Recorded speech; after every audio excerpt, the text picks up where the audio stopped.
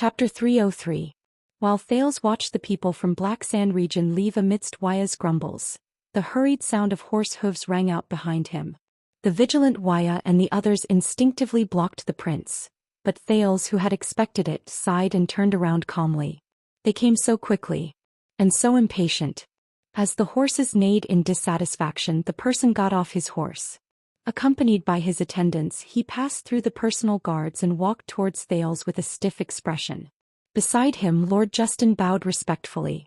It was Count Xian. The old but still spirited regent of Dragon Cloud City stood in front of Thales with an unhappy expression. "Your Grace." The prince's gaze swept past the group of Dragon Cloud City patrols who came with the count, and he politely nodded at Count Xian, as if he was not surprised by his sudden appearance. "Should I be surprised that you are so concerned about my itinerary?" But the count, who had rushed over after hearing the news, had a dark expression on his face. He had no intention of exchanging pleasantries with the prince. "Do you know how arbitrary and reckless this is? Directly boarding Black Sand Region's carriage?" Thales shrugged helplessly and walked towards Jenny with Xian. Waya, Ralph, and the others were a step behind them, maintaining a distance that was neither too far nor too close. The former prime minister's gaze became solemn as he looked around. The personal guards, who had just breathed a sigh of relief, became nervous again. "What happened? What did Black Sand Region say to you? What did they say?" The prince remembered the secret King Chapman told him, and he could not help but feel gloomy. "Why, Saroma. They are very interested in Dragon Cloud City, but they can't contact the Archduchess directly." Thales gestured in the direction where the people from Black Sand region left with a relaxed expression. "For this reason they want to rope me in." Xian's gaze changed a few times. They tried to rope you in? Do you need me to remind you of the relationship between Dragon Cloud City and King Chapman? Or what role you played in the storm 6 years ago?" Thales blinked.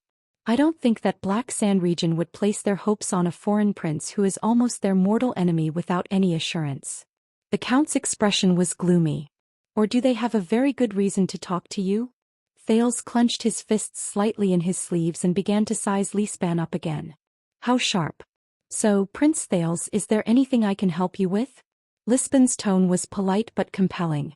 Thales could not help but feel wary. How credible was Lampard's words? In Dragon Cloud City, who were the enemies and who were the friends? How should he choose? Thales took a deep breath. He could not help but think of the terrifying secret Lampard had mentioned. A gift from the late king. The prince looked at the count in front of him with complicated emotions. His gaze swept past his white temples. During these 6 years, what kind of emotions did the most powerful minister in Dragon Cloud City harbor as he watched Saroma grow up? What did he think of Saroma, his titular ruler? Archduchess? The wife of the future Grand Duke? An inexperienced little girl? Or, yeah. The prince sighed slightly. "They gave me a very convincing reason." The count listened attentively. Thales raised his head and said without batting an eyelid, "They said that as long as I can help them, King Chapman will personally give the order." The prince paused for a moment before he said softly, "Let me return to my country." In that second, the old regent's gaze froze on Thales' face. Thales forced a smile and spread his hands. "Is that so? Interesting." After pausing for a few seconds, the count pursed his lips. His tone was thought-provoking. "Then how did you answer?" Thales stood in front of Jenny and looked at the girl's joyful expression. He was deep in thought. "I need to think about it," Thales answered very slowly. "This is my answer." Xian did not speak. After a few seconds, the regent raised his eyebrows slightly. "You know that you are in Dragon Cloud City?" Thales nodded. "I know." Xian looked at him with a piercing gaze. "You also know that the Archduchess is protecting you?" Thales took a deep breath. "I know. But you still need to know." This time, Count Xian raised his voice slightly. There was a fierce look in his eyes. 6 years ago, during the King's Selection Congress, when the 5 archdukes agreed unanimously to not let you leave Ekstedt. How the lonely Lady Saroma stood in the Hall of Heroes and threatened the archdukes in front of High Priestess Holm that if she was not allowed to keep you in Dragon Cloud City, she would refuse to be chosen as the king and be destroyed in Dragon Cloud City with the 5 of them. Thales was stunned. He lowered his head and stared at the ground with a dazed expression. He remembered how Archduke Lekko patted his shoulder earnestly and told him to take care of himself in Heroic Spirit Palace. About this I really don't know, the prince said absent-mindedly. Li Span looked at Thales's expression and nodded slightly. Please don't let her regret that decision. You should return to the palace.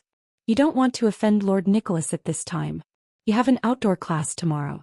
After the regent finished speaking, he glanced at the prince, who was deep in thought, and turned to leave. Regent Li Span. Thales stopped the count. Will you miss him?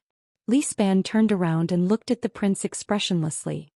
He raised his eyebrows slightly. Will you miss King Nuven? Thales added. You know, the born king, the real tough guy from the Walton family. The prince's expression was slightly gloomy. He looked like a sentimental poet, thinking about how good it would be if he was still around. This time the silence between the two lasted for a long time. It was so long that Waya, who was a few steps away, could not help but signal Thales, but he was stopped by Ralph. After a long period of silence, Count Li Span finally spoke calmly. Every day I miss him, especially when there are mountains of documents and chores piled up on the table again. You can't imagine how deep our friendship is. Thales stared at him. Yes. You know, when King Nuven was still around, Dragon Cloud City and even Extet were far from being like this.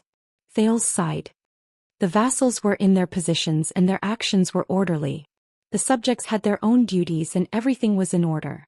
Thales stared at the count's face and said with a faint sigh, but after he left, during the Archduchess' reign, the entire Dragon Cloud City was in turmoil, and the people were in a state of panic. Now even Black Sand region dares to come to Dragon Cloud City to contact me. Li Span looked at him without moving. She has not ruled for long and the people are not used to it yet. We need time and patience, the count answered without missing a single detail. Thales narrowed his eyes slightly. Yes. Perhaps to Dragon Cloud City, a weak and powerless girl is still a notch below Archduke Walton's position. The prince shook his head faintly. There was a hidden meaning in his words. Perhaps she is still far from having the right to rule Dragon Cloud City. Li Span frowned slightly and said in a displeased tone, Please do not interpret my words as you wish, Prince Thales. Thales closed his eyes and heaved a long sigh. Your Grace, the prince asked in a seemingly nonchalant manner, if one day the Dragon Spear family's bloodline is cut off, and the Waltons have no successor, Count Lispan's expression froze. What will you and your family do in Dragon Cloud City? Once he said this, Li Span gave him a profound look. Even if we are allies, your words just now can still easily cause misunderstandings, Prince Thales, especially after your meeting with the emissary of Black Sand region. The Count's words were already laced with politeness but unquestionable sternness. Even now 6 years later. Thales smiled apologetically. Please understand that the current situation in Dragon Cloud City worries me, whether it is the Alliance of Freedom and the City of Faraway Prayers in the west, or the emissary of Black Sand region in the city, and of course, the vassals of Dragon Cloud City. I have to think more and plan ahead. Li Span stared at him firmly and did not move. Dragon Cloud City will always belong to the Walton family, the Count said slowly. Riker's descendants have ruled this land for nearly 700 years, but it is not without reason that the Cloud Dragon Spear flag is still passed down to this day. There will be news from both the Alliance of Freedom and the City of Faraway Prayers. Please don't worry too much. Thales stared at Count Li Span for a long time. A myriad of thoughts ran through his mind.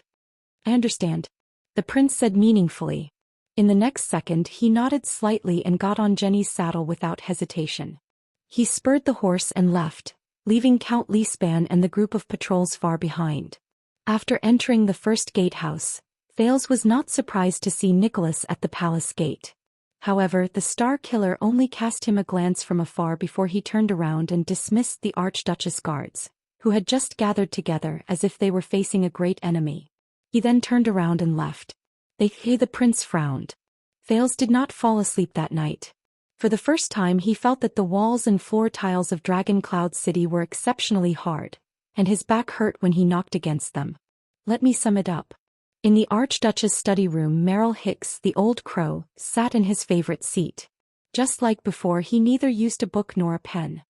He only leaned on a walking stick, smiled shakily and nodded gently at his two students. Thales rested his chin on one hand and looked at Hicks in a seemingly serious manner.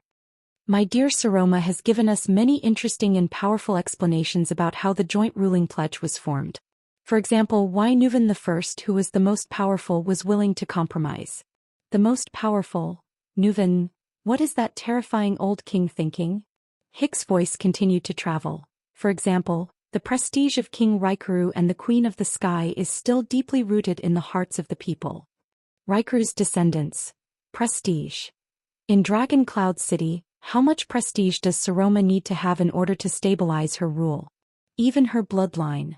For example, the defense line at Glacier requires power that far surpasses that of an archduke to maintain. An archduke. How will the game between the archdukes affect Saroma's rule? For example, as we mentioned in the first lesson, the boundaries of governance. If we do not maintain the system in which the major vassals open up their own territories and govern themselves, Extet will find it difficult to maintain and protect this vast territory that stretches from West Billow to Northland, across the 4 great ancient provinces, and is second only to the ancient empire. The boundaries of governance. At this moment, Thales felt a pain in his ribs. He turned his head in a daze and watched Saroma pull her elbow back as if nothing had happened. Thales stared at her in a daze. What's wrong? I'm sorry, I have to repeat myself. Hicks stared straight at the Prince of Constellation. The old crow said with a smile. Do you have anything else to add about the achievement of the joint ruling pledge, Thales? Thales snapped out of his daze. He had unknowingly become absent-minded. He hurriedly flipped open his notes, shook his head apologetically and nodded. I'm sorry, Yes, I have something to add about how Extet's joint ruling pledge was achieved. Hicks raised his head slightly, showing an interested expression. Constellation. Thales raised his head and answered, the achievement of the joint ruling pledge is largely thanks to Constellation's contribution. Chapter 304. Thales raised his head and took a deep breath. He adjusted his breathing and pulled his heavy thoughts back to the lesson. I have seen relevant historical data in 2 books, including the Joint Ruling Pledge and The Disaster of Black Eye. Compared to the endless chaos in Extet after Raikuru's death, Constellation's warlike Black Eye John Jadestar I successfully inherited the King of Renaissance's army and territory, and obtained the loyalty of the vassals. Hicks and Saroma listened to him attentively, but only Thales himself knew that even now his mind was still preoccupied. He was only reading the notes and reading from the book. In less than a year, Black Eye almost unified the south and completed what the King of Renaissance did not finish.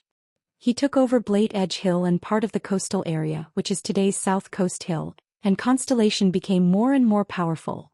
Thales thought about the disdain on Putre's face when Nicholas showed off the joint ruling pledge to them when they first arrived in Extet, and his explanation. At this stage, because the peace treaty between Raikuru and Tormund was invalid, and because the suzerains in Extet were in conflict with each other and had endless internal strife, Constellation began to take the opportunity to expand northward. When the Arund family of Constellation and the Tannen family of Northland had a conflict over the ownership of Overwatch City, John Black Eye gathered an unprecedented Constellation army to the north. 2 days after Black Eye marched into Overwatch City, Nuvan Walton, the Smiler of Dragon Cloud City, who was also the first Nuvan, made a proposal. With the help of the Queen of the Sky, he mediated the conflict between Prestige Orchid Region and the City of Faraway Prayers. The 10 suzerains gathered in front of Raikuru's tombstone, and the joint ruling pledge was signed. Nuvan I was crowned king and the 9 suzerains were promoted to archdukes. Thales exhaled and flipped through the notes he made in the library a few days ago. So, to a certain extent, I believe that it was the threat from the newly rising constellation that made the 10 suzerains, who were in conflict with each other, compromise, and work together to fight against the enemy. What happened after that is the proof. In response, the Tannen family asked for help from Nuvan I in the name of the joint ruling pledge. Even though the archdukes were still in conflict with the power of the pledge, the Smiler, Nuvan still gathered the army and vassals he wanted. A great war broke out with Constellation's army around Overwatch City, forcing John Black Eye, who originally had the upper hand, to give up on the idea of advancing northward, and turned westward to attack Western Desert. That was the first time the joint ruling pledge came into effect. It was also the first time Extet waged war against Constellation in the name of the kingdom. To a certain extent, It was also the first time Extet intimidated the Western Peninsula. No one could imagine that after the Battle of Eradication, other than facing the calamities, which other force could mobilize such a large military force. Hicks rolled his eyes and seemed to be deep in thought. Thales sighed. So back to the main topic, Constellation's strength and rise to power also contributed to the joint ruling pledge, and the unification of the strongest country in the Western Peninsula to a large extent. It allowed the 10 archdukes to temporarily set aside their differences, and created the system that this country would follow in the future. In other words, Saroma asked curiously, Constellation wanted to seize the opportunity to attack Northland, but in the end it helped to unify Extet. Yes. Thales nodded. In this case, not only did Black Eye John's plan to launch a war and invade Extet from the north fail, it also strengthened the kingdom of the Great Dragon. When Thales finished speaking, he realized that Saroma was already staring at him with starry eyes. He could not help but cough. Hicks laughed out loud. Starting from the joint ruling pledge, we seem to have found an even more interesting topic. You want to weaken a certain person or a certain country, but you intend to crush the other party's fist, and instead help the other party. The old crow sighed slightly and spoke in another language. There's a phrase in the Far East called overreaching oneself. Are there any more examples? Thales narrowed his eyes. Of course. Unknowingly, his attention was attracted. He lowered his head and flipped through his notes. It's still Constellation and Extet, but in reverse. The virtuous king Mindes III's reform. At that moment, Hicks' gaze froze slightly. During the Fourth Peninsular War, Extet's pressure and destruction on Constellation left behind a land of devastation, but it also left behind a blank space and an opportunity. The suzerains in various parts of Constellation became weak and were in urgent need of assistance and recovery. They scrambled to seek help from Eternal Star City, which made the obstacles the king faced unprecedentedly small.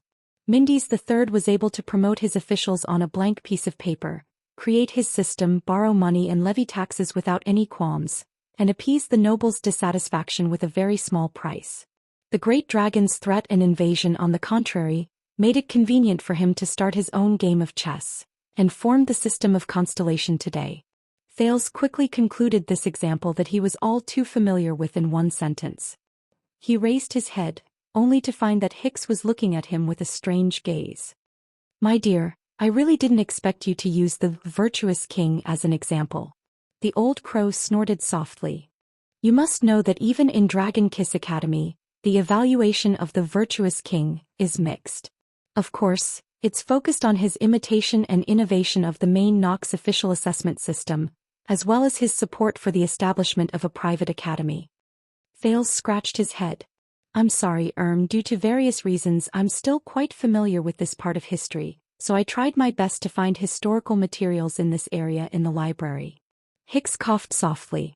Then, according to what you just said, war is a very complicated topic because temporary victories and defeats seem to only be superficial, and the positions of the victors and losers can change at any time? Thales' gaze had already left the notebook. He suddenly thought of King Neuven and Lampard, King Kessel and Arund. King Neuven attacked Black Sand region and suppressed the Lampard family for decades, but created a terrifying and ambitious person who would take his life in the future. Arund plotted to usurp the throne and plunged Constellation into a crisis, but after his failure he gave Kessel a reason to control the northern territory with the royal authority. What about himself? He seemed to have saved the Walton family's fate perfectly and cleverly, sent the Archduchess to the throne, and ensured Constellation's interests. But all the things that he thought he was infallible in the past became questionable after Lampard's visit. Thales sighed slowly. Suddenly he had a deeper understanding of the virtuous king's words. A momentary victory or defeat is but a fleeting moment. How interesting. Thales raised his head and said quietly, in fact, I think that simply using victory or defeat to describe the outcome of a war is lacking in consideration. The old crow raised his eyebrows slightly. Do you mind saying a little more? Thales cleared his throat as though he had returned to the past in his dream. War is not a carpentry game and the opponent is not a piece of wood. If something protrudes here, you just hit it with a hammer and it will behave. Oh. Thales muttered to himself for a while. He continued, war is the gathering of many factors, and it is also the interaction of two parties or even many parties. The wood you hammer may become fragile, or it may become tighter, or it may become harder, or it may become rougher and harder to touch. But it is not determined by whether you hit it with a hammer or not. It depends on the conditions and factors of countless wars, as well as our perspective of observation. Hicks encouraged him to continue speaking with his gaze. Thales sucked in a breath. War is a declaration of war, the ideal of a country's unification, reconciliation of contradictions, sharpening of weapons, and defining one's own moment in blood and fire.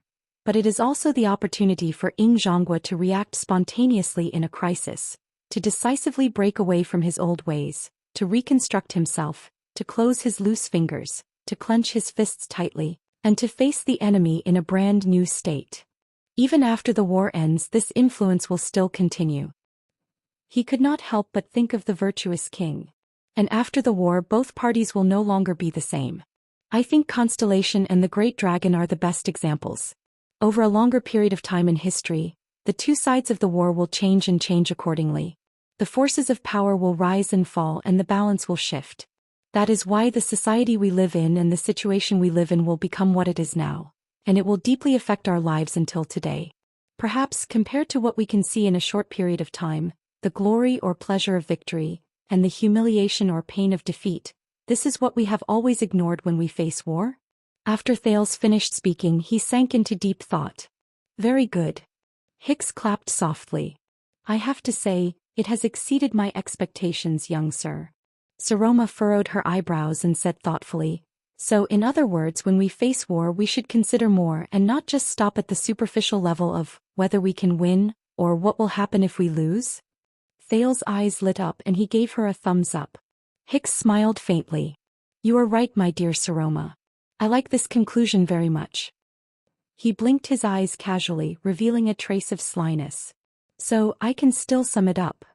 Both students showed expressions of interest. The old crow sighed and his eyes behind the lenses trembled slightly. First of all, Constellation and Dragon, your fates are intertwined with each other. This is definitely not an empty statement. Be it in the past, present, or future, you have long been entangled together and are inseparable from each other for hundreds of years. Your origins are so deep, you are so close to each other, and you are so closely connected that any change in either of you will have an impact on the other party that is difficult to detect immediately, but cannot be ignored and irreversible in the future. Is that right? The two students nodded vigorously. Their teacher sighed and coughed uncomfortably. I think we can at least reach a consensus. War is not that simple. It is neither simple destruction and reconstruction, nor is it simple plundering and reconstruction. As for victory and defeat, this is the most superficial of all. Hicks looked out of the window. There seemed to be emotions flowing in his eyes. So, both of you have the conditions and the power to wage war in the future, even against each other. I am not advising you to hate war, but before you make up your mind to wage war, I think you should first think clearly about whether doing so will really achieve your goals. How many unexpected things will happen because of this? What additional consequences will there be? What will it symbolize in the long-term future? How will the impact on both of you be calculated? Thales and Saroma fell silent as they pondered about something. War is not an overly idealistic game. It is not a one-way assault by one party against the other to determine who is superior or inferior. I actually hope that it is that simple. So simple that we only need to sit in the tent and count the number of chips and listen to the battle cries outside the tent. Then victory and defeat will be decided and everything will be over. Hicks stared out of the window in a daze as if he had forgotten that he was just summarizing and chatting. He continued on his own, but it is not. It is not. Death, sacrifice, benefits, price, victory and defeat, these are only the most superficial things in war. The old crow was rather sentimental. More importantly, the fate of thousands of people in both countries will be decided by this. The direction of the future for thousands of years will be affected by it. All factors will be tested in this cruel furnace. And you and I, whether we are suzerains with high positions of power or commoners who rise and fall with the wind, are just the most powerless chess pieces because most of the time, it is not up to us to decide, even if you are the instigator or the victor of the war. Please remember, dear gentlemen and ladies, beyond the hypocritical moral accusations, beyond the simple calculation of benefits, beyond the illusory warrior's honor, Hicks sighed deeply as if he had remembered something from the past. Do not belittle war itself. It is not as simple as you think. It is not a game in which you must win or lose, in which you must pay a price and in which you must live or die.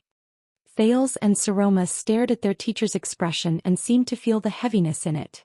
They looked at each other and did not dare to breathe loudly. All right, it's just a little sentimental. Hicks snapped out of his daze and smiled nonchalantly. So let's go back to the main topic. Do you have more examples where the outcome of a battle cannot be determined by the outcome of a battle? The old crow did not wait for them to speak.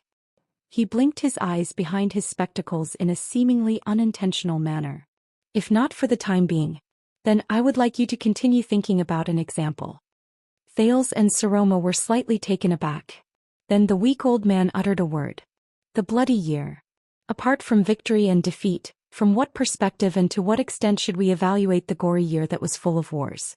Thales froze on the spot and stared at his teacher in a daze. He had the illusion that the moment Hicks said that word, he glanced at him lightly. It was a scrutinizing glance, and it was a stark contrast from his usual relaxed demeanor. Consider it your extra homework, but you don't have to hand it to me because we won't discuss it next time. The old crow stood up laboriously and laughed. Then let's call it a day. Before Thales could think about the meaning of the question, the two students quickly and respectfully sent their ailing teacher out of the door. Asterisk thud thud thud. Asterisk Saroma. As he watched his teacher leave, Thales shook off the shadow in his mind and said to Saroma in the most solemn tone, "Listen." Saroma, who was tidying up her notes, was slightly startled. "What's wrong?" The prince's face was solemn. He took a deep breath and stared into Saroma's eyes with an exceptionally serious expression. The girl felt uneasy as she stared at him. "Today after the outdoor class it will be around dinner time." Thales clenched his fists. Recalling what he saw and heard yesterday, he became even more nervous. "I have something very important to tell you." His tone was unprecedentedly serious. Saroma stared at him in a daze as if she was not used to the prince being so serious. "Very important?" "Yes." Thales seemed to feel that she was not paying enough attention, so he quickly added, "You must consider it seriously. It's about our futures. It's something that will affect our entire lives." The Archduchess was stunned. She blinked behind her pince nez, then she blushed. Okay. The girl cleared her throat. She was a little flustered, but she immediately displayed her usual dignity as an archduchess. She raised her neck arrogantly and snorted softly. "I hope you'll be on time, Your Highness." Without waiting for Thales to react, in the next second, Saroma made a standard dance step and left the study room with a whoosh. Why did she run away without even putting away her books? Thales stared at her back, puzzled. He stared at the tips of her red ears. And why did she? In the next second Thales suddenly remembered something. The prince was shocked. He stood up abruptly, extended his right hand and chased after her with a strange expression. "Hey, aren't you thinking too much again, little rascal?" On the other side of Heroic Spirit Palace, Hicks walked further and further away with his walking stick. He walked out of the corridor. He exhaled a mouthful of air from his weak lungs and coughed painfully. Then he waved his hand and rejected the servant who wanted to help him. "Thank you, but I'm not that old." Asterisk clatter clatter clatter. Asterisk Hicks looked at the gradually fading Northland scenery outside the window and recalled the conversation just now. His relaxed and playful expression disappeared and he became serious. "Even though he's very smart, even though he has those eyes. But he's not like his father." The old crow sighed with a sentimental expression and muttered in a low voice, "And he's not like you either." Hicks curled up the corner of his mouth and looked at the sky outside the window. He shook his head in amusement. "What do you think, Thurn?" The old man walked out of the corridor of Heroic Spirit Palace alone with a hunched back and a limp. Chapter 305. That afternoon, Thales grabbed his long sword and shield and walked out of the blood court. Accompanied by his guards and attendants, he went to the training field. He stepped on the tiles under his feet, walked over every step, walked past the grass and trees of Heroic Spirit Palace, looked at the palace guards and the Archduchess guards, who were sculpture-like or fierce-looking, and watched as they dutifully and responsibly cleared the way for him and defended him. These things, these people, This place. And me. Thales clenched his teeth lightly. What's wrong, Your Highness? Thales snapped out of his daze and looked at Wuxia, puzzled. What's wrong? Since yesterday, the prince's attendant looked worried. He looked around and said in a low voice, especially after talking to the people from Black Sand region. Thales' footsteps froze for a moment. He stopped. As the prince suddenly stopped, the Archduchess guards around him seemed to have sensed that something was wrong. They spontaneously got into formation, held their weapons and guarded any entrance that could break into the prince's side from outside the courtyard. Of course, it would be the same if the direction was reversed. Your Highness. Lord Justin's question came from among the guards. Thales frowned. The omnipresent guards used to make him feel at ease, but now, after the upheaval 6 years ago, he had never felt that the current scene was so glaring and out of place. Thales raised his hand and said loudly, Just a moment, my lord. Say a few words. In the distance, Lord Justin waved his hand, and the atmosphere around him relaxed a little. The prince turned his head and forced a smile at Wuxia. Is it that obvious? Looks like I still need to practice more. Beside Wuxia, Ralph let out an indecipherable snort and made a gesture. It's all right. Thales raised his eyebrows and nodded. Then I'm relieved. Wuxia watched the exchange between the two and sighed. Others may not be able to see it, but... He frowned and looked at the prince worriedly. He did not continue speaking. Thales smiled helplessly. Wuxia Madeira. The prince called out their names and propped his long sword on the ground. He sighed and said, Have you experienced this before? You wake up one day and suddenly realize that the allies you have been with for a long time might all be your enemies. Wuxia froze for a moment. He then looked around sharply.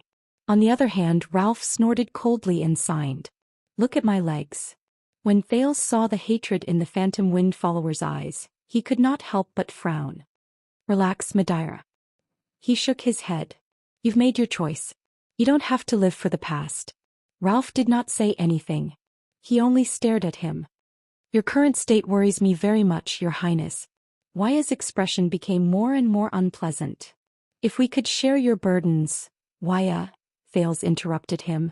The prince flashed a bitter but leisurely smile. I remember you saying that we should treat every farewell as our final farewell so that we won't miss out on our lives, right? Wuxia nodded slightly. From my teacher. She is a person worthy of respect. Yes. Thales mulled over this sentence and snickered. He put on a rather approving expression. Life is wonderful. You really shouldn't miss it. The attendant and the phantom wind follower were stunned. And Put Ray? The prince asked calmly. Wuxia frowned. He has his own things to do. He went out early in the morning. Is that so? Thales pondered for a few seconds before he raised his head. Get ready. Wuxia looked puzzled. Get ready for what? Thales shook his head. Don't ask. No matter what is about to happen, don't panic.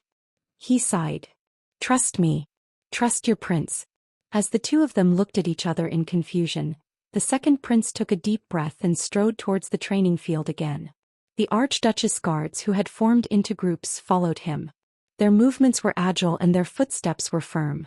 On the training field, Nicholas, who was dressed in neat military attire, raised the axe in his hand and cast a sidelong glance at Thales, who had just arrived. I heard that you caused trouble for Lispan again yesterday. You were in Dragon Cloud City having a heart-to-heart talk with the people of Black Sand region? Thales adjusted his breathing and exercised his joints while he calmly looked at the pale man before him. The Star Killer. The person who took Horus Jadestar's life. What kind of person is he? The prince remembered how arrogant and domineering he was when he intercepted him outside Dragon Cloud City, how fierce he was when he threatened him in Heroic Spirit Palace, how cold and merciless he was when he watched that scene in the Hall of Heroes, and how tenacious and heroic he was when he blocked the enemy single-handedly in front of the gatehouse. What kind of existence am I in his eyes? And now, Dragon Cloud City has enough troubles on its own. There's no need for me to cause trouble for them. Thales finished warming up and walked to the training field expressionlessly. About 10 steps away from them, Saroma had already started practicing self-defense with a dagger. The Star Killer narrowed his eyes. Yes, because you yourself are a big problem. Hey. Thales snorted softly, raised his shield, knocked on the surface of the shield and got into a fighting stance. I forgive you magnanimously, your grace. Perhaps one day I will still miss that stinky mouth of yours. Nicholas was slightly stunned, then he curled his lips. You are exceptionally brave today. Come on. Thale's tone was calm, but there was a solemn look in his eyes. He said softly, this is the moment when you and I fight. Don't be careless. The next moment, the Star Killer's axe struck like a bolt of lightning. Thales, who had expected this, calmly observed his opponent's footsteps.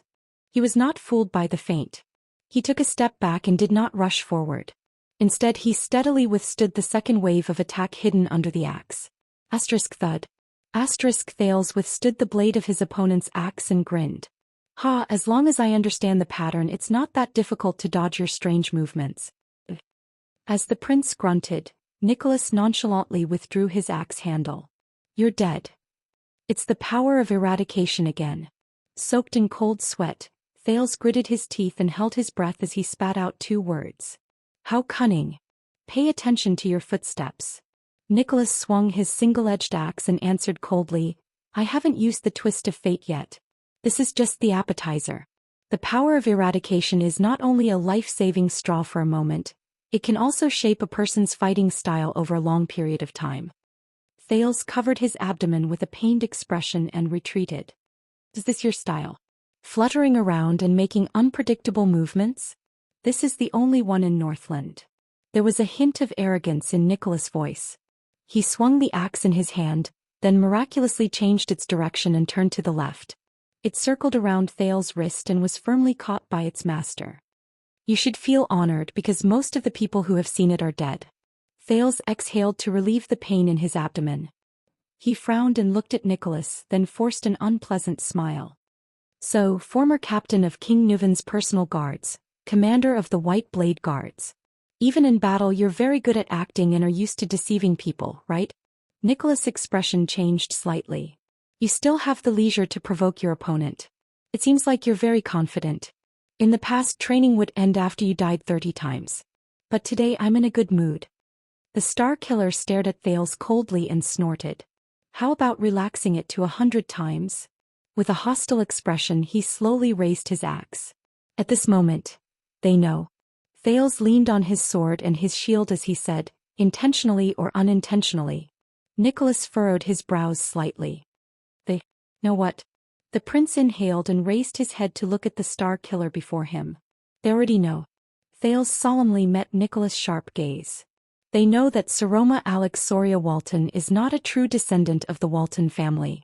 At that moment, it was as if time had frozen in the area around them. Nicholas' gaze paused in the air for a few seconds. His lips parted slightly and the muscles on his pale face trembled slightly. Thales patted his shield and stared at him calmly but worriedly. You mean? The Star Killer's expression was unpleasant, but he quickly reacted. Yesterday in Black Sand region? That's what they told you. Thales nodded expressionlessly. Nicholas widened his eyes and stared at him. He did not move. Even the heavy axe froze in midair. His expression was like that of a sailor sailing alone in the sea who had just discovered that the bottom of his ship was leaking. Thales looked at the Star Killer's face and exhaled. The only thing worth rejoicing about is that he won't easily use this to threaten us. In the face of the puzzled and worried Nicholas, Thales tapped his shield gently. The Archduchess was one of the people who chose the king back then, and she was the most important vote for the new king. She ensured that the King Selection Congress was legal and effective. Once she loses her position due to her bloodline, King Chapman's crown will also be on the verge of falling. This is the only reason why we are still safe. Nicholas did not seem to have recovered from the shock just now. He mumbled, in that case. Thales nodded solemnly. The current situation is like us. Dragon Cloud City and Black Sand region both have a sword at our throats. The hilt of the sword is in each other's hands and we can destroy each other at any time. The silence lasted for a long time. Then without warning Thales took a step forward, leaned his shield forward and thrust his long sword forward. Clang. Even though he was absent-minded, Nicholas still had terrifying instincts and awareness. He swung his axe backhandedly at an astonishing speed and split Thales' long sword. Then he spun around and pushed against the prince's shield with his elbow. Thales' hand trembled and his vision blurred. Asterisk thud. Asterisk faint cries of surprise came from the crowd of onlookers. By the time Thales reacted from the pain and saw what was in front of him clearly, he had already been pushed to the ground by the Star Killer. His sword and shield had fallen from his hands, and the handle of the axe in Nicholas' hand was pressed against Thales' chest. Lampard and Black Sand region. Nicholas increased the strength of his grip. He gritted his teeth and moved closer to Thales' ear. How did they find out? Thales' face contorted. He used all his strength to move his throat out of the range of the axe handle. Kent Vida mentioned the secret room, the prince said through his teeth laboriously. I'm guessing that Madame Calchon hasn't been idle these past few years. Asterisk thud. Asterisk Nicholas coldly punched the floor beside Thales' ear and used the momentum to climb up from his body. How is this possible? Nicholas frowned and extended his hand towards Thales, who was panting non-stop on the ground. Thales panted a few times, but he still stared at the Star Killer's face. Back then you knew very well that the Red Witch knew this secret. But your reaction was, how is this possible? The suspicion in his heart grew stronger. Thales took a deep breath.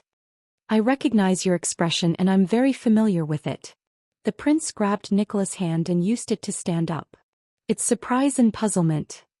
Thales patted the dust off his body, turned his head and said solemnly, but it's not worry and nervousness. You seem to be full of confidence and not worried at all, Lord Nicholas. Nicholas' breathing paused for a moment. What are you talking about? You remind me of 6 years ago, Lord Nicholas. Thales repeatedly addressed the Star Killer by his official title. Without realizing it, the solemn atmosphere became tense again. When we, the old king and the Archduchess, witnessed that scene together in the Hall of Heroes, there shouldn't have been a fifth person. Thales sighed. He picked up his sword and said, intentionally or unintentionally, you remind me of 6 years ago, Lord Nicholas. Theoretically, there shouldn't be anyone else who knows about the secret of Little Rascal. Nicholas transferred the axe to his left hand. His gaze slowly became terrifying. What are you trying to imply? Thales snorted, lowered his head and said softly, you're right. Do you still remember? It was still 6 years ago when we met Madame Calchon in the secret passage under the gatehouse. The Star Killer's frown grew deeper. Sorry, Nicholas, among so many people, you are the only one who had a secret deal with the secret room and the Red Witch, Madame Calchon. Thales sighed. His gaze was still fixed on the man's face, unwilling to let go of even the slightest detail. The contents of your deal are still in doubt. And yesterday, Black Sand region learned the truth about the Archduchess through the secret room. Asterisk the blade of Nicholas' axe struck the sand violently. An abnormal shade of red appeared on the Star Killer's pale face. His gaze became focused and his tone was filled with danger. Are you suspecting me? What welcomed him was Thales' merciless slash with both hands. Chapter 306. Asterisk clang.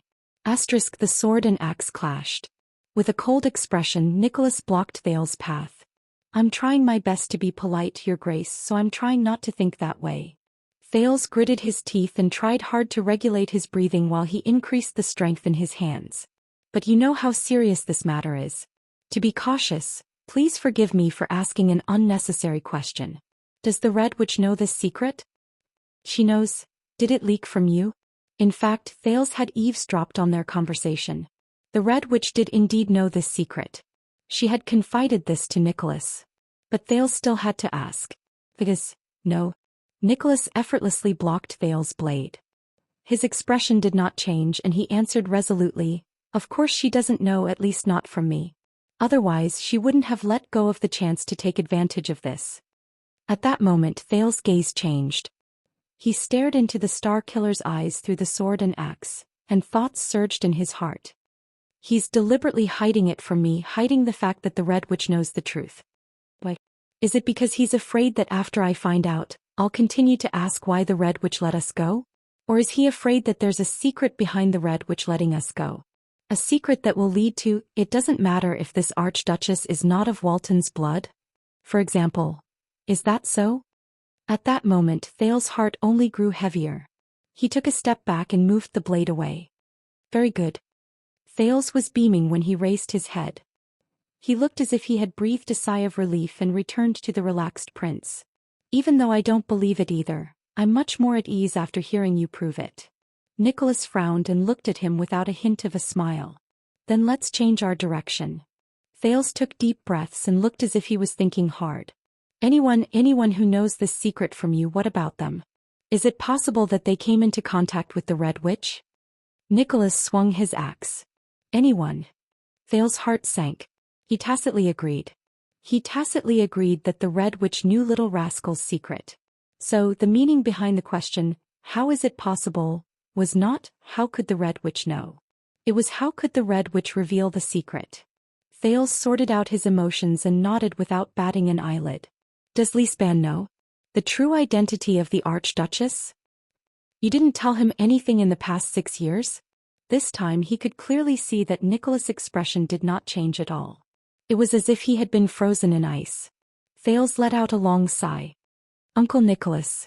The prince looked a little anxious, as if he was really worried about something. We are not talking about some pre-dinner joke to liven up the atmosphere. Thales narrowed his eyes slightly. But the survival of Dragon Cloud City. He turned to the girl who was practicing her dagger. And Saroma's rule. Lampard has our greatest weakness, and your hesitation will only add to our troubles. Northlanders. A few seconds later, Nicholas lifted his head expressionlessly and looked at him calmly. Not a single word was spoken. Thales stared at the silent Nicholas. He could not help but sigh and raise his sword. He told him. Nicholas raised his axe and absent-mindedly blocked Thales' light sword strike. It was powerless. Impossible. The Star Killer's expression was stiff, as if he had seen the most terrifying thing in the world. He has no reason to betray us. It's impossible for him to reveal the information to the enemy. Thales snorted softly. Who knows? Count Seal Leespan, the former Prime Minister of the kingdom, is only loyal to the Waltons, Thales said meaningfully. If he knew the truth about the Archduchess and knew that he was not serving the Waltons, would he feel that he was more suitable? Nicholas raised his head abruptly and gritted his teeth. It's precisely because he is loyal to the Waltons that it's even more impossible. Thales did not speak. He only stared at Nicholas with a complicated gaze. Why are you so certain and confident? Why are you so confident that Leespan will still follow King Nuvens will after his death and serve a girl who has nothing to do with the Waltons without complaint? Thales sighed softly. Don't forget, the direct bloodline of the Waltons is actually extinct. Nicholas shuddered slightly. Could it be that after the born king's death, the will of the late king, conveyed by his personal guards, is so supreme? Thales pushed Nicholas away and sneered. So much so that a noble and traditional Northland suzerain could put down his dignity and habits and bend his knees to serve a girl who is actually not of his liege's blood? Unless King Nuven is still alive, how can a vassal who has almost all the power in Dragon Cloud City remain loyal to a powerless and fragile girl for decades? Thales shrugged. You know, if it's Leespan, then the Waltons' rule and name will probably come to an end. The secret he holds is enough to overthrow the Archduchess. I said it's impossible. Nicholas' dissatisfaction was extremely obvious. You don't know anything and you don't understand Leespan. Thales looked at the Star Killer and sighed softly in his heart. Yes. Leespan doesn't seem like that kind of person. He wouldn't be stupid enough to trade secrets with Black Sand region. So, there's only one explanation. Because Leespan knew that everything he worked hard for was still for the sake of his loyalty to the Waltons. What he was truly loyal to was still King Nuven's bloodline. Your concern ends here unless Black Sand region comes into contact with you again, Nicholas said coldly. I'll deal with this matter. You won't be stupid enough to confront him directly, Leespan? The prince said flatly. Just because of the late king's affection and kindness. Nicholas turned to the side in disdain. He ignored him and retreated a certain distance. Until Thales' next sentence. Have you forgotten about that traitor? Thales sneered in front of him. Have you forgotten how you refused to believe in his betrayal until he appeared in Heroic Spirit Palace? Until you personally killed that traitor, Caslin Lampard? The sentence was like a spark that ignited a straw. Nicholas turned around abruptly and threw a punch at Thales' abdomen. Asterisk thud. Asterisk, but to the Star Killer's surprise, Thales seemed to have changed into a different person. He quickly stretched out his hands and firmly caught the punch, which he habitually changed direction. That's right. Keep a low profile. It's best to pretend that nothing happened. Thales struggled to hold the other party's arm tightly. He gritted his teeth and said, "Because most of the time even I don't know who is my enemy and who is my friend in Dragon Cloud City." Nicholas stared at him with a frown. A few seconds later the Star Killer unceremoniously withdrew his arm, causing the prince to stagger. He looked at Saroma, who was practicing with a dagger with Justin in the distance. He pursed his lips. "Have you told the Archduchess about this? Black Sand Region's bargaining chip and threat?" "No."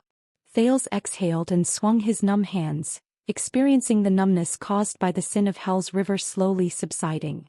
"Not yet." "Very well, then keep quiet." Nicholas seemed to have calmed down. His gaze was fixed on Saroma. "She doesn't need to know about this. As for this matter, the White Blade, the Archduchess guards will investigate it." There was silence. After a while Thales sighed dejectedly. He stood up and no longer looked at the Star Killer. "Is that so? All of you thought that you could use long swords and shields to protect her."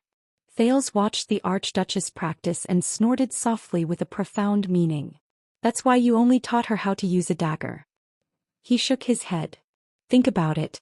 When the enemy's sword is in front of her, the weak Archduchess only has a small dagger and she only knows how to stab and slash. I can't imagine anything crueler than this." Nicholas glanced at the Archduchess, then turned to Thales again. There was disdain on his face. "Don't worry. Before the enemy's sword arrives I will cut off his head." "Ah, that's really amazing." Thales shook his head. There was a hint of melancholy in his tone. "However, Lampard's sword has already stopped at her throat, and Lampard's head is still on his neck. And she's still happily learning how to use a dagger from all of you." Nicholas did not say anything, but his frown deepened. Thales narrowed his eyes. "Did you also train Prince Moriah like this? Teach him the secret of using a dagger to defend himself and keep him away from all dangers?" The prince lowered his head and patted his hands. He sighed and said, "No wonder Moriah didn't return from Constellation. Women don't belong on the battlefield and Moriah isn't a woman." Nicholas interrupted him coldly. "His training was much harder. He was also a courageous swordsman and axeman. And the reason he didn't return was definitely not because his skills weren't good enough." Thales crossed his arms and was silent for a moment.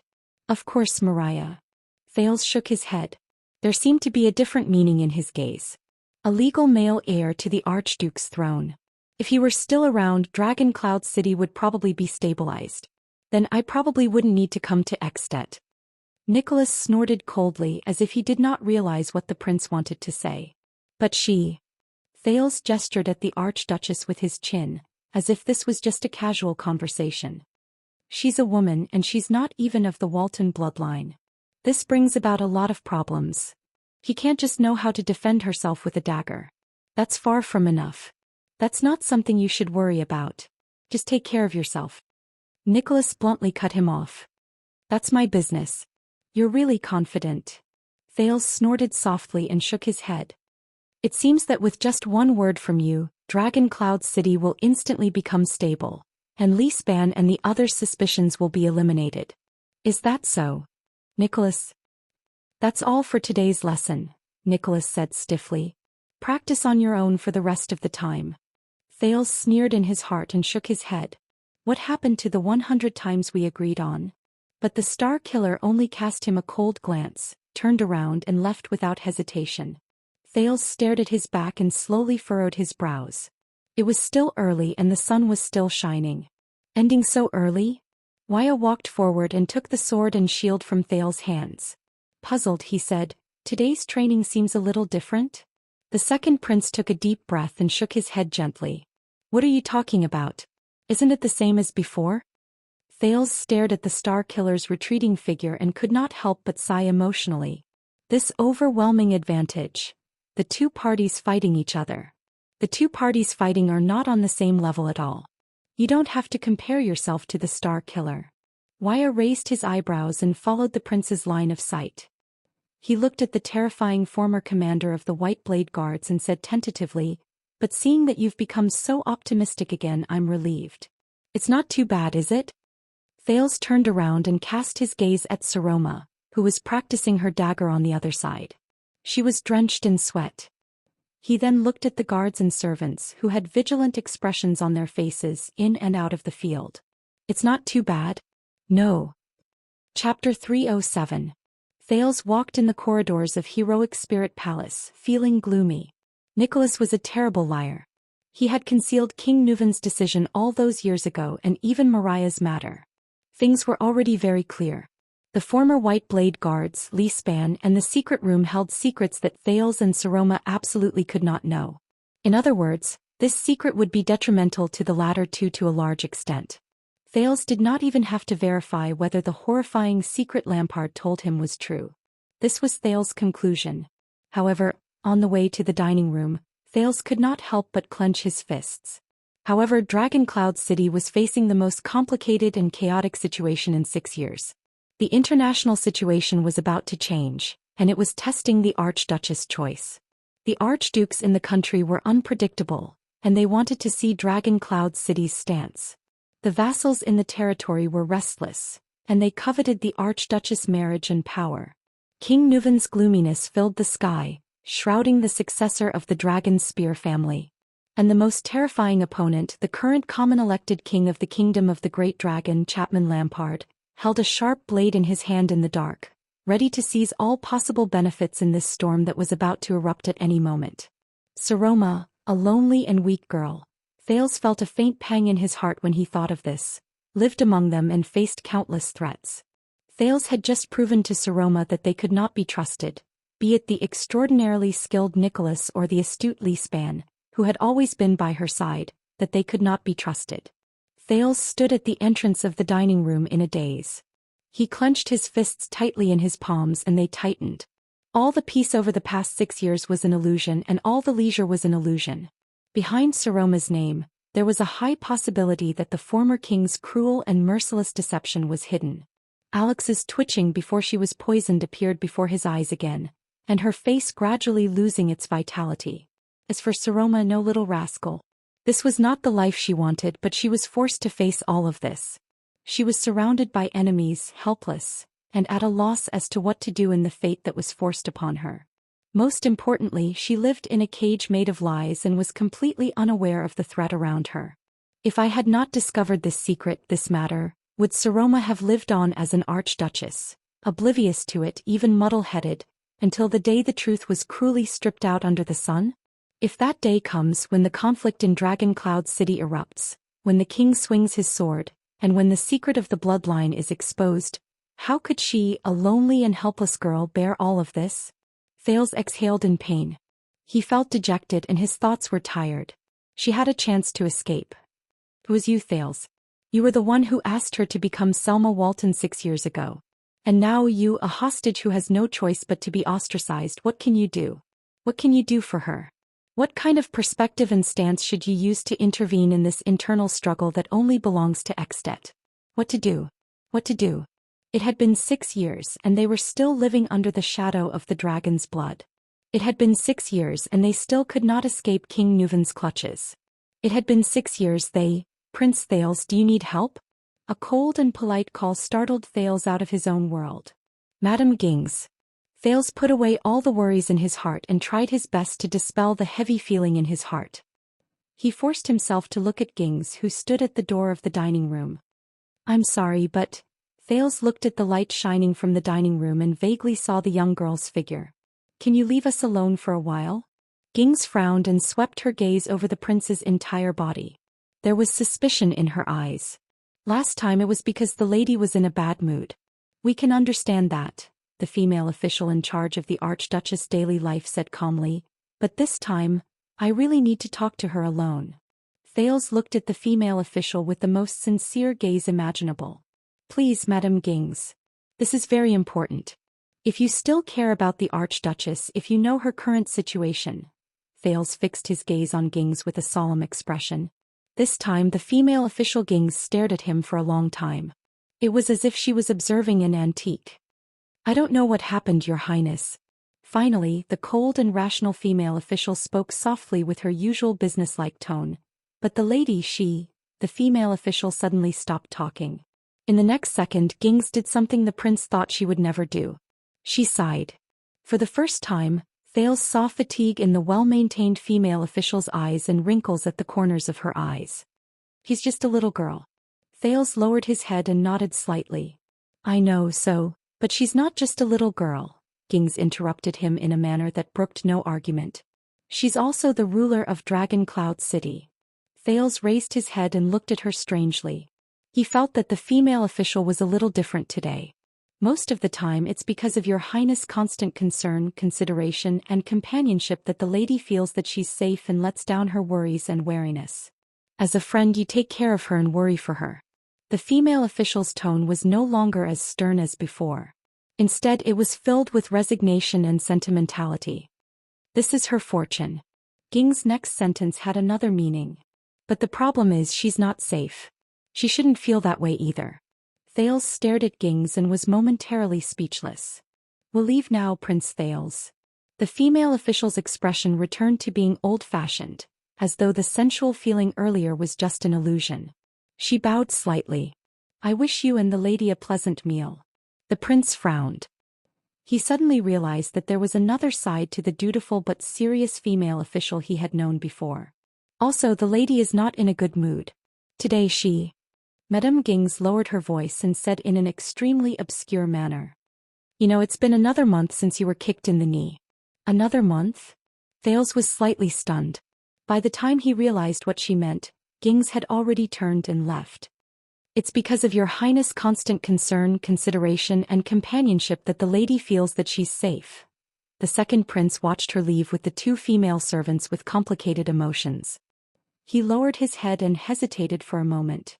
He took a deep breath and tried hard to adjust his emotions before he stepped into the Archduchess' dining room.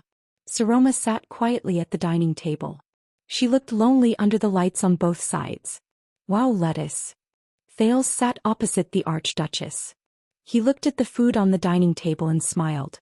I haven't eaten for a while. As expected, the table was filled with bland foods like vegetables and fruits. Even the broth was piping hot. This was a rare sight. Under Nicholas' threat, it was nothing new for the chefs in the kitchen to make a dish turn cold after checking it repeatedly for a few times. This is the Archduchess' monthly recipe. Saroma raised her head under the lights. The prince could not help but notice that she was a little tired. So, is it because of her physiology or, hey?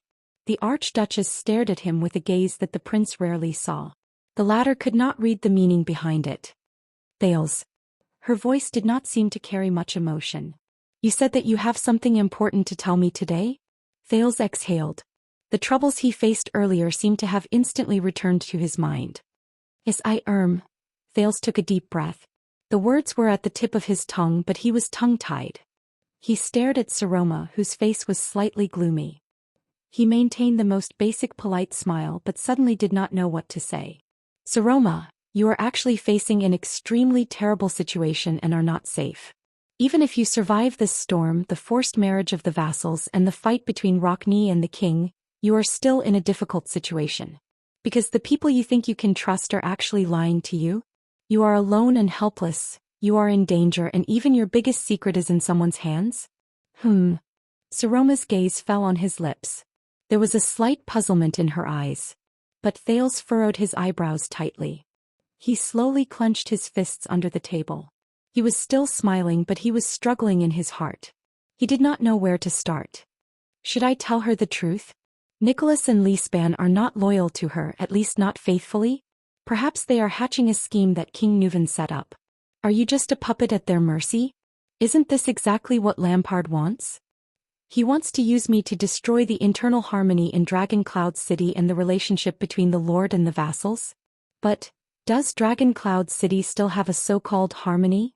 If she does not know and is kept in the dark, will she be hurt even more when the secret is revealed? What's wrong with you? Saroma looked at his silent expression and asked softly. Are you troubled by something? Finally, Thales unclenched his fists and exhaled. It's the same as usual. You know, outdoor class and I got beaten up by Nicholas. The prince turned his smile into a self-deprecating one. Maybe I should try using lime powder next time.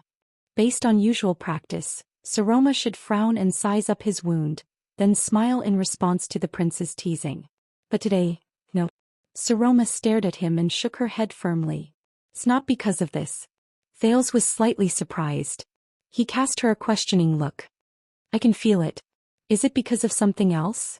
Saroma asked keenly. What are you trying to tell me? The second prince stared at the serious archduchess and remained silent for a few seconds. Listen to me, little rascal. In the end, Thales calmed down and put away his fake smile. He asked in a rather heavy and tired voice, You've been an archduchess for 6 years.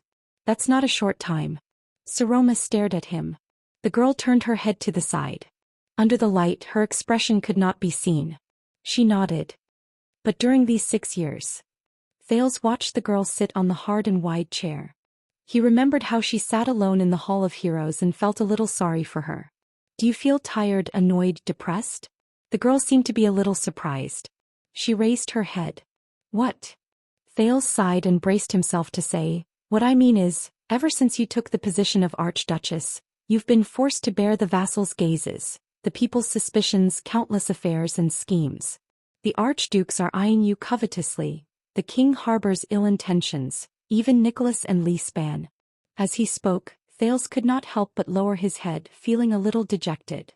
I know you actually don't want all of this. He felt a little guilty. Moreover, you had the chance to leave that year, to leave that piercing chair. At this moment, I was very afraid. Thales raised his head. At that time when you wanted to return to Heroic Spirit Palace and wanted me to become Saroma to save this country, I was very afraid. Under the illumination of the light, Saroma forced herself to smile. I was thinking that at that time if you wanted to go back and face the archdukes, you might not be able to come back. And I wasn't prepared to be an archduchess at all. The girl sat at the other end of the dining table. Her slightly red face reflected the light, which did not seem to fit in with the solemn decorations around her. But at that time you didn't hesitate. You said that with 2 countries and so many people's fates on your shoulders, you can't just walk away and leave behind a sea of fire. Thales stared at her silently. He pressed his fists against his knees. Because you weren't afraid. So I thought I can't be afraid either. The corners of Saroma's lips curled up slightly. She seemed to be a little surprised and delighted. And you said that you would always be with me and protect me. Just like that time in the Hall of Heroes when you took me away from His Majesty without hesitation, and for the past 6 years when you, Seal and the others have been protecting me. I know that no matter what happens. When he heard this, Thales could no longer hold it in. He raised his head abruptly. But I can't. The Archduchess widened her eyes in shock and stared at the emotional prince in confusion. I can't protect you. You are the Archduchess of Dragon Cloud City in a game of chess that ordinary people cannot imagine, and I am just a powerless prince.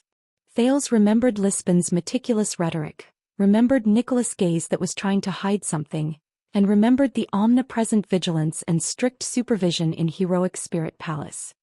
He gritted his teeth and said, You are the Archduchess of Dragon Cloud City. He gritted his teeth and said, We face too many threats, too many dangers and too many problems. Lampard, Rockney, the Counts of Dragon Cloud City and... Thales took a deep breath and struggled to say, You know, I don't have the ability to protect you at all. Saroma stared at him in a daze. Her lips trembled slightly. Thales recalled Ging's hint and could not help but add, I can't protect you forever either, and even Li Span and the others. The Archduchess cut him off. Black Sand Region's suggestion. Thales paused. What? The girl pursed her lips. Her face turned pale and her smile slowly disappeared. She forced a smile and muttered, Seal told me in the afternoon that you went to meet the people from Black Sand Region. So this is what you came to me to talk about today. Thales immediately felt a headache coming on. The prince sighed. Listen, Lampard may indeed want to rope you in through me, but I still... Thales. The girl's voice was very low and intermittent. You want to go home, don't you? The Archduchess' expression reminded Thales of 2 years ago. At that time when she read the tragic bardic poem Jasmine's Battle Flag. The indomitable Jasmine eventually died in battle in the rain. She probably had the same expression on her face. This is the condition the king gave you to let you return to the kingdom? Without waiting for Thales to answer, Saroma sneered. And you feel bored, tired. You don't want to play games with an ignorant and boring girl anymore, so you specifically came to tell me that you can no longer protect me. She laughed self-deprecatingly. This is what you meant by important? Thale's breath froze. That's true. A silly, stupid, and eccentric little girl. Saroma lowered her head. It's very annoying, isn't it? Thales pressed his forehead in pain. No, Saroma, no, it's not like that. Listen to me, what I want to tell you is, you miss home, don't you? However, the girl did not seem to be listening to him at all. She spoke as if she was talking to herself. If you have the chance, will you leave this place without hesitation, leave Dragon Cloud City, leave everything behind and go home? Thales was stunned. Putray had asked him the same question before. At that time his answer was, I. Thales uttered a word, but he gritted his teeth. He really wanted to say no, that he did not miss home and use a lie to temporarily comfort her. But Thales took a deep breath and slowly exhaled. He could only answer cautiously, you know, as long as you're here, Saroma, I won't leave so easily.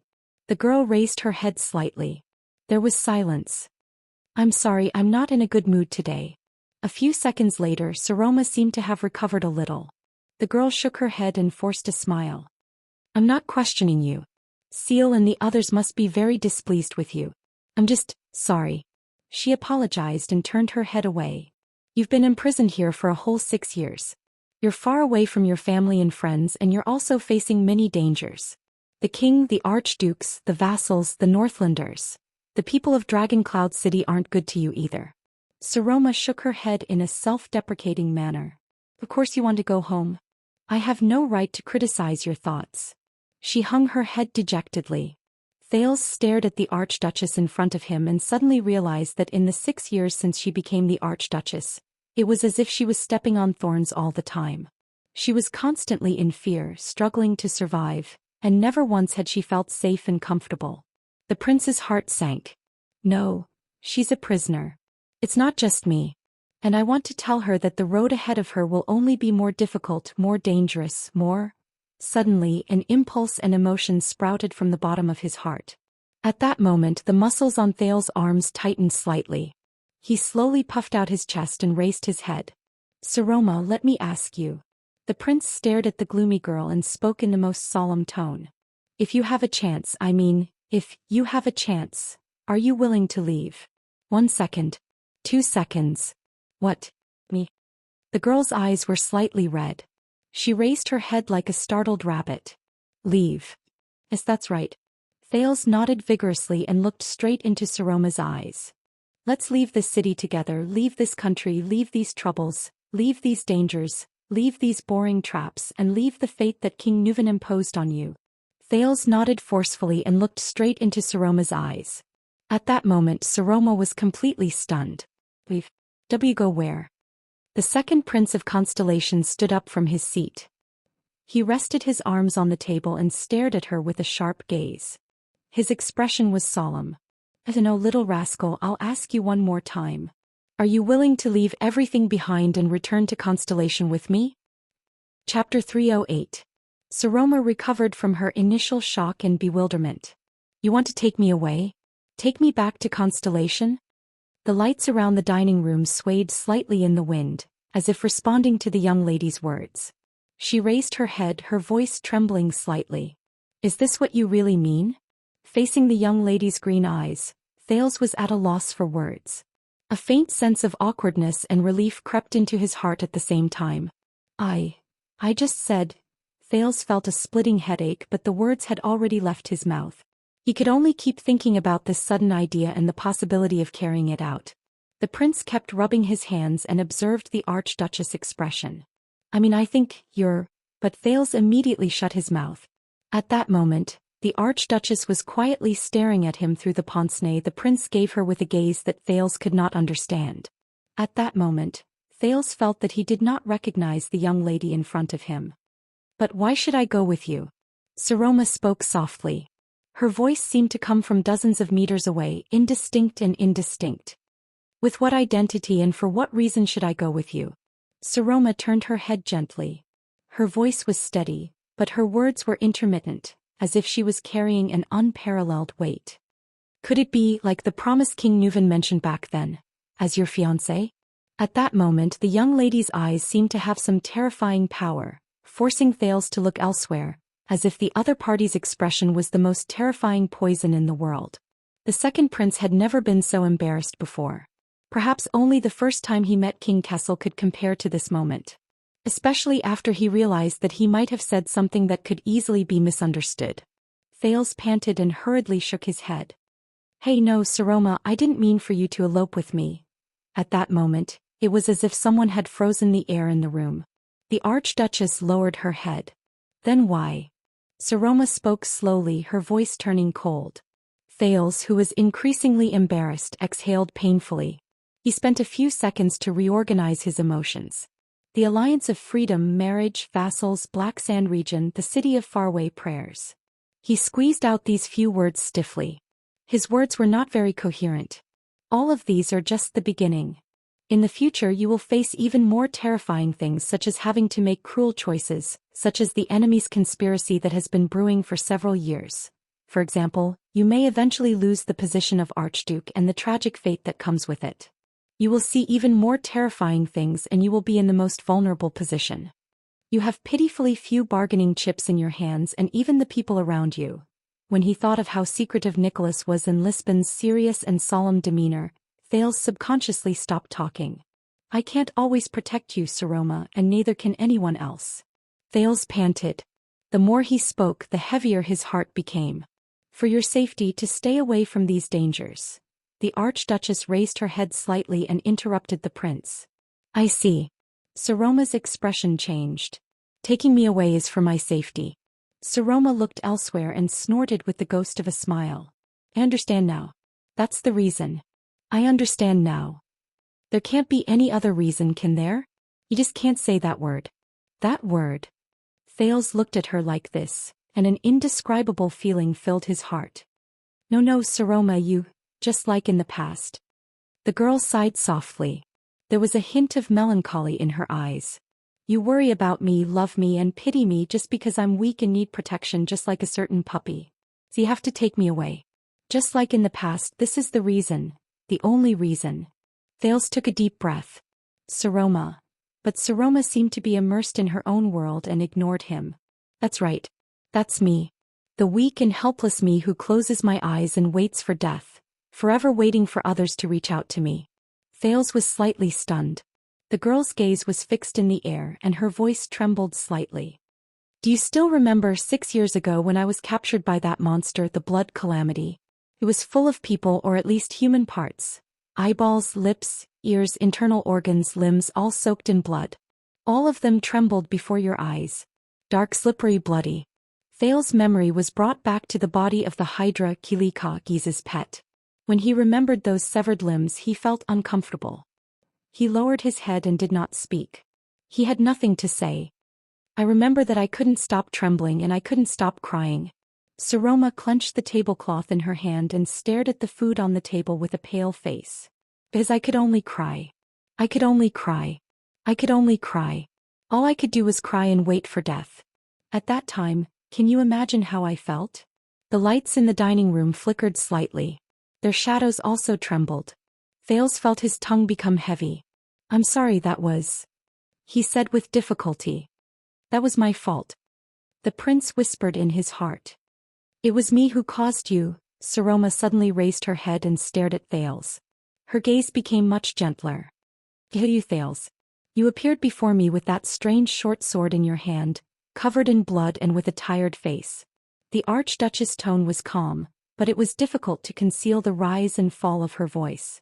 "Just like how you went against King Nuvan's majesty and pulled me away from his side without hesitation that same night." Thales froze for a moment. "When I was at my most desperate, you came to save me," she said faintly. "You were the only light in that nightmare, Thales. Can you imagine that feeling again?" Thales stared blankly at Saroma, who was behaving abnormally. He felt rather upset. "Just like now, again." The Archduchess sighed slightly and looked at the knife and fork beside her hand with a complicated expression. "Are you going to save me again? Save the girl who has always been under your care and protection? Save that cowering, timid and trembling little rascal? Because this is the only image I have in your heart, right? So, I will never be able to be looked at as an equal by you." Thales frowned deeply. He felt that the girl in front of him was giving him a deeper sense of unfamiliarity. Saroma. Thales's voice was subconsciously tinged with doubt and uneasiness. What happened? Why would you ask this? Saroma let out a cold laugh. You know, for more than a month, Seal has been trying to convince me that being too close to you is not a good thing. The Archduchess shook her head forcefully as if she was trying to get rid of something dirty in her mind. But I told him that since that nightmarish night 6 years ago, I knew that even Seal, Lord Nicholas Justin, and all of Dragon Cloud City had betrayed me. You Thales Jadestar would also stand in front of me and protect me without hesitation, just like you did to the calamities 6 years ago. Thales shuddered violently. If I can't trust you like this, who else can I trust? Saroma lowered her head and the corners of her mouth curled up into a bitter arc. I know you have a lot of secrets, Thales. Saroma's tone was weary and disappointed. Her voice was hoarse. Who else can I trust? I know you have a lot of secrets, Thales. Saroma's tone was weary and disappointed. Her voice was hoarse. Whether it's your persistence in searching for records about the Battle of Eradication and the Great Dragon, your request to go out once a month to play chess, the Blood Calamity and the Blue-Robed Calamity, and the reason why they are looking for you. At that moment Thales did not speak. But when he looked at the girl, his eyes could not help but tremble slightly. But I did not tell any of them to Seal and the others. The Archduchess took a deep breath and said, I know that you must treasure these secrets very much. I also know that since they are your secrets they will definitely not harm me. Yes, Thales, I trust you, Saroma lowered her head and said hoarsely. I trust you with my life. Silence. A complicated and indescribable feeling filled Thales' heart, making his mouth taste bitter. Yes, Saroma is not a little girl without any characteristics. On the contrary, she is very sensitive and very sharp. It's just that most of the time she hides herself behind the lenses. No one knows and probably no one cares. Including me. But Thales Jadestar, what exactly am I to you? Saroma raised her head with great difficulty. Once again the girl gritted her teeth and said, Am I your burden? Is it a responsibility you can't shake off? Is it a bargaining chip you hold in your hands? Is it worth it for you to save me again and again? Or is it a fiancé you were forced to accept? Thales swore that he had never seen such an expression on Saroma's face. It was a complicated mix of melancholy, hesitation, pain, resentment, anger, and grievance. All of them gathered in the Archduchess' crystal-clear eyes behind the lenses. It was as if the little rascal he knew for the past 6 years was just a false shell, and the Saroma before him was the true face that Thales had never been able to uncover. No, it's neither. She held back the tears that were almost forced out of her eyes and said in a choked voice, Now I understand. The second prince could no longer say anything.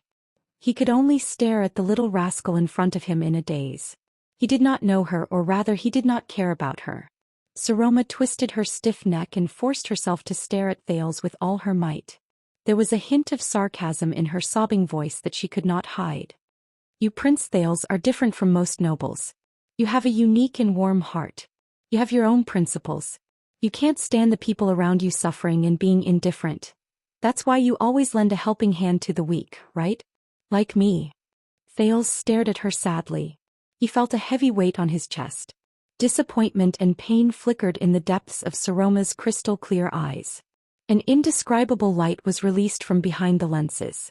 You can't bear to see me being forced to decide on my marriage. You can't bear to see me in danger. You can't bear to see me facing all the archdukes alone. So you came to save me without hesitation. Just like how you returned to heroic Spirit Palace without hesitation and faced the archdukes all those years ago. Of course you still feel guilty. You feel that you have to take responsibility for sending me to the position of an archduke, right? So you pity me, sympathize with me, help me and protect me. Saroma tried her best to make her sobbing sound like a sneer, but she was obviously unsuccessful. But to you I'm just one of the countless weak people you've pitied and saved. Whether I want to or not, there's nothing more. In the next second the young girl clenched her fists tightly. Her arms trembled slightly as though she was enduring a great deal of pain. The dining room returned to an uneasy silence. There were only 2 breaths left. One was trembling and unstable and the other was long and dull. Saroma clenched her teeth. Her eyes behind the pince-nez were soaked with tears, and her chin trembled slightly. Finally, a tear fell from the corner of her left eye. Thales closed his eyes. He sighed and bowed his head. Saroma clenched her teeth. She extended her hand and wiped away the tear on the left side of her face, trembling but determined.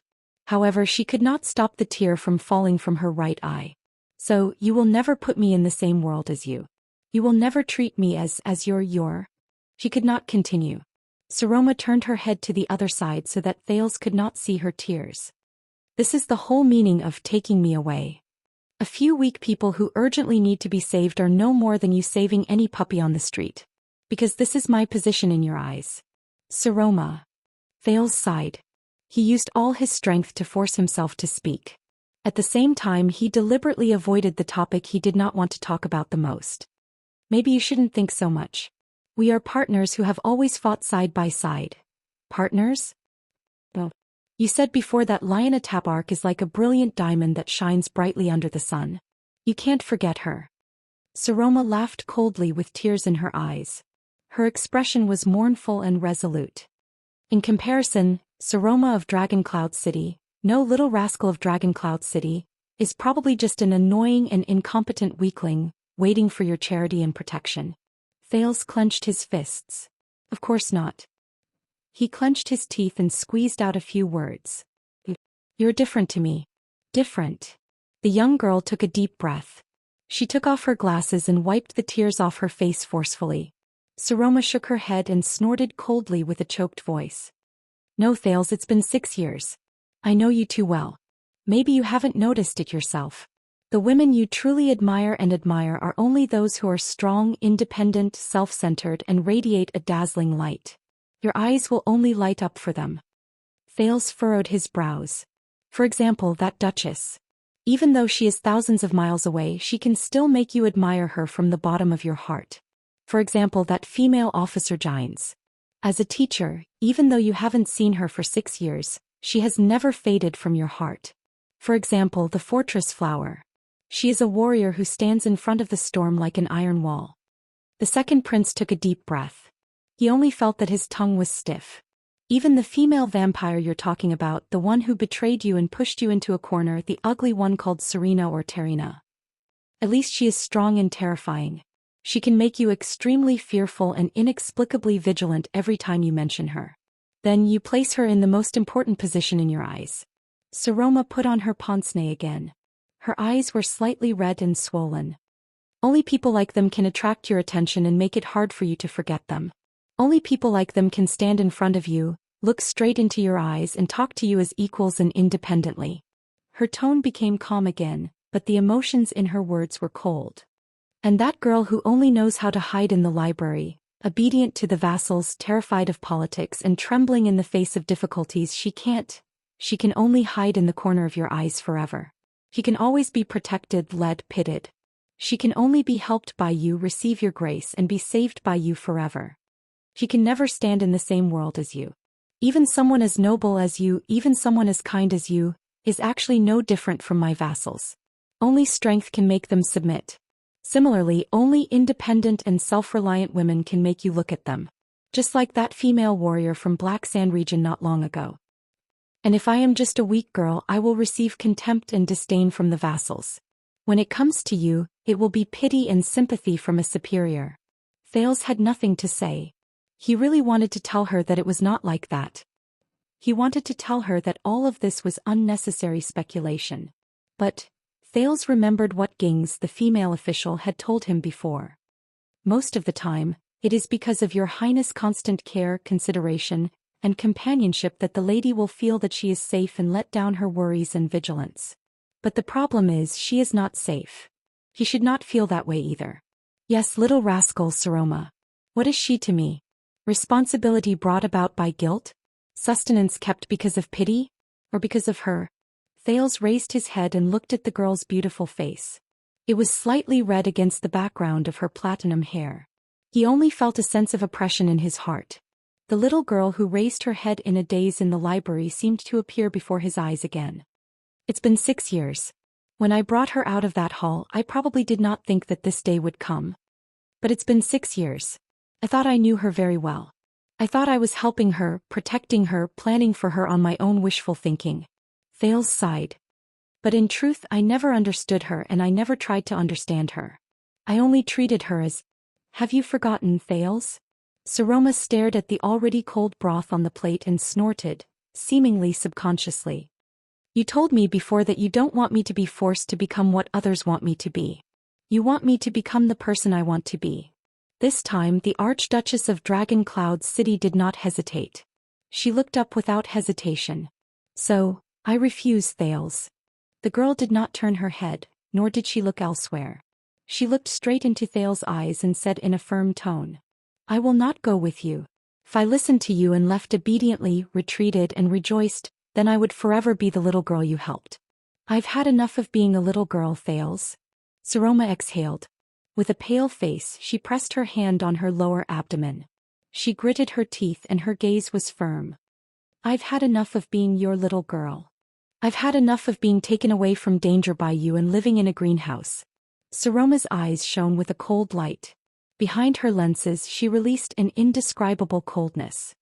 And as the Archduchess of Dragon Cloud City, I will not and cannot leave with the Prince of Constellation.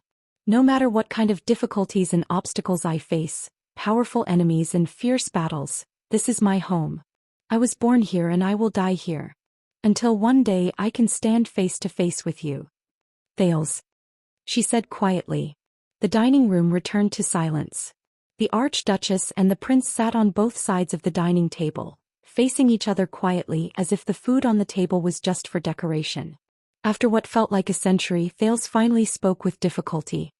Saroma, with a sense of disappointment he did not know whether it was for himself or for her, he said in a low voice, All right. The second prince heaved a long sigh. His gaze was gloomy. I understand. Saroma chuckled and let go of her hand on her abdomen. Her expression relaxed a little. I'm fine.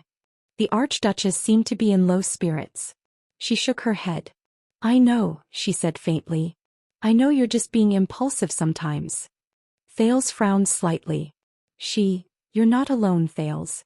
Saroma stared out the window with a complicated expression, as if she was looking at a painting covered by a veil and indistinguishable. You still have your country and your people behind you. Have you thought about the consequences of kidnapping the Archduchess of Dragon Cloud City? The Archduchess shook her head with a smile as if she was trying to dispel his mockery. However, that smile seemed rather difficult to Thales. You took me away from my troubles, but it will only bring more people and even more terrifying disasters. If you come back to your senses, Saroma sighed and said, if you reconsider this choice you won't say that again because the reason you want to save me is the same as the reason you can't bear to see them suffer and suffer. In this world there's probably no girl who's worth paying such a huge price for. Thales clenched his fists. You're different after all. You're... At this moment the door to the dining room rang. My lady Prince, forgive me for disturbing you, Count Lisbon's sonorous voice rang steadily. May I come in? The strange atmosphere in the room seemed to have been broken in an instant. Thales and Saroma quickly composed themselves, adjusted their state of mind and welcomed the regent in. Count Lisban was still dressed in his solemn attire. His expression was indifferent. It was as if he did not see the Archduchess' reddened eyes or the prince's dejected expression. However, the moment Lisban opened his mouth and listened to his unusual tone, Thales had an ominous premonition. As expected. Your Grace, Prince Thales, the messenger crow from the city of faraway prayers has just arrived. Lisbon's words made the two's expressions turn serious. The Alliance of Freedom's elders meeting has just ended. The first probing letter has been sent to the city of faraway prayers, proposing to lower the tariff. Saroma sucked in a cold breath. So, Lisban nodded. His gaze was solemn. The Archduke of the city of faraway prayers, Kulgan Rockney, has issued a warrant to mobilize all the military forces and resources of his direct territories and vassals. At the same time he has recalled the wandering sentry troops stationed in the Great Desert to seal off the borders leading to the west. Thales' pupils shrank slightly. The image of the long-haired Archduke with a strong temperament in the Hall of Heroes reappeared in his mind. At that moment, Lisbon's expression was incredibly solemn. At the same time he has sent a large-scale official diplomat group, which will arrive in Dragon Cloud City in a few days. Thales and Saroma looked at each other. Their emotions were in turmoil. The prince raised his head. Rockney didn't just send out an official diplomat group to greet us. I guess he already knows that Black Sand region has sent someone over? Li Span raised his eyebrows slightly and snorted softly, as if he was blaming Thales for his actions a few days ago. Please be prepared, both of you, no matter who is behind this chess game. The regent's eyes swept over the two of them. His words seemed to carry the power of a brewing storm, shrouding the small dining room on this side. It has already begun. A storm is coming. Chapter 309. What? Disappear for a while? What does that mean? In the chess room in Spear District, Thales stared at the air mystic in front of him in astonishment. How many lessons have we had in total? And most of the time we've been asking and answering questions for no reason. And now you're telling me that you're going to disappear for a while? Forget about little rascal. That's because she's on her period. Forget about Putray. That old man has been going missing like a maniac. Forget about Li Span and Nicholas. They're just like that anyway. But you... The prince took a deep breath and stared at the man in blue in front of him in dissatisfaction. According to what you said, are you really my guide? Waya and Justin, who were standing at the door, noticed the prince's loss of composure when he was talking to himself. They looked at each other and cast him a strange gaze. Thales noticed their behavior. He coughed and pretended to read the lines from the drama book in his hand aloud. Waya and Lord Justin both withdrew their gazes. Quiet. Asda, who was sitting in front of Thales, snorted softly. Right now you're like a river prawn jumping up and down in boiling water. This is not a good thing, especially for mystics. Thales took a deep breath, put down the book and adjusted himself. The mystic raised his gaze slightly. Your condition today is worse than last time. What happened? What happened? Thales recalled Saroma's behavior a few days ago. He shook his head with an unpleasant expression. Nothing. It's just an old problem. The prince did not want to say more. He adjusted his state of mind and changed the topic. So, what's the reason for you leaving in such a hurry? Asda paused for a long time. During this time his gaze was fixed on Thales' face as if he was doubting his words. His stare made Thales feel inexplicably flustered. But the air mystic did not ask any more questions. He said flatly, "Do you know about the Tower of Eradication?" The Tower of Eradication? Isn't that Waya, Cohen and the rest? Thales raised his eyebrows slightly. I've heard of it. That swordsman's camp that claims to be independent of power and only passes down skills for the future of mankind? The mystic nodded. Thales frowned. So, what does it have to do with you and us? Asda chuckled softly. As a group that did our best to encircle and annihilate the calamities 600 years ago, and have been on guard against calamities for the past 600 years, tell me, what is the relationship between us and the Tower of Eradication? Thales mouthed, let me think. Thales shrugged. A cat and a mouse? Or the farmer and the snake? Asda ignored Thales' deliberate teasing. His tone became solemn.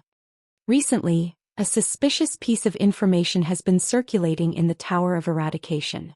I have to go on a long journey to investigate its authenticity.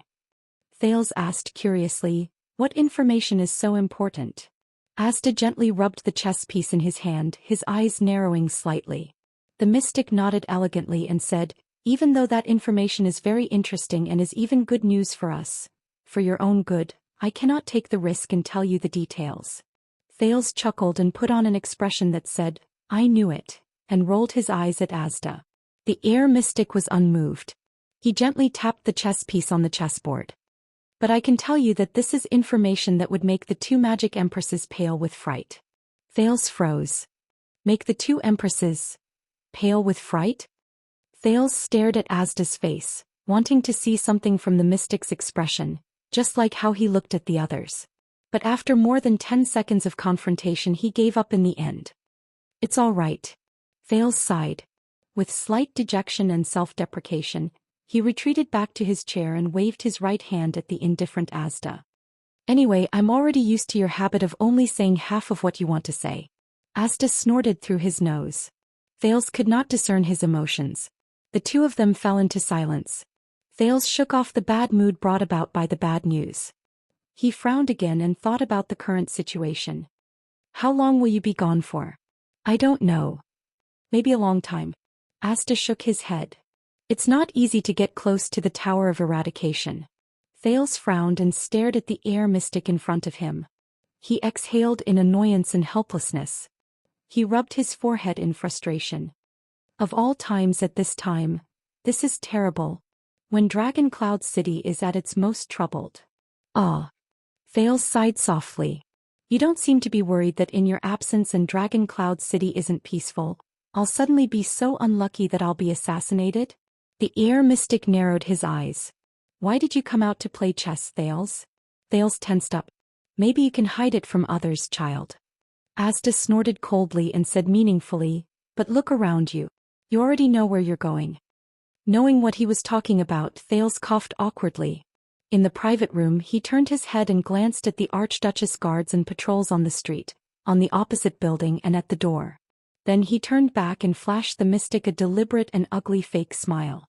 The afternoon sun shone on the platform of the open-air private room and dyed the prince's forced smile golden. What's wrong? Despite being under the sun, Asta's expression strangely did not change. He lifted his chin slightly and raised his voice slightly. Looks like you still have expectations of me? Thales rubbed his increasingly furrowed brows and spread his hands helplessly. Yes. There's nothing to hide. The second prince thought hard about the news from the city of faraway prayers. I do treat you as one of my trump cards. If things really reach a point of no return, at least I still have one last option. But now it seems. Thales shook his head and did not continue. In fact, Asta's eyes brightened slightly, and the tone that Thales had experienced countless times in an attempt to bewitch others appeared again.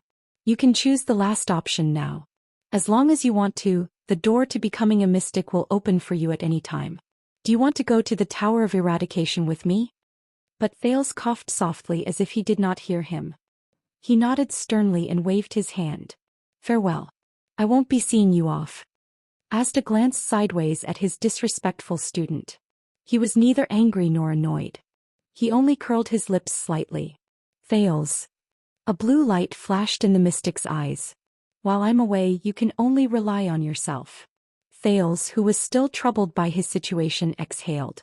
You speak as if you've helped me a lot in the past few years. Asta snorted softly. Very well. As a parting gift, Thales, the air mystic said softly, let's finish the content of the first lesson. The first lesson? Thales. Asta nodded. You once asked me how the Magic Empress betrayed us. His expression became serious. It's time to tell you, our greatest enemy and threat. Looking at the unusual expression of this unusual teacher, Thales also became a little nervous because of him. Oh, that's a surprise. Thales nodded awkwardly. Then he looked around suspiciously. Wait, you're not going to suddenly end the class in the next second, are you? The corners of Asta's lips curled up.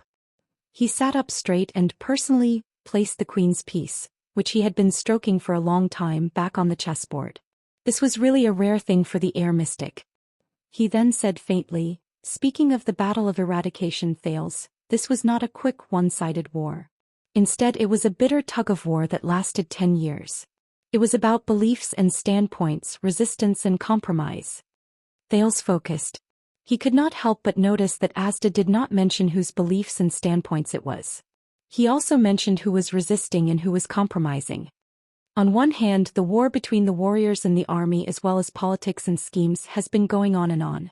On the other hand, the war between the two obscurists and the 6 extremists has never stopped. That war even involved the gods and demons as well as the dragons and the magic towers. I've read some incomplete records. Listening to the mystic's narration, Thales nodded and muttered, it's about how the King of Renaissance and the Dragon Rider King mediated and gathered the people's hearts in a complicated political situation, and how the Holy Sun Church repeatedly issued orders to enlist and appeal to the people. I think that the battle that decided the fate of the world might not be as simple as we think it is. No. According to my discussion with Hicks a few days ago, no battle is simple, whether it's between us or the enemy, victory or defeat. Asta did not comment. He habitually crossed his fingers and narrowed his eyes slightly. After the magic tower was destroyed, the survivors still worked tirelessly to study the mystic's weaknesses. They also obtained results. The warriors who wore anti-mystic equipment were more or less immune to some of the mystic's abilities, but they were still at a loss as to how to restrict the mystic's movements. Anti-mystic equipment. Thales grasped this familiar yet unfamiliar term. In the next second, Asda's tone suddenly changed. However, the real turning point came in the 11th year. The atmosphere around them was like a chamber with a curtain pulled down. It became dark and obscure due to Asda's gloomy tone. Even Thales could not help but frown. The first mystic to fall was Ban, Asda said calmly, as if he was talking about something that had nothing to do with him. But Thales could clearly feel that he was in a different state. When he once again displayed his terrifying ability and descended upon the nightmares of tens of thousands of people, his chest was pierced by the only enemy who was conscious with an unusual anti-mystic equipment. Ban. Thales vaguely remembered that Giza had also mentioned this name a long time ago. Then, Asda narrowed his eyes slightly. Ban disappeared. Disappeared. After a mystic's chest was pierced by a weapon, disappeared? The mystic's choice of words was very simple, but it made the prince shudder. Thales looked at Asda and recalled what he knew and heard in the past. In his uneasiness, he had a premonition of the ending of the story. This news is very frightening. During those few days, almost all the mystics evolved, knocked on the door, and ascended to their original forms just to search for Ban, who had disappeared from their senses. Asda's expression remained the same, but his tone became deeper. But we could not find any trace of Ban anymore. Only a lump of dead matter was left in the nightmare mystic's world, and it was completely unconscious. A lump of dead matter. Completely unconscious. Thales could not help but recall the moment he knocked on the door that year, and the various strange things he encountered in that intoxicating darkness. Whether it was the extremists on the battlefield or us who lived in seclusion, all of us were at a loss in our shock and bewilderment. Asda stared at the void. His expression did not change, but the rhythm of his voice made others feel even more uneasy. Giza and Eric believed that the humans had used some sort of method to hide Ban. Hence, they destroyed 9 cities in one night and interrogated 9 kings and suzerains just to find Ban. Lebla, who was rather rational, put down his usual pride and complacency and tried to contact us, but was forced to leave by Solovsky's sarcastic remarks. Frulan decided to seek help from Taurus, but there was no more news from her. Sula had a good relationship with the Obscurists, but according to her, neither old Zarkal nor Kirai knew what happened. Thales blinked in surprise. He even forgot to ask about the names of these people. As Asda's tone became more serious, the rhythm of the story also became more urgent. Until we realized that even though such a major incident had happened, other than Taurus, there were 2 other mystics who had not responded. A strange blue light slowly appeared in Asda's eyes. They seemed to be very busy. They did not even have the time and energy to knock on the door and check on Ban. Thales could not help but hold his breath. They are, Blood Spike and Helen. Asda's gaze froze in the air. He nodded slightly. The magic empress who came later. Blood Spike and Helen. 2 empresses. Thales' eyes widened slightly. That means that weapon and the magic empress, they are. Asda turned his head.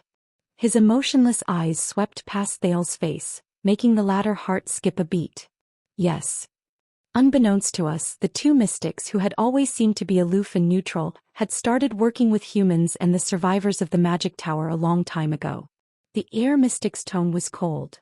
In the end, they used the existing anti-mystic equipment as the foundation to create the mystic's greatest nemesis. The temperature in the chess room seemed to have dropped in an instant. In the next second, Asda's lips parted slightly. He coldly uttered the combination that Thales had heard countless times. Legendary anti-mystic equipment. The silence between the 2 of them lasted for a while. Thales tried hard to digest the information he just received. Legendary anti-mystic equipment. The 2 empresses. So legends. They are the 2 empresses' creations? Thales could not help but ask. Asda fixed his gaze on the chessboard as if there was something on it that he could not miss. He nodded his head at an extremely slow pace. Every legendary anti-mystic equipment in the world was created by the 2 empresses. Each of them has a corresponding ability. It is as if they were created for every mystic to restrain us. At the same time, once we are injured by these equipment as mystics, we will be severely injured and unable to recover. In the worst case, we will disappear without a trace. The blue light in the mystic's eyes turned into stars and disappeared into the bottomless depths of his eyes. This is the so-called seal. It is the proof of betrayal. From now on, the mystic's 3 deaths commandments. Asda stared at the empty space as if he was looking at the past. He said faintly, from now on, the mystic's 3 deaths became the 3 deaths and 1 prohibition. What? Thales was stunned again. 3 deaths and 1 prohibition? The prince asked in puzzlement. I seem to have heard it somewhere a long time ago. What is this? But Asda just shook his head. In his most usual manner he casually said, you are not at the stage where you can understand it. Understanding it too early will only do you harm and not benefit you. Thales raised his eyebrows in dissatisfaction. But the prince, who knew Asda's temperament very well, sighed in the end and gave up on the idea of getting to the bottom of it. So, what is the principle behind the legendary anti-mystic equipment? Thales suppressed his scattered thoughts and pulled his curiosity back to the current topic. Since it is a seal, does it mean that the sealed mystic is not dead yet? Just like how you were in Eternal Star City 6 years ago, is it just temporary? Ever since they started talking about this topic, Asda's tone became very low.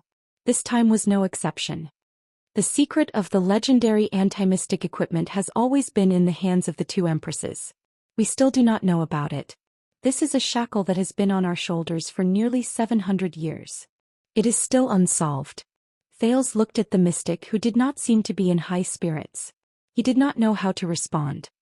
Wait, I thought of a question. But the prince's gaze immediately shifted. If the legendary anti-mystic equipment is the greatest nemesis of mystics. Thales looked at his guide with a puzzled gaze. What about the 2 empresses? Won't the weapons they made themselves be a threat to themselves? Thales took a deep breath and recalled all the legendary anti-mystic equipment he had seen. The masked protector's short sword, the Corleone sisters' black coffin, the fortress flower's shield, the kingdom's wrath's silver-black great bow, the star killer's white-hilted saber, the Walton family's soul slayer pike, the fire knight's golden saber. They probably have their own abilities and, my blood brothers.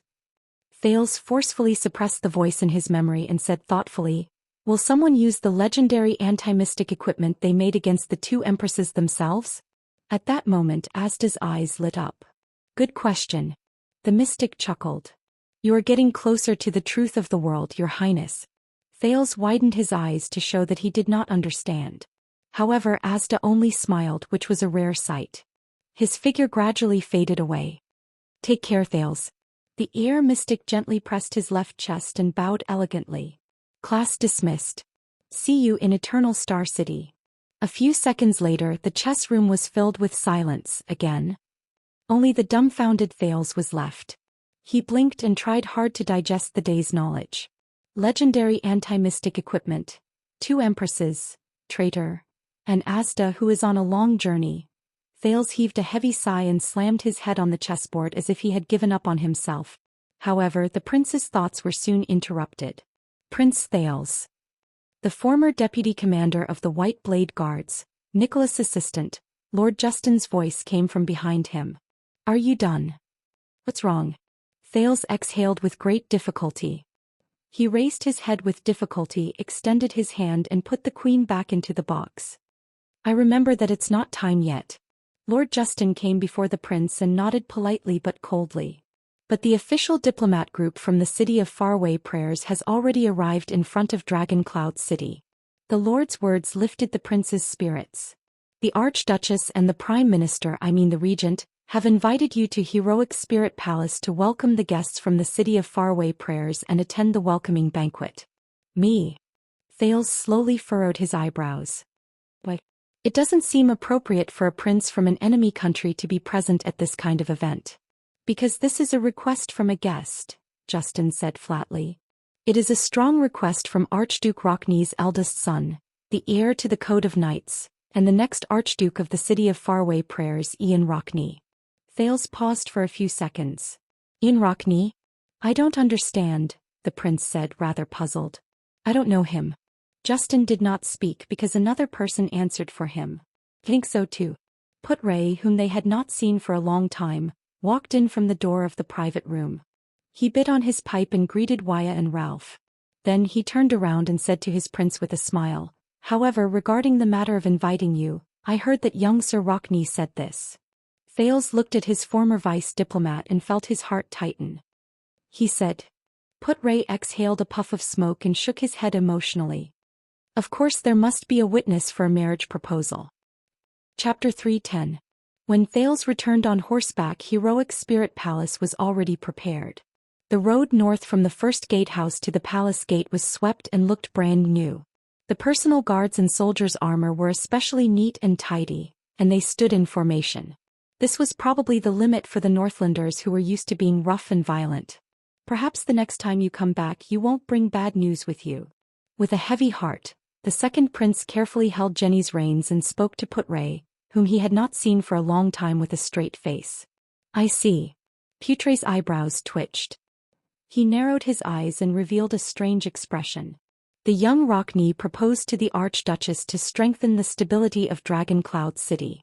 This is actually bad news for you, Your Highness. Huh? The prince was stunned for a second because of this sentence. Then he understood something. He sucked in a breath. Thales slowly turned to Put-Ray and put on his most unpleasant expression. He enunciated each word clearly. You just had to mention.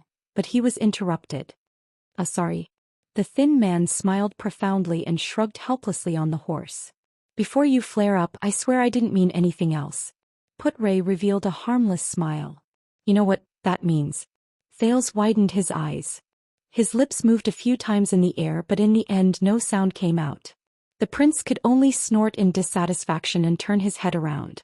Who could understand the gloominess of having his resentment forced back into his chest by a single sentence? The second prince resisted the urge to fire the former vice diplomat. He slanted his lips and said through gritted teeth, based on the current situation, anything that breaks the status quo can be a threat to us. For example, the Archduchess' sudden marriage and the interests involved behind it. That's what I mean. Of course. Put-Ray still had that infuriating expression. He did not care that Lord Justin's face had darkened behind him. He flicked his pipe and looked at ease. You're a prince after all. Whatever you say must be true regardless of whether it is true or not. By God. Thales covered his face and sighed in pain. He gave up on the idea of explaining anything to this stubborn old man. Unbelievable.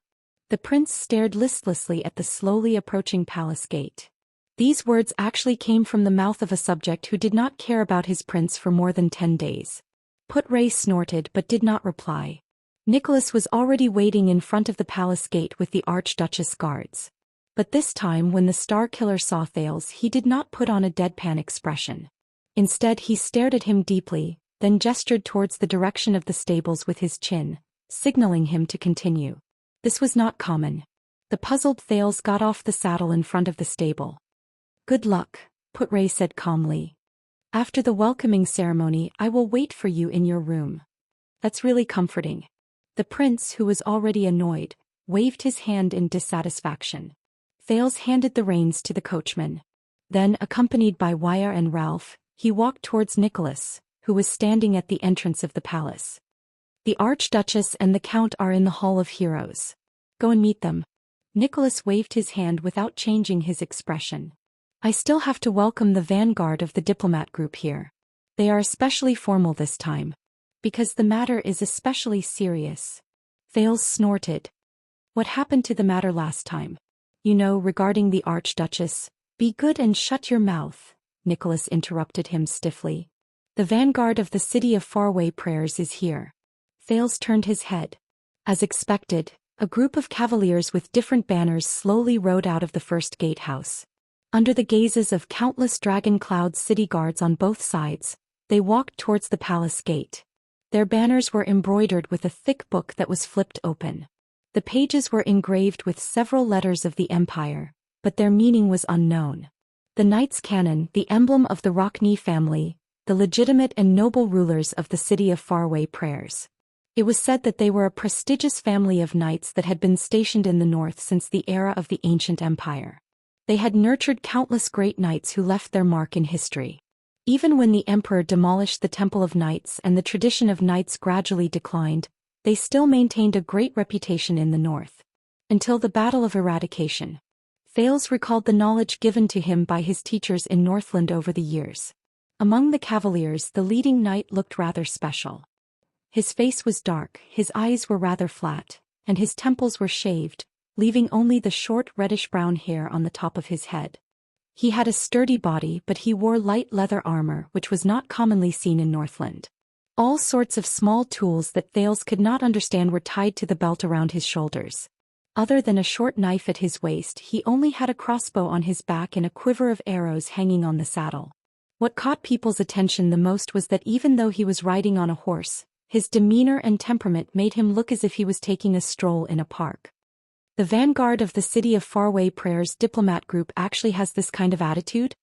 That means, just as Thales furrowed his eyebrows, Nicholas, who was beside him, reacted faster than him. The Star Killer revealed a surprised expression which was rarely seen on his face.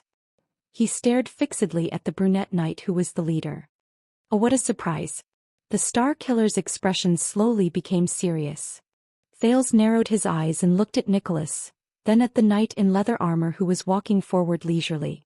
You know each other? Nicholas ignored him. Instead, he made a few gestures to his subordinates and went forward alone. It was only then that the prince noticed that a few of the Archduchess guards, who were experienced, also had the same expression on their faces. Thales looked strangely at the brown-haired knight, who did not look like an ordinary Northlander. He is... Nicholas walked slowly to the front of the cavaliers from the City of Faraway Prayers. He watched them get off their horses in unison with a cold expression. The brown-haired knight was of medium build. He was even slightly shorter than the slightly skinny Nicholas. He held the belt by his waist and stared straight at the Star Killer in front of him without flinching. He flashed a malicious smile. Thales sighed. The Sin of Hell's River gathered beside his ear and listened to their conversation. Nicholas and the knight stared at each other for a long time. Then he took a deep breath, pursed his lips, nodded slightly and snorted coldly. How could it be you? His tone was cold and blunt. Thales' heart clenched. It looks like they don't have a good relationship. In the upcoming storm, the relationship between the City of Faraway Prayers and Dragon Cloud City will probably depend on the outcome of this diplomatic mission. And now, as he listened to Nicholas' unfriendly greeting, the brown-haired knight grinned and revealed an inexplicable roguish air. It was only then that Thales noticed that the knight's lips were extraordinarily wide. A special person. The prince said quietly and rejected Waya's suggestion for him to leave first. The brown-haired knight tilted his head, opened his mouth and let out a voice that sounded like a gong. He said to Nicholas, "Have you heard a joke?" Nicholas furrowed his brows. There was a man who ran around doing business all year round. He was very worried that his wife in his hometown would be unfaithful to him. The brown-haired knight shook his head and chuckled. So he snuck home one night. Fortunately, aside from his wife who was sleeping soundly, the man did not find any traces of his adulterer. So he was gratified and became in the mood to have fun with his wife. Nicholas' brows furrowed even tighter. The brown-haired knight snorted and raised his finger to point at the unhappy Nicholas. After that, his wife lit up the lamp and saw her husband's face clearly. She could not help but exclaim in surprise. The knight widened his eyes and with an exaggerated expression he repeated Nicholas' words. "How could it be you?" The entire place fell silent. In the next second the brown-haired knight burst into laughter. He laughed so hard that he rocked back and forth. It was as if the joke was really funny. But Nicholas' expression did not change. The companions behind the knight had strange expressions on their faces. They averted their gazes and someone coughed softly as if deeply ashamed of their leader's joke. Thales could not help but frown as he listened to all of this from afar. What's going on? Only the brown-haired knight continued to look at Nicholas with a strange smile. He shrugged. Finally, after what felt like a few centuries, Nicholas relaxed his cold expression and let out a long sigh. It's the same as before. Nicholas lowered his head and snorted coldly. It's not funny at all. The brown-haired knight stopped smiling. His expression changed. Oh my God. The knight looked at the Star Killer with a disappointed expression. Your sense of humor is still as shitty as ever. Thales listened to their conversation curiously and began to doubt their relationship. That brown-haired knight, just who is? Nicholas stared at him quietly. How many years has it been? The Star Killer asked softly. The brown-haired knight's smile slowly disappeared. 18 years. He stroked his brown hair and snorted softly. Since I returned to the city of faraway prayers, we haven't seen each other for 18 years. The Star Killer nodded slowly. But the brown-haired knight's expression suddenly became lively again. I guess you still don't have a wife, right? And with your status, it's impossible for you to have an extravagant affair. The noble ladies probably don't like you either. The brown-haired knight looked at Nicholas in disdain, and revealed a rather profound, naughty smile. Don't tell me that you still used your hands to settle these 18 years. This time his companions behind him coughed unnaturally. Nicholas remained motionless as he stared at the brown-haired knight who uttered those indecent words. Then the corners of his lips curled up and he suppressed his laughter. Nicholas' laughter and the brown-haired knight's laughter gradually overlapped, as though they had laughed at each other countless times. Thales stared at the Star Killer's smile in puzzlement. Based on what he knew aside from sneering and sneering, Nicholas, who could be said to have a dead face, rarely smiled. In the next second, Nicholas and the brown-haired knight swung their right hands almost at the same time. They struck each other. What? At the moment Thales narrowed his eyes, the two palms violently clasped together in the air, as though they had cooperated with each other thousands of times. Slap. Nicholas held the other person's palm tightly, and a rare smile appeared at the corners of his lips. It's good to see you, Big Mouth. Ha ha ha. The brown-haired knight threw his head back and laughed, making his mouth even wider. Same to you, Spiky. Thales watched their actions in surprise. It seems like my previous guess was wrong. Their relationship is very good. After all, not everyone can mock and tease the famous Star Killer without any qualms. That brown-haired knight. Who is he? This guy was sent as a member of the diplomat group from the city of faraway prayers. This means that Archduke Rockney is... Nicholas and the brown-haired knight let go of each other and walked towards the palace gate side by side. The people from the city of faraway prayers seemed to heave a sigh of relief and followed behind them. The brown-haired knight raised his head and observed everything in Heroic Spirit Palace. There was a lot of emotion on his face as though he was revisiting an old place. So, I heard that you single-handedly killed the boss 6 years ago? The Star Killer's expression instantly turned cold. You can say that with some help from Byrne and you, Nicholas said softly. Me? The brown-haired knight seemed to be deep in thought. As expected, you used the secret I told you? Yes. The Star Killer's face seemed to turn paler. And I'm not proud of it. Besides, he was already heavily injured at that time. There was silence. Their footsteps did not stop, but their conversation came to a slight halt in the subtle atmosphere. I understand that feeling, the knight said faintly a few seconds later. When the boss recruited us into the guards, you probably didn't expect this day to come. Nicholas did not speak. The brown-haired knight raised his head and looked at the cliff of the sky above Heroic Spirit Palace. His gaze focused on Rikuru's statue and he said with a sigh, it's hard to imagine that in the blink of an eye, we're almost 50. Guards. The boss. Thales moved slightly. He already had a guess about the knight's identity. Everyone will grow old, Nicholas said softly, seemingly with a profound meaning. Be it the king or the commoners. Speaking of this, for the past year my chest will hurt whenever it rains. The brown-haired knight seemed to be a chatterbox. Even though Nicholas was a man of few words, he still chattered endlessly. Do you have a similar problem? Nicholas shook his head. I guess it's because you stayed in the snow pit for too long when you were young. However, for some unknown reason, Thales did not feel that there was anything out of place when he saw Nicholas, who was usually quiet and had his arms crossed, walking together with the knight, who talked non-stop and moved in an exaggerated manner. They chatted casually about their daily lives. It was as if they had always been like this. A long time ago, a military doctor named Ramon told me before. The brown-haired knight rudely dug his ears as he said, after we pass the age of 40, our physical strength will obviously decline. Our bodies will start to gradually age and some of our illnesses will also show up. My God, I even laughed at him at that time. Nicholas sneered. But at the same time, our experience and skills will gradually increase and accumulate.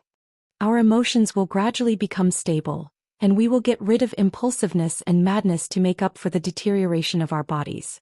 So, compared to those young people in their 20s and 30s, we who are 40 years old have a balance in our experience and physical strength. This is the most powerful and terrifying stage of a veteran. The Star Killer shook his head.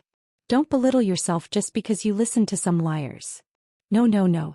That military doctor said that once we pass 50. The brown-haired knight disagreed. No matter how much we increase our skills and experience, we will never be able to make up for the defects in our physical strength and physique. Every time we get injured, it's a heavy blow that's difficult to recover from. The problems left behind when we were young will follow us like a curse. From the moment we wake up to the moment we lie down and close our eyes, it will never end. Nicholas snorted softly. They were getting closer to the palace gate. The knight's gaze swept across the Archduchess guards on both sides of the palace gate. Even though most of them are newbies, I see Gala and Lum. What about Byrne? Isn't he the one with the best official luck among us, aside from you and Isaiah? Lord Merk, Administrator Merk? He knows Merk, and he also knows the veterans who were once White Blade guards, Thales thought quietly. The knight's identity is already obvious. Byrne left, Nicholas said faintly. 6 years ago he was injured too badly and could no longer work. The brown-haired knight moved his eyes slightly. His expression was amused. Is that so? Is it that serious? 6 years ago, Dragon Cloud City didn't just lose a king, the Star Killer said casually. Sometimes mental wounds are harder to heal than physical ones. The brown-haired knight stopped in front of the palace gate. I have a feeling, Spiky. He looked at Nicholas with great interest. You're not quite the same as before. You don't seem so annoying anymore. And you're still as annoying as before, Nicholas retorted mercilessly. The knight laughed out loud. Only then can we live up to our reputation as the double disgraces of the White Blade Guards. Thales listened to their conversation with a frown. It's hard to imagine that someone can actually chat with Nicholas. While Thales was distracted, the brown-haired knight and Nicholas had already walked up to him without him noticing. So, this is our dear Prince of Constellation? The brown-haired knight looked at the prince with great interest. Thales exhaled. Hello, I am Thales Jadestar. The brown-haired knight lowered his head and sized up the prince carefully. However, the moment the brown-haired knight's light-colored eyes stared at Thales, the prince suddenly shuddered. A sense of danger spread from Thales' spine to his shoulders. The sin of Hell's river began to surge non-stop. Thales stared back at the brown-haired knight with a solemn expression. He raised his guard to the highest. This is a feeling I don't even have when I'm fighting against Nicholas. What's going on? It's like I'm being targeted by a terrifying hunter. Could it be that this guy who talks about strange things is even more? You know, a long time ago I told Spiky that the Empire's royal family is the god's favorite, so their blood is golden. The brown-haired knight looked at the nervous prince and laughed out loud. He patted Nicholas beside him. He didn't believe me and said that he would help me verify it when he has the chance. Thales furrowed his brows. He remembered his unpleasant first meeting with the Star Killer. Nicholas coughed. Prince Thales is the Archduchess' esteemed guest. He is staying here temporarily on the king's invitation. The Star Killer interrupted the knight without hesitation. Maintain the necessary respect, Monty. The brown-haired knight named Monty shook his head in dissatisfaction. All right, Archduchess. My God. He averted his gaze from Thales, but the man was obviously not done yet. So hey boy. Monty bent down towards the prince and put on a passionate, naughty smile. He arched his eyebrows 3 times. That Archduchess, hee. Have you slept with her yet? At that moment, Thales froze on the spot. What? Monty? Nicholas shouted angrily. Watch your mouth. The Star Killer pressed his palm on Monty's shoulder. His expression gradually turned cold, and he no longer looked as indifferent as when he met his old friend again. Especially when you represent the city of faraway prayers. The brown-haired knight exhaled. All right, I take back what I said. Monty shrugged and freed himself from the Star Killer's hand. His expression was amused. You haven't changed. Nicholas snorted softly again. As the vanguard, I believe you still have work to do. My subordinates will bring you to meet the Archduchess. Of course. Monty smiled and shook his head. I'll leave Sir Ian's hospitality to you. Once he finished speaking, Monty turned his head and cast Thales a profound glance. He then strode forward and walked towards Heroic Spirit Palace with his companions. Thales was left behind, staring at his back speechlessly. That's The prince scratched his head. He could not imagine that such a strange person had come to the city of faraway prayers. Nate Monty, Nicholas answered briefly. He used to be a white blade guard and is now a lord under the city of faraway prayers. As expected. A former white blade guard. Grand Duke Rockney sent him here to make use of his friendship with you? Nicholas shook his head. If that's the case, I'm afraid they'll be disappointed. Nate Monty. Thales mulled over the name and narrowed his eyes. Is he very powerful? You mean, other than that stinky mouth of his? Nicholas snorted softly. You can say that. Some bored people combined me, him and the other three and called us something. The 5 war generals, right? Thales reacted quickly. And the Fire Knight of Black Sand region. So Monty has also reached supreme class, Thales said curiously. Between you and him, who is stronger? Nicholas cast him a glance. His gaze was filled with disdain. Supreme class. This title has always been deified in many people's hearts. Nicholas snorted softly. But only when you're on the battlefield will you know that in a battle where there are surging tides of people, the effect of a supreme class will be greatly reduced. So, supreme class is more suitable for another type of job where there are fewer people. The Star Killer turned his head and narrowed his eyes slightly. Assassins. Thales remembered the assassin who fell from the sky while waiting for an opportunity to make his move 6 years ago. I feel the same way, he answered gloomily. What does this have to do with Monty? Nicholas stared at Thales. There was a profound meaning in his words.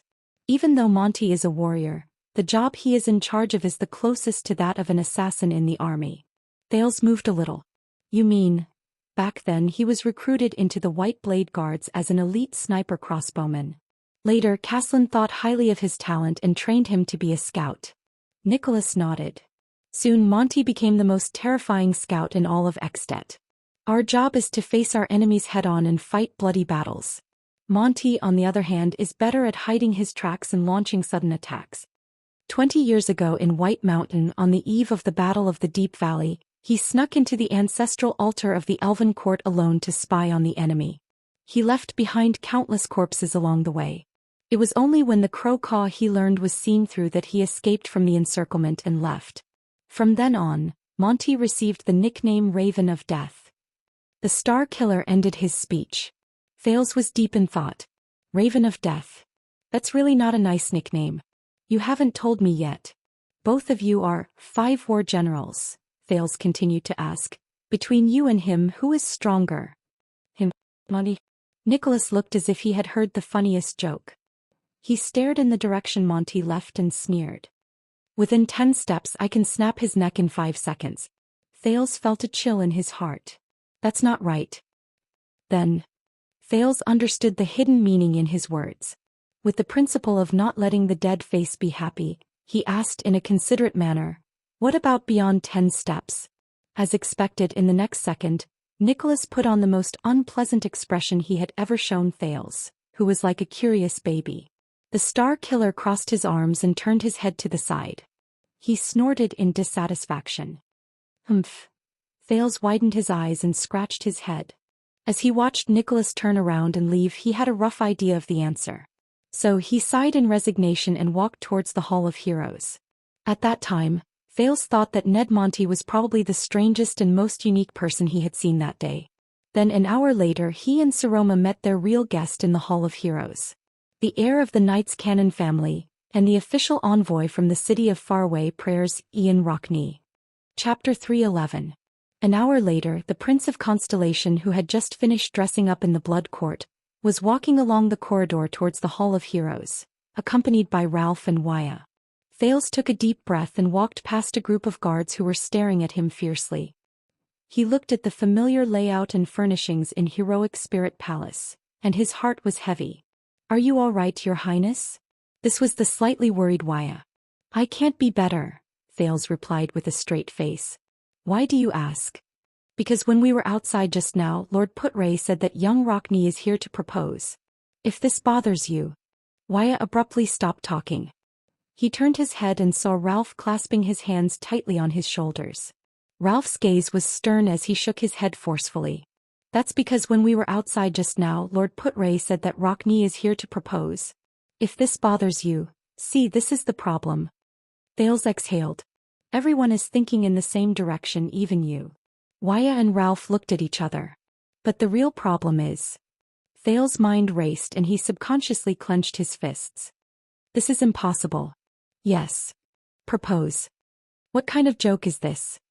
Just as Waya and Ralph became more and more puzzled, the sound of footsteps and conversations came from behind the corner in front of them.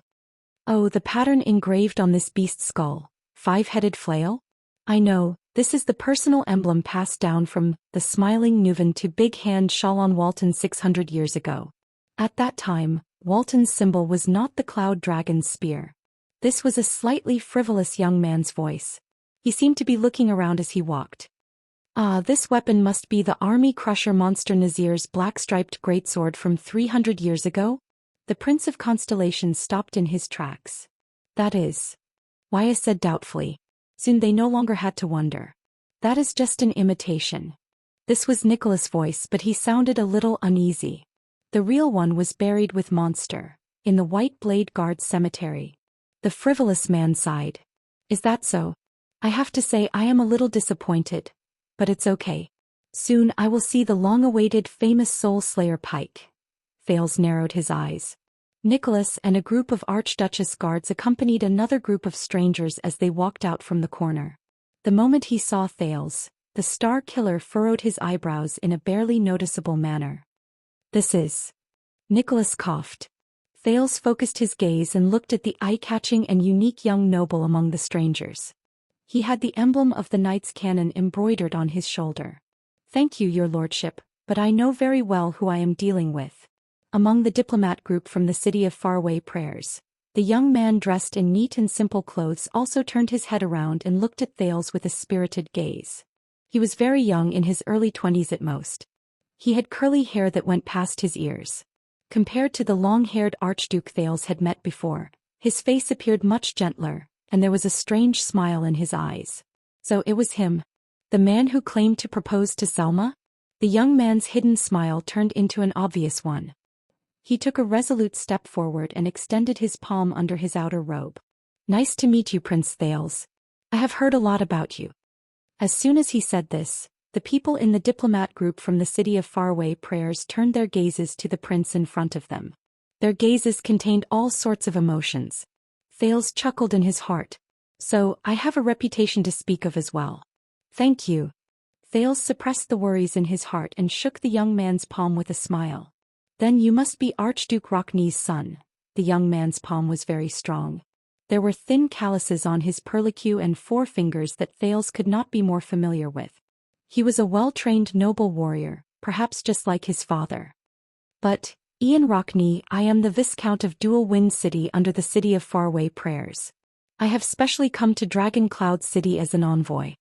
The young man named Ian interrupted him with a smile and introduced himself.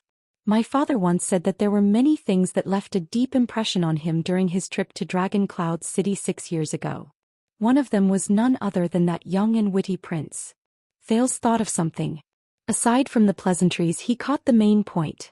The Viscount of Dual Wind City. Ian Rockney. He has his own title and fiefdom. Even though he is so young.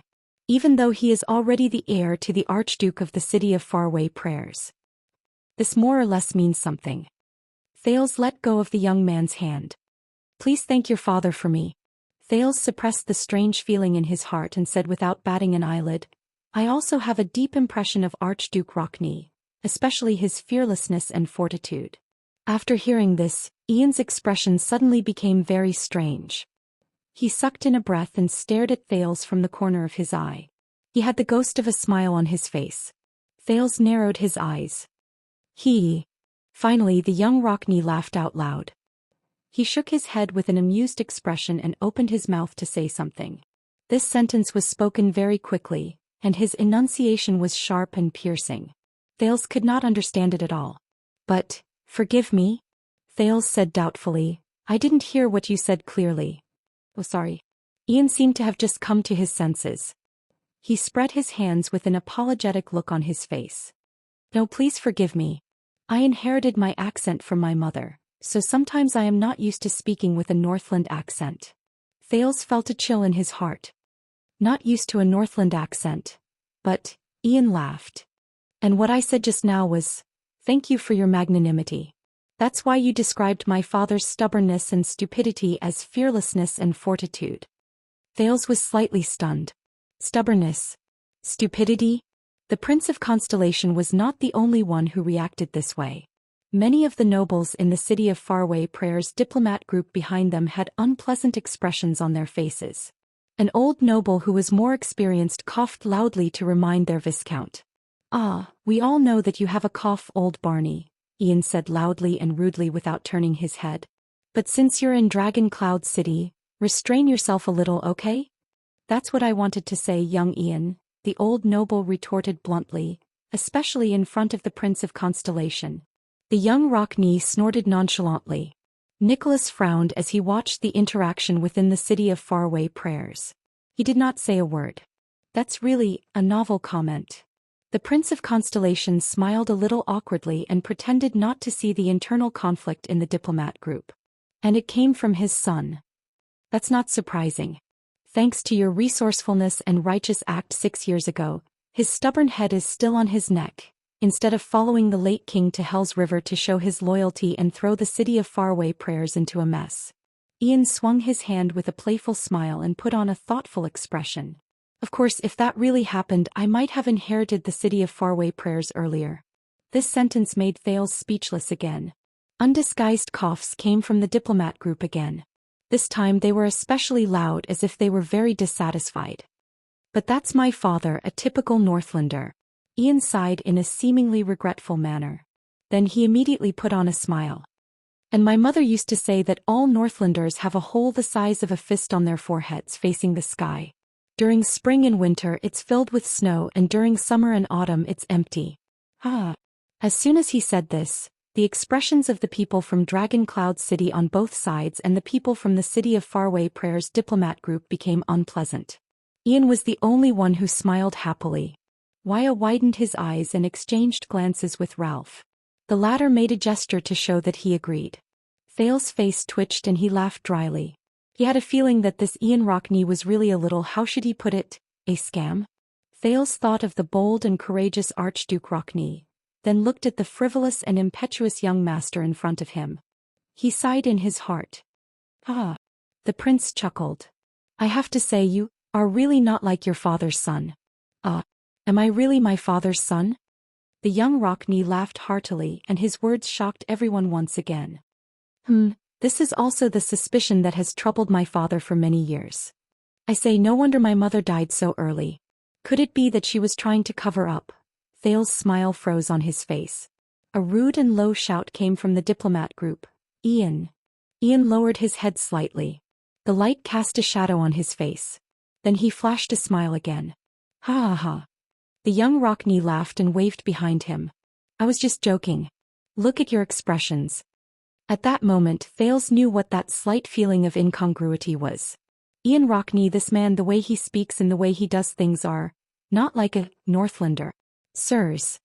As the receptionist, Nicholas looked warily at the two people who were chatting happily, at least on the surface. Perhaps we shouldn't let the Archduchess wait for too long? Ian looked at Nicholas and shrugged. Come, Prince. The young Rockney ignored the prince's awkward expression and put his hand on the latter's shoulder. Let's talk as we walk. I believe we will become good friends. Thales instinctively wanted to break free from his hand, but Ian only smiled. Trust me, Prince Thales. He looked elated, but there was a profound meaning in his words. There are many things we can talk about. For example, the Archduchess' marriage. Thales was stunned. Nicholas frowned. His expression was unhappy, but he did not say anything in the end. Also, Ian pushed Thales and moved forward with him. He smiled happily and said, what's more, he smiled happily and said, when facing Northlanders, I think we will definitely get along well. No, Thales gave up on getting rid of Rockney's arm around his shoulder. He sighed. Based on the current situation. Someone who can get along well with you. Probably only Ida. Thales gave Waya and Ralph, who had worried expressions on their faces, a reassuring look before he walked forward. Based on what you said just now, your mother is a foreigner? The prince recalled the scene just now and asked keenly, "From Kemu Union?" "Oh no, of course she is an extension," the young Rockney answered briskly. "And she is a local from the city of faraway prayers." "A local from the city of faraway prayers?" Thales frowned slightly. "But you just said that her accent is not Northlander." The young Viscount of Dual Wind City raised his eyebrows slightly and put on an expression that said, "I knew it." They followed behind Nicholas and slowly approached the Hall of Heroes. "You have never been to the city of faraway prayers, have you, Your Highness?" "I have not had that kind of honor." "No wonder." Ian shook his head in a slightly profound manner and clicked his tongue. He sighed. "When everyone talks about Extet, they always say that it is Northland, the kingdom of Northlanders, as if extensions are Northlanders." Thales' interest was piqued by the follow-up question in this sentence. But they have all forgotten." Ian turned his head and smiled faintly. "At the western border of Extet, there is at least one piece of territory that does not belong to the old Northland. Its people are not just rough and hot-tempered Northlanders." Thales was slightly moved. "The city of faraway prayers?" Ian nodded. His voice was steady and powerful. "The city of faraway prayers." No one knew whether it was intentional or not, but their footsteps slowly fell behind Nicholas. Long before the ancient empire, there was a barren land like this. The land stretched from West Billow Cliff in the west to the land of barren rocks in the east. The people who lived there struggled to survive, and they were called troubled citizens. That land was designated by the ancient empire as their West Billow province. It is very different from Northland province in the east and Toto province in the west. The difference is obvious. The young Rockney raised his head and gently touched the emblem of the knight's cannon on his shoulder. After the Battle of Eradication, Kulgan Rockney, the Truth Seeker, one of the 9 knights and a capable general under Rikuru the hero, brought his sword and axe to the land called West Billow. He went on a punitive expedition, expanded the territory, built castles, and finally announced to the troubled people on the conquered land that from that moment on, they were all extensions. "He was the first Archduke of the city of faraway prayers," Ian said with a chuckle. "He was different from the other Archdukes. The Truth Seeker was a Northlander. With the Way of Northland, he ruled over countless troubled people of West Billow." "I see." Thales seemed to be deep in thought. "I don't often hear about this in the great unity of Northlanders classes." Ian shook his head and sneered. "Of course, outsiders rarely care about this difference. Even the extensions from other places are the same." He raised his head with great interest and looked at the decorations around him that were full of Northland style. "It's no wonder. Among the 10 great territories of Extet, the Sentinel region and Defense City are on guard against the oldest line of defense of mankind in the north. Glacier Sea and Elefir City have to worry about the threat from the east coast. There's no need to mention the 3 territories in the south, which are near the northern territory of Constellation. Dragon Cloud City and Beacon Illumination City have been the center of Northland since ancient times. They can be said to be the heart of the kingdom. In comparison, the city of faraway prayers, which is located in the west, has a vast territory and is sparsely populated. It can only deal with desert bandits and merchants. It seems especially insignificant, doesn't it?" Nicholas turned around and gave them an indecipherable look. Ian immediately responded with a bright smile. "But you are still a member of Extet." Thales shrugged. "You even had a common elected king." Ian snorted softly. 300 years ago, if the Night Wing King had not dealt a heavy blow to the eastern part of the kingdom, he said with a sigh, the common elected throne would never have fallen into the hands of the Rockney family. They would not have been able to wait for King Lessa Rockney's coronation in the city of faraway prayers. You can tell a lot from the name, City of Faraway Prayers, praying far away. The young Rockney patted the prince's shoulder and said with a resigned expression, "To Extet, the city of faraway prayers is just a faraway part of their territory. It's so far away that no matter what happens in that wasteland, the other people in the kingdom only need to pray from afar, and it'll be considered that they've shown great mercy." Thales did not speak, but his judgment of the situation and his estimation of the city of faraway prayers' intentions had changed many times. But in the next second, Ian lowered his head and moved closer to Thales' ear. He whispered, "Most importantly, since it's not the land of the Northlanders, why would the Northlanders pay attention to it? Why would they care about whether the troubled citizens of West Billow are dead or alive? Thales shuddered a little. They only need to know that it still belongs to Extet. When they boast to outsiders, they can still use that huge territory to show off Extet's national strength. That's enough, isn't it? Ian still had his hand on Thales' shoulder. He raised a finger and said in a low voice, "So, many people of West Billow can't help but think that perhaps the Northlanders only care about the City of Faraway Prayers on the map. And this is the City of Faraway Prayers. This is the problem that the Rockney family as Northlanders has faced for the past 600 years. It sounds very troublesome," the prince said in a low voice. "Presumably, your father often has to worry about the doubts of the people under his rule, the so-called troubled citizens of West Billow?" Ian smiled faintly. "It's just like Dragon Cloud City, isn't it?" Thales did not say a word. But he could already tell what was going on. The young Rockney raised his head again and raised his voice to a normal level so that everyone could hear him. "The heavens have taken pity on us. For more than 600 years we have been taking care of ourselves." Ian turned his head. His smile was gentle. "Therefore 20 years ago the born king did not hesitate to give the order to aid the West in the name of the king and with the power of the entire city. Only then will the Rockney family remember this kindness forever. Hence, a loyal alliance can be formed." The young Rockney blinked lightly. "So, as vassals we are willing to follow a king like that until the end of his life." Thales raised his eyebrows and said in a low voice, "I understand." The prince pondered over Ian's intentions. This Viscount of Dual Wind City seems to be frivolous, meddlesome and speaks without thinking. But, from just now until now beneath the surface, what he wants to convey is... Thales raised his head and said in a low voice, "Why did you send a message to invite me here, Viscount of Dual Wind City? I am just a prince of a foreign country." Ian lowered his head and revealed a mysterious smile. "As I said, in order to propose to the Archduchess, I need a reliable witness." Thales' expression did not change, but he glanced at the people around him and deliberately walked faster. He frowned slightly. "How do you know that I am reliable?" Ian snorted through his nose.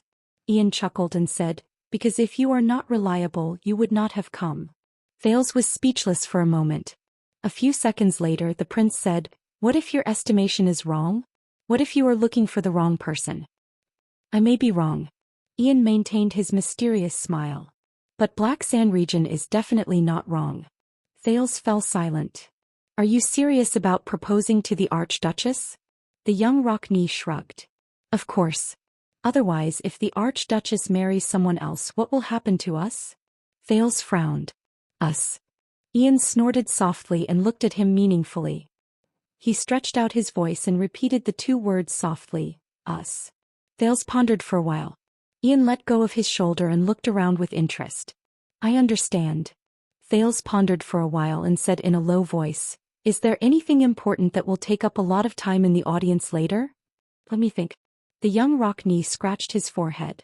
"Other than the hypocritical greetings to each other, there will also be a personal letter from my father written in the style of an ancient knight, and a crying plea for Dragon Cloud City to be merciful and send troops to save us, who are in a terrible predicament. In the end, I will grit my teeth and criticize the king's crimes, and invite Dragon Cloud City to join the camp of justice. That's all." Thales nodded and resisted the urge to ridicule him. "Then hurry up and end it. Tonight, I will invite the Archduchess and you to the dining room for a small gathering to discuss the truly important matters. Just the three of us and perhaps Regent Leespan if he insists as always." At that moment Ian's eyes lit up. "I look forward to it." The young Rockney curled up the corners of his lips. "I promise, it will end as soon as possible." In the next second they finally arrived at the door of the Hall of Heroes. The members of the diplomat group tacitly stopped in their tracks, tidied up their clothes and looked at Ian sternly. Their gazes made Thales feel rather uncomfortable. Ian could only exhale and flick the emblem of the knight's cannon on his shoulder. "Are you ready?" Nicholas narrowed his eyes and observed the group. Then he waved his hand. Amidst the heavy rumbling, the two guards pushed the door open steadily. Rows of Archduchess personal guards and the Archduchess throne at the end of the hall were revealed. Behind the throne was the ferocious, pitch-black Soul Slayer Pike. Everyone in the hall turned their gazes to the entrance of the hall and looked at the guests from the City of Faraway Prayers. Ian narrowed his eyes and looked at the ancient hall that represented Dragon Cloud City. Under the illumination of the sun and lights, the relief sculpture of the cloud dragon spear at the top of the hall was extremely conspicuous. It made the usually dark and heavy Hall of Heroes look even more dignified and steady. Relax. Thales punched his shoulder and snorted. You're much luckier than I was the first time I came. The prince looked at the Hall of Heroes and remembered his unlucky first visit. He could not help but lower his head and sigh. Is that so? Ian snorted softly and walked forward into the hall. Asterisk thud thud thud. Asterisk the sound of footsteps rang. Guests from the city of faraway prayers, the herald said. But in the next moment he was immediately interrupted by an even louder voice. Honorable Archduchess Saroma Walton. Ian walked steadily on the stone floor and shouted loudly over the herald's voice. I am Ian Rockney. On behalf of my father, the Archduke of the city of faraway prayers, Colgan Rockney, I extend my sincere greetings to you. What? Everyone in the hall craned their necks in surprise and looked at Ian Rockney, who was walking over slowly and did not treat himself as an outsider at all. Thales sighed. He thought of Croche, whom he had met before, and wondered why there were so many strange people lately. And all of them liked to introduce themselves? The prince subconsciously took a step back and widened the distance between him and Ian. Under the strange gazes of the Archduchess guards, Count Leespan, Viscount Lysden, and other nobles of Dragon Cloud City, as well as Nate Monty, who also came from the city of faraway prayers, Ian Rockney did not stop walking. He looked at the Archduchess on the throne with great interest and sized up her appearance. This is my first time in Dragon Cloud City. Forgive me for being unable to contain my excitement. In her seat, Saroma, who was dressed to the nines, seemed a little restrained. She pursed her lips and tensed up. Thales subconsciously clenched his fists. The Archduchess took a deep breath and nodded at Count Leespan, who was sitting beside her. She then cleared her throat and said, Thank you for the concern of the city of faraway prayers. However, once again Ian Rockney from the city of faraway prayers exceeded everyone's expectations.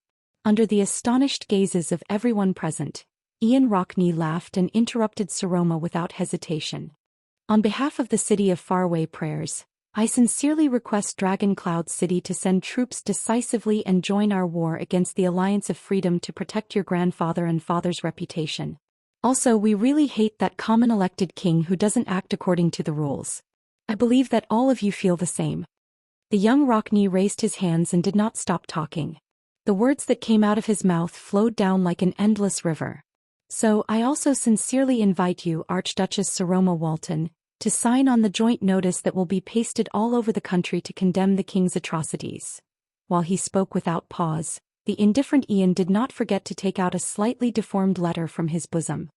He blew on the obviously damaged seal and handed it to the Star Killer, who stared at him in puzzlement.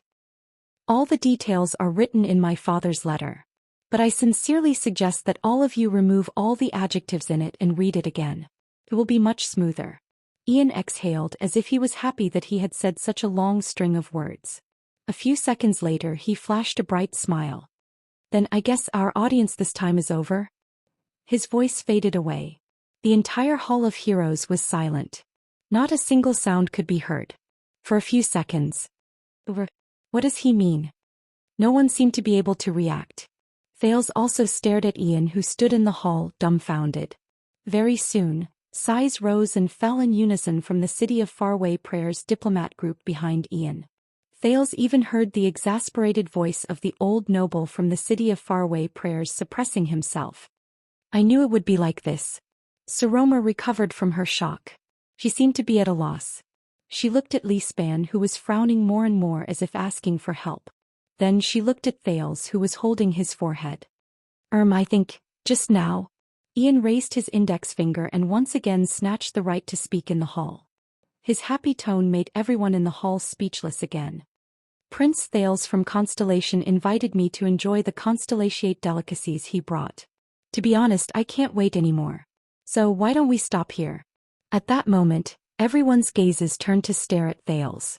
Under everyone's gaze, the Prince of Constellation scratched his forehead in pain. He could only show an ugly and awkward smile with his twitching face. Ian Rockney. This guy. I promise that it will end as soon as possible. This guy.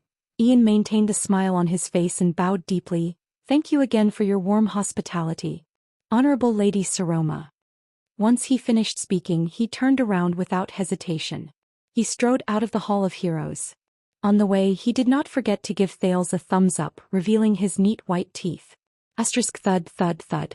Asterisk Ian's footsteps gradually faded away, just like how he came, until he could no longer be heard. He left behind a hall full of well-dressed nobles and guards in the city who looked around in astonishment. In the silence of the crowd who did not know how to react, a clear cough rose. This is really... Regent Lisbon's expression became very unpleasant. He said vaguely, "What a surprise." About that, all of you know. Nate Monty, the Raven of Death who had met Thales once before, stood at the lower end of the hall. He seemed to be a little embarrassed as he pouted. He spread his hands and chuckled at the people in the hall. This is why His Grace sent me as the diplomat group's vanguard. The Star Killer held the letter Ian shoved into his hands and stared at Monty with an unpleasant expression. I see. Monty. So this is what you meant when you asked me to properly entertain Sir Ian. Also, let me introduce you, everyone. The person you saw just now is Ian Rockney, the Archduke's son and the Viscount of Dual Wind City. Monty laughed and pointed in the direction where Ian left, as if he was trying to dispel his mockery. The nobles gave him a nickname. Monty shook his head. He looked like he wanted to laugh. Ian the Nuisance. The hall became quiet again. It was so quiet that Thales wanted to sneak away. Amidst the awkward atmosphere, a voice suddenly called out to him. I'm sorry to disturb you again. Everyone turned their heads in unison. Beside the door, Ian Rockney's face reappeared. He still had a smile on his face as he spoke to the people in the hall, who had very interesting expressions on their faces. Excuse me, where is my room? Chapter 312.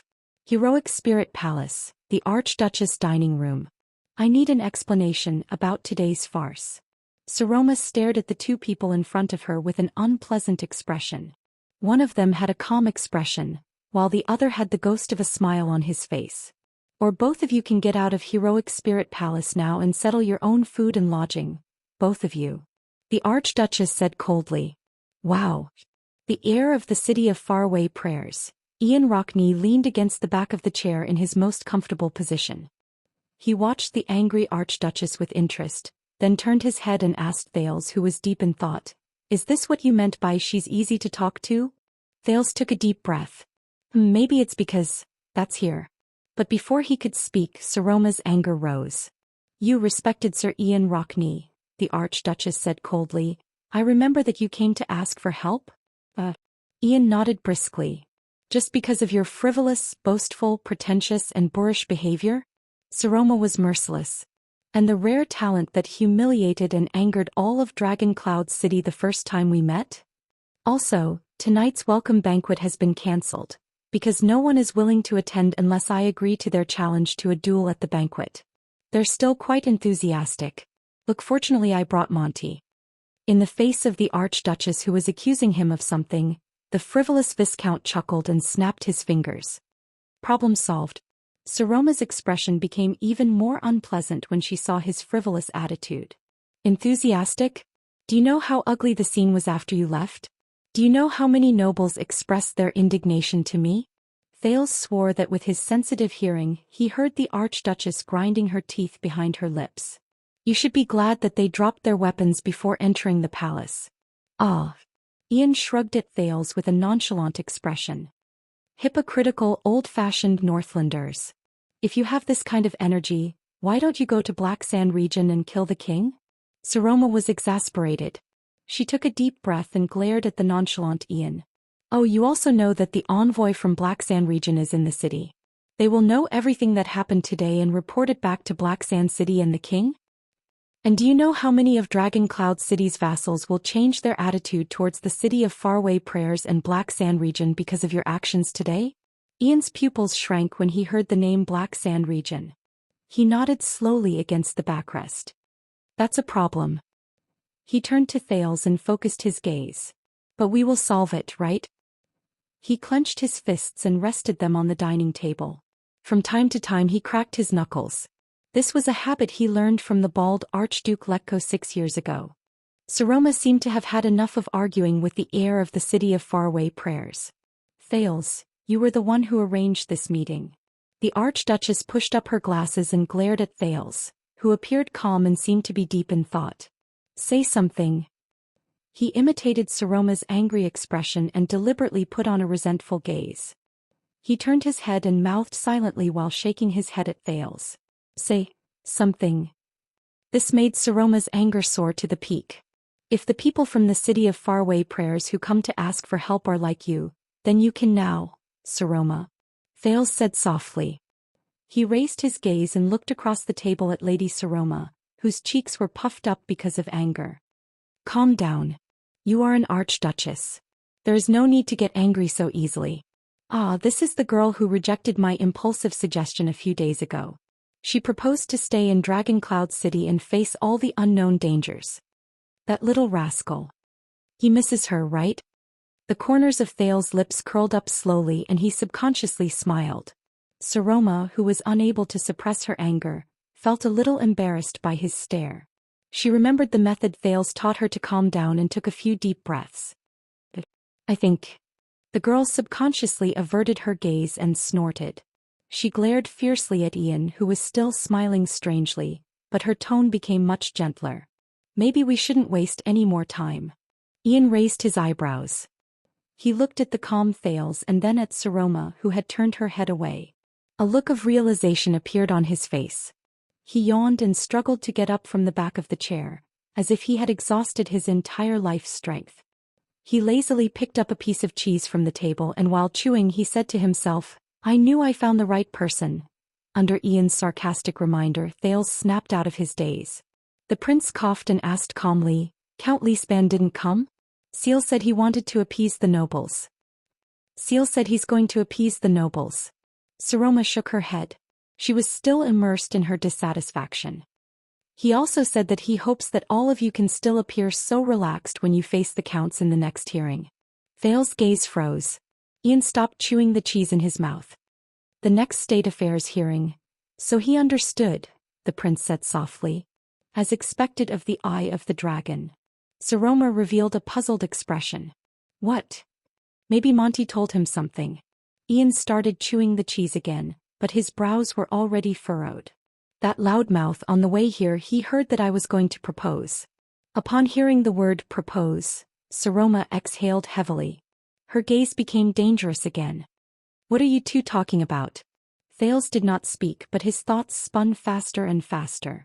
Only Ian forcefully swallowed the cheese in his mouth, tilted his head and smiled disapprovingly. It seems that you are not as smart as you look, my lady. As expected, beauty and wisdom are mutually. Before he could finish his sentence he angered the Archduchess again. And you are even more annoying than your nickname, Saroma said coldly. Ian was slightly stunned at first, then he smiled and shrugged shamelessly. It is my honor. Thales sighed, determined not to remain silent anymore. Saroma. The prince sat upright and still looking at the two of them seriously. This is Ian Rockney representing the city of faraway prayers. Following his gaze, Saroma and Ian exchanged glances. One of them was vigilant and the other did not think much of it. And he is here to propose to you. Thales said flatly. Saroma did not move. But in the next second the Archduchess sneered. Is that so? Thank you for your introduction. Saroma stared at Thales with an unfriendly gaze. The accusation and anger in her eyes were practically overflowing. She sized up Ian with a gaze that did not hide the disgust in her eyes. She said sarcastically, At least he is about the same age, right? Thales did not speak. The one who answered was Ian. See, she still doesn't understand. The heir of the city of faraway prayers did not even look at the cold-faced Archduchess. He smiled contemptuously, shrugged and said to Thales, My mother used to say that if a woman was in charge she would— I don't know what your mother said, Ian. Thales turned his head abruptly and interrupted him coldly. Ian froze for a moment. His raised finger stopped in midair. To be honest, I don't care either. The Prince of Constellation's expression was solemn. But if you still want to complete your mission this time, then show some respect. She is the Archduchess of Dragon Cloud City and the key to this game. He watched as Ian's playful gaze slowly faded away and he said in a deep voice, She is also my friend. Ian was stunned. And you, Saroma? Thales stared into the Archduchess' eyes seriously. Please believe me, we are standing on the same side of the chessboard. This guy is like this. We have to get used to it slowly. Saroma snorted softly as if she was still angry at Ian. But she did not speak again. Ian breathed softly and frowned as if he had understood something. Oh. The next moment, Ian leaned back and moved closer to Thales' ear. He extended his hand to block the Archduchess' line of sight and whispered, "Why, you haven't tamed her yet?" This time it was Thales' turn to be stunned. The solemn expression on his face had yet to disappear. He asked in astonishment, "What? Tamed?" Ian sighed with regret as if he was exasperated that Thales had failed to meet his expectations. Saroma revealed a suspicious expression as she stared at the two men who were whispering to each other. "You know, you are the one who helped her to her position." Ian suppressed his voice. His tone was full of annoyance and dissatisfaction. "And it has been 6 years, Your Highness. Even a princess of a country doesn't need to wait for so long, right?" Thales blinked as if he had understood a little. Men will more or less treat their first woman differently, but... Ian pouted and put on a bitter expression as if he had been through this before. He continued to speak with great bitterness and resentment. "Unless it's in bed, don't let her climb over your head." Thud. A muffled sound was accompanied by Ian's pained grunt. The air of the city of faraway prayer's face was contorted. He hugged his stomach and sat back on his chair. His face was filled with the pain of betrayal. After Ian and Thales, Saroma was also stunned. She looked at them in confusion. He had some stomach pain, but he's fine now." Without changing his expression, Thales retracted his elbow. He did not even look at Ian, who was pale and drenched in cold sweat. "Let's get back to business." "Saroma." The prince took a deep breath and leaned closer to the table. He said seriously, "You have to know that even though it's a proposal, it's impossible for him to succeed." Saroma's gaze flickered. "There is only one direct ruler left in Dragon Cloud City. In a situation where there is no external force or pressure, it is impossible for you to marry an outsider with considerable power." Thales exerted a little force in his palm and shook off the suggestion Nuven gave him in his mind. Internally or externally, logically or emotionally, it is impossible for you to form a marriage alliance with an outsider who has considerable power. For the vassals of Dragon Cloud City, this is tantamount to attracting a terrifying foreign enemy out of nowhere and taking away power from them. For the Archdukes of Extet, this means that the next heir of Dragon Cloud City and the City of Faraway Prayers is likely to merge the two into one. This is tantamount to an imbalance in the balance of power in the 10 territories. Thales looked at the Archduchess sincerely. And the City of Faraway Prayers is not strong enough to ignore or even suppress these objections. Whether it is the vassals, the archdukes, or even the king, none of them will allow you to marry. As she listened to the prince's words, Saroma's mind wandered for a moment. So, an outsider's proposal. Saroma stared at Thales. Saroma fixed her gaze on Thales. "They won't allow it, will they?" "Will they?" Thales felt very uncomfortable under her stare, so he quickly averted his gaze. "So he sent word that he came here to propose to me, to..." Ian, who was stroking his stomach with a displeased expression, snorted coldly. "Of course, it is to lure out the Prince of Constellation, who rarely shows himself, but plays an important role in Dragon Cloud City's politics. If you want to win over the Archduchess, you have to start with Thales Jadestar." Thales froze for a moment. The Archduchess blushed, which was a rare sight. Once he understood, Thales' expression immediately darkened. "Is this how the rumors are spreading outside? At least that's what Black Sand region does, isn't it?" Ian sighed and said in a joking manner. "What did the king give you in order to win you over? 20 virgins?" Thales automatically ignored Ian's joking tone. His nerves tensed up in an instant. "What did he give me?" It was as if King Chapman's victory was within his grasp and he had him firmly in his palm appeared before his eyes again. Thales resisted the urge to look at Saroma. "Damn it. I can't let my guard down against this seemingly frivolous young master." "Why?" the second prince asked in return without batting an eyelid. "Are you going to be generous and say, 'I'll give you double'?" Ian flashed an indecipherable smile. "I'd be happy to." Ian shook his head with his usual expression before he slowly added the last sentence. I'll be happy to. He then added slowly, if they give you a slap. The Prince of Constellation responded with a cold snort in annoyance. But when he thought of Lampard's words, his heart turned cold. Although it's not a slap. But it's almost there. Saroma sighed softly. Let's get back to the main topic. So, the marriage proposal is just an excuse? It's not just an excuse. It can also explain a lot of things. The smiling Ian had an understanding look on his face. He clicked his tongue at Thales and moved his hands in an exaggerated manner. Look, the moment we mention the Archduchess marriage, with a bang, a living Prince Thales appears. Thales rubbed his forehead and exhaled in pain. How old are you this year, Ian? 19. Ian's smile remained. I'm just 1 year older than the Archduchess. No, 4 years older. Thales quietly added. He exchanged a glance with Saroma in tacit understanding. Is that so? The prince said faintly, I feel like you've just turned 9. In view of your glorious deeds when you were 7 or 8 years old. Ian knocked on the table, picked up another piece of buttered bread, bit into it and said with a muffled voice, I'll take this as a compliment. Thales exhaled. He gradually grasped the way to converse with the Viscount of Dual Wind City. Thales' thoughts raced as he recalled the conversation just now.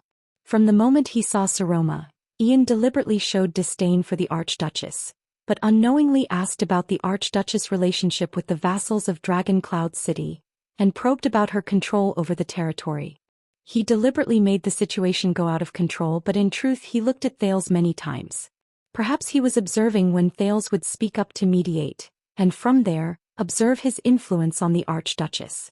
He also indirectly probed about his actual relationship with the Archduchess. Twice.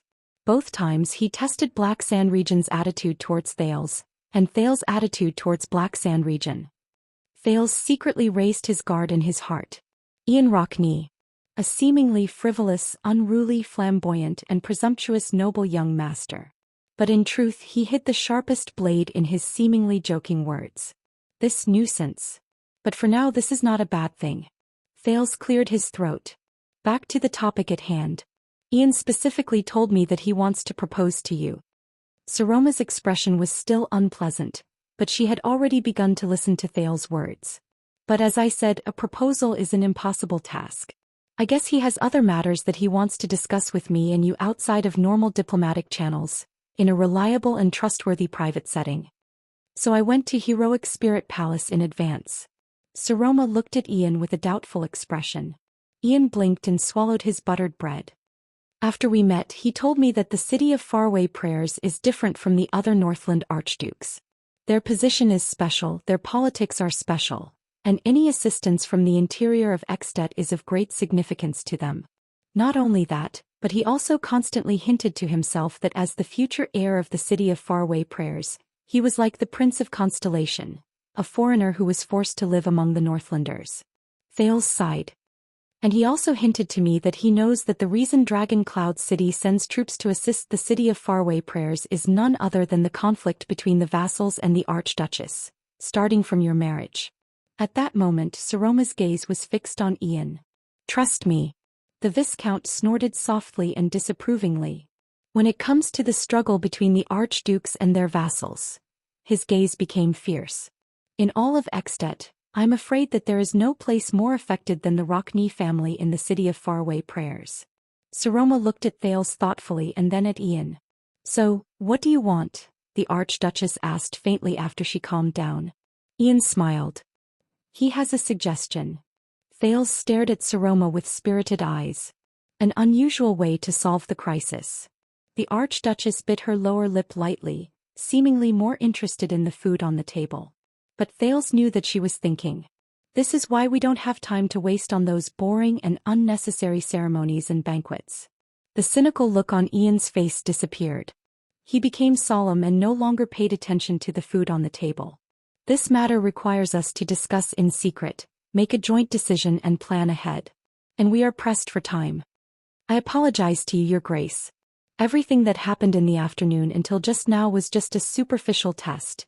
Ian enunciated his words firmly. Please believe that the city of Faraway Prayers is not just a supplicant who came to beg for help. In fact, I came with sincerity and I also know your current difficulties and predicament. The City of Faraway Prayers will use our method to solve your problem in exchange for your promise and assistance. And what I need is just a little bit of your trust. No one spoke. The lights in the dining room flickered slightly, casting the shadows of the three people in the room. They looked like a small boat drifting along the waves. Saroma looked at Thales sternly. At that moment, for some reason, Thales remembered the scene of them fleeing for their lives in Dragoncloud City 6 years ago. The Prince of Constellation nodded at her. Finally, the Archduchess turned her head around. She was serious and calm. And what is your method to help me solve my problem? Ian Rockney of the City of Faraway Prayers grinned. He nodded slightly at Thales. In the next second he looked at Saroma gently and spoke softly. He uttered those familiar words again. Propose. Chapter 313. Saroma frowned and impatience reappeared on her face. You must have a very good reason for returning to this topic. Thales coughed unnaturally. Saroma. But before he could finish his sentence, Ian chuckled. I mean, no offense. Don't think too highly of yourself, my lady. The heir of the City of Faraway Prayers raised a finger and shook his head slightly. You have to know that not everyone will cry, fight to the death to marry you. Saroma's expression changed. Ian abruptly turned his head and looked at Thales with a mysterious expression. Am I right? Thales became embarrassed. He coughed unnaturally again. Saroma, he means, I know what he's talking about. Saroma stared coldly at Ian, then turned to Thales. A slight contortion appeared on her fair face. He's right, isn't he? Obviously, I can't make people who don't like me fall head over heels for me. I'm not the main character in a legend. Oh my God. Thales lowered his head stiffly. As if he had discovered a new world, he suddenly realized that the food on the table was delicious. Ian curled up the corners of his mouth. He looked at her, then at Thales, and smiled. Neither of us is the main character in a legend. Unless we write our own legends. Thales retracted his outstretched hand, which was reaching for the food. Saroma exhaled, suppressed the displeasure in her heart, and looked at the rude guest. The Archduchess raised her eyebrows. And that is. However, Ian only smiled meaningfully before his expression turned solemn. My lady, your highness, we are now facing the same problem. Ian looked particularly special when he was serious. His facial features, which were slightly different from the traditional Northlanders, made people unable to help but stare at him. A few months ago, our respected King Chapman Lampard issued a new enfeoffment law in Black Sand region. Saroma and Thales finally put aside their awkwardness and listened attentively. The dining room seemed to have become a war room at this moment. Ian imitated Thales and knocked on the table. Do you know what this means? He tilted his head, his expression serious. The Archduchess frowned slightly, then nodded, unable to hide the displeasure in her tone. Yes, I've heard about it. Everyone is saying that he's imitating the cruel laws of the Empire, eliminating dissidents. For example, setting the standards for a commoner to become a noble. The king's decree. The standard of nobility. The prince suddenly remembered some knowledge that should not have appeared in this world. He also remembered the discussions he had with Hicks over the past few days, as well as Putre's advice, both overtly and covertly. Thales sighed, shook his head and interrupted Saroma. No, Saroma, the laws are just the surface. It is not important whether they are strict or not. The real key is the flow of power behind the scenes. Saroma gave him a questioning look. King Chapman wrote all the traditional noble rules that have been passed down since before the joint ruling pledge. Whether they are obscure or not, written or unwritten, habitual or not, compromising or not compromising, secret or not, and placed them in front of his own city gate. The prince remembered Lampard's words on the carriage. He remembered the courage and will of the terrifying King Chapman, who held the chess piece called Extet in his hand and played a game of chess with the Sage of Constellation from more than 100 years ago. He could not help but feel sentimental. He tried to superimpose the authority of the king on the autonomy of the nobles, and put the interpretation and implementation of the joint ruling pledge in his own hands. He offended the old nobles and vassals who have a long history and supported the Lampard family to rule Black Sand region since the beginning of the kingdom's establishment. If the decree comes into effect, it means that Chapman's will overshadow the traditional customs and rules. The lives and power of the vassals will no longer belong to them, and they will no longer be shared with the king. They will only belong to the king. Saroma did not say anything. Ian sneered and shook his head. The corners of his lips curled up. In other words, he made a huge mess. He made him face the most difficult situation since his coronation. He looked at Thales. There is always a price to pay for change. He wanted to challenge the natural rights of the vassals, but he was also shaking his own natural rights and eroding the foundation of his rule. The old nobles and vassals in Black Sand region objected in unison. Count Mend made a public announcement and fiercely rebuked his suzerain. The Devenson family said that as long as the king did not revoke the decree, the tax resistance of all the vassals in their county would be extended indefinitely. Count Peruno went to Black Sand City to confront the king in a high-profile manner. The Ika family even recalled the 900 warriors who were stationed at the border to guard Broken Dragon Fortress according to their duty. All of Black Sand region became King Chapman's enemy overnight. The heir of the city of faraway prayers smiled faintly. This is his miscalculation. The second prince had lived in Heroic Spirit Palace for a long time. Although he had heard that Lampard had encountered a lot of trouble, this was the first time Thales heard the specific predicament Lampard faced. Sounds terrible. He recalled the king's complicated gaze in the carriage again and his sentimental words. All the decrees I tried to implement were met with many difficulties. Even in Black Sand region there was a lot of resistance. My vassals' accumulated resentment is boiling, and they are ready to make trouble. Thales thought of something. He was about to speak but the Archduchess spoke first. How strange. Saroma furrowed her brows. Seal once told me that the vassals each have their own interests and schemes. They won't easily show their blades to the king, and it's also very difficult for them to gather their standpoint and come together. What's more, they're facing Lampard and he's the king. If they don't have external help and trump cards, those opponents in Black Sand region might not be so confident, organized and coordinated. In the face of the Archduchess' question, Ian put on a rather profound expression. The dining room was silent for a few seconds. Wait, it's you. Soon the Archduchess moved a little and said in sudden realization, it's you, the Archdukes, supporting their actions against the king and even making promises? Thales' gaze shifted. Perhaps as the Archduchess of Dragon Cloud City, she had improved in the past 6 years. It was just that he had never noticed it in the past. Ian bowed slightly in his chair, displaying a perfect etiquette. This was indeed rare among Northlanders. How can we miss this opportunity? Ian straightened his back, looked at the frowning Saroma and chuckled. It's not just us, Defense City and Elafir City are also helping. The Viscount nodded complacently. Other than the Archduke of Beacon Illumination City, who has just inherited the throne, and the Stustel family of Sentinel region who remains neutral as usual, the Archduke of Glacier Sea has also expressed his willingness to join us. Soon, Prestige Orchid region and Reformation Tower, who are also in the south, will also send a reply. This is a collective conspiracy. The king in Black Sand region, who is different from the rest, is our target. Looking at Saroma's unmoving expression, Thales knew that she was thinking of that day 6 years ago. That black ring. That blood-stained crown. That howling girl. Thales' heart was filled with an inexplicable emotion. In the dining room, Ian was like a hunter with a bow and arrow in hand. He flashed a confident smile. The arrow has left the bow and the sword has been unsheathed. Lampard's bargaining chips are disappearing. His vassals are dissatisfied, his people are suspicious, his taxes are decreasing and his army is loosening.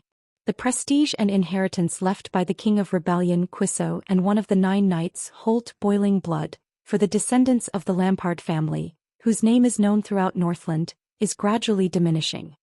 The Prince of Constellation carefully recalled Lampard's character and methods. Suppressing his subconscious disapproval, he listened to Ian in silence. Before long, perhaps half a year or even a few months, the king's rule will be shaken. The natural authority of the Iron Fist family will dissipate, and his decrees will no longer be able to leave the castle. He will become a powerless and lonely king, obediently enduring in his own castle until the next king's selection. Ian took a deep breath and suddenly changed the topic. However, when everything was going according to plan and he was only one step away from success, a small accident happened, he said, somewhat vexed. Saroma lowered her head and pondered. You mean a crisis broke out in the Alliance of Freedom and they tried to break away from Ekstedt? Ian flashed a smile of approval. And the city of faraway prayers happened to be the first to bear the brunt of this accident, the Archduchess said slowly. Was this really an accident? It is understandable. Reaching the top is imminent and there will be obstacles. Ian exhaled and nodded. A cornered beast will still fight. Even a half-breed orc on the verge of death has the power to fight back, much less a usurper who killed his elder brother and the king. Hearing Ian's words, Thales could not help but frown. During these few minutes, Thales did not interrupt. He quietly watched the conversation between Saroma and Ian, and suddenly felt an inexplicable sense of unfamiliarity. That little rascal who hid behind me and wiped her tears, Saroma, who has been sitting on the Archduchess seat with fear and trepidation all these years. When did she become an existence who can play chess with her opponent at the negotiating table and conspire with her ally? Sentimental, gratified, disappointed, frustrated. Complicated thoughts formed by countless emotions surged into his heart. Why didn't I realize it in the past 6 years? Why now when I'm about to? But Thales immediately clenched his fists. No, this is not enough. Her opponent, her ally, this is far from enough. It is precisely because of the archdukes led by the city of faraway prayers and their external support and guarantee that the old nobles in Black Sand region can rebel against the king without hesitation. Ian sighed. But we cannot turn a blind eye to the Alliance of Freedom. To be honest, based on the information I recently received, the situation in the Alliance is already irreversible. A peaceful solution is impossible. But if the army of the city of faraway prayers is busy on the campaign, and the Rockney family's hands are tied to the stake known as the Alliance of Freedom, he spread his hands and shrugged. Then to the king's opponents, the promise of the city of faraway prayers will not be so reliable. Thales snapped out of his thoughts and quietly took over the conversation. At the same time, it will be easier for the king to suppress the opponents who are isolated and helpless, get through the crisis, and even further consolidate his authority and reshape Black Sand region that belongs to him. Clap. Ian clapped his hands softly.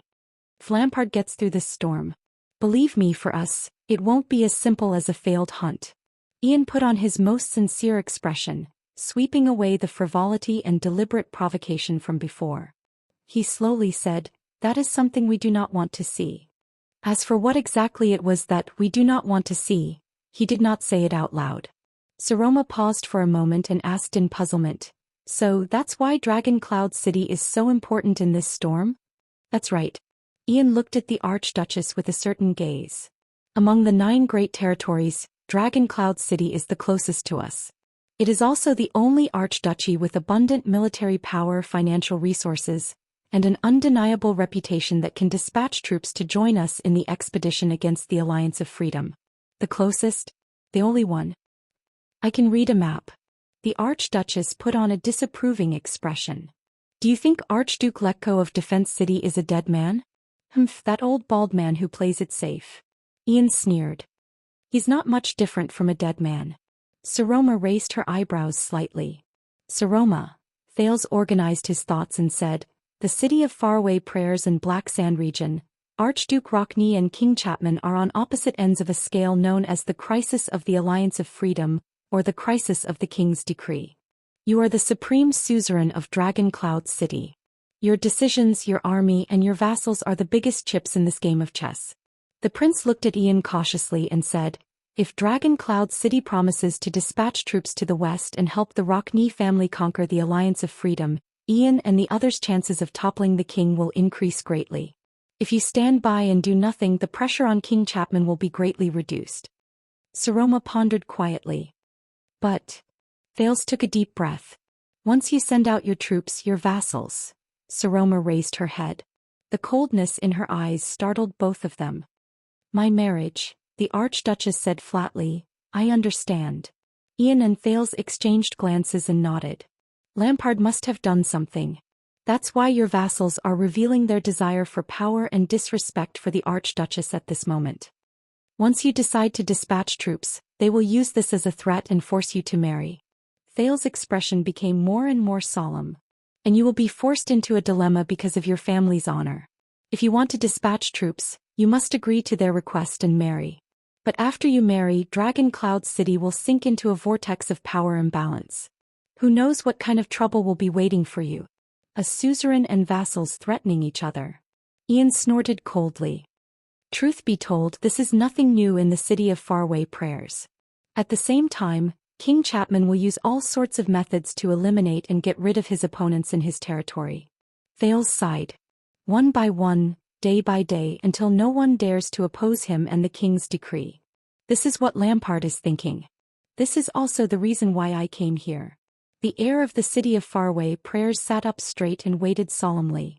My lady, whether it is to go to war for Dragon Cloud City, redeem the Dragon Spear family's reputation, or extend a helping hand to the city of faraway prayers to thwart the king's rebellious actions, this is a war you have no choice but to fight. Ian's eyes were bright. It was hard to believe that a few hours ago he was still the maverick and infuriating descendant of the Archduchess. We are on the same side in this game of chess, facing the same opponent. Saroma did not say a word, but the seriousness in her eyes was unprecedented. She cast a glance at Thales, and the second prince returned her gaze with encouragement. But we also saw that Lampard used your vassals to hold Dragon Cloud City back. The envoys of Black Sand region did not come to Dragon Cloud City just because they were bored, Ian said seriously. After the city of faraway prayers, the Dragon Spear family's hands are also tied. So the city of faraway prayers did not just come here to ask for help. It is unrealistic to ask for help from a person whose hands are tied. So, Saroma took a deep breath. You mean? Ian nodded gravely. We are here to help. If the city of faraway prayers and Dragon Cloud City are two people whose hands are tied at the same time, then what we have to do next? He made a knife-like gesture with his hand. I will first help you untie your hands, then you will help me cut the rope. The Viscount of Dual Wind City and the other two exchanged glances. Then stand up together and beat up the person who tied us up. Chapter 3:14. The dining room fell into silence once again. Until the girl broke it. So, you deliberately provoked Dragon Cloud City this afternoon and let everyone see your rudeness. Saroma furrowed her brows tightly. Was it to prepare for this step? Ian winked pleasantly. The Archduchess seemed to be deep in thought. A proposal. Will it work? I'll still say the same thing. If you marry someone else. Ian glanced at Thales, seemingly unintentionally, and patted his shoulder. Then what should we do? Thales felt Saroma's gaze sweep over him from time to time. That gaze was the helpless gaze the little girl once cast at him in the library, the Hall of Heroes, Shield District, the prison cell, and in front of the 5 archdukes. Thales felt a sense of familiarity, but also an awkward sense of unfamiliarity. But Thales Jadestar, what am I to you?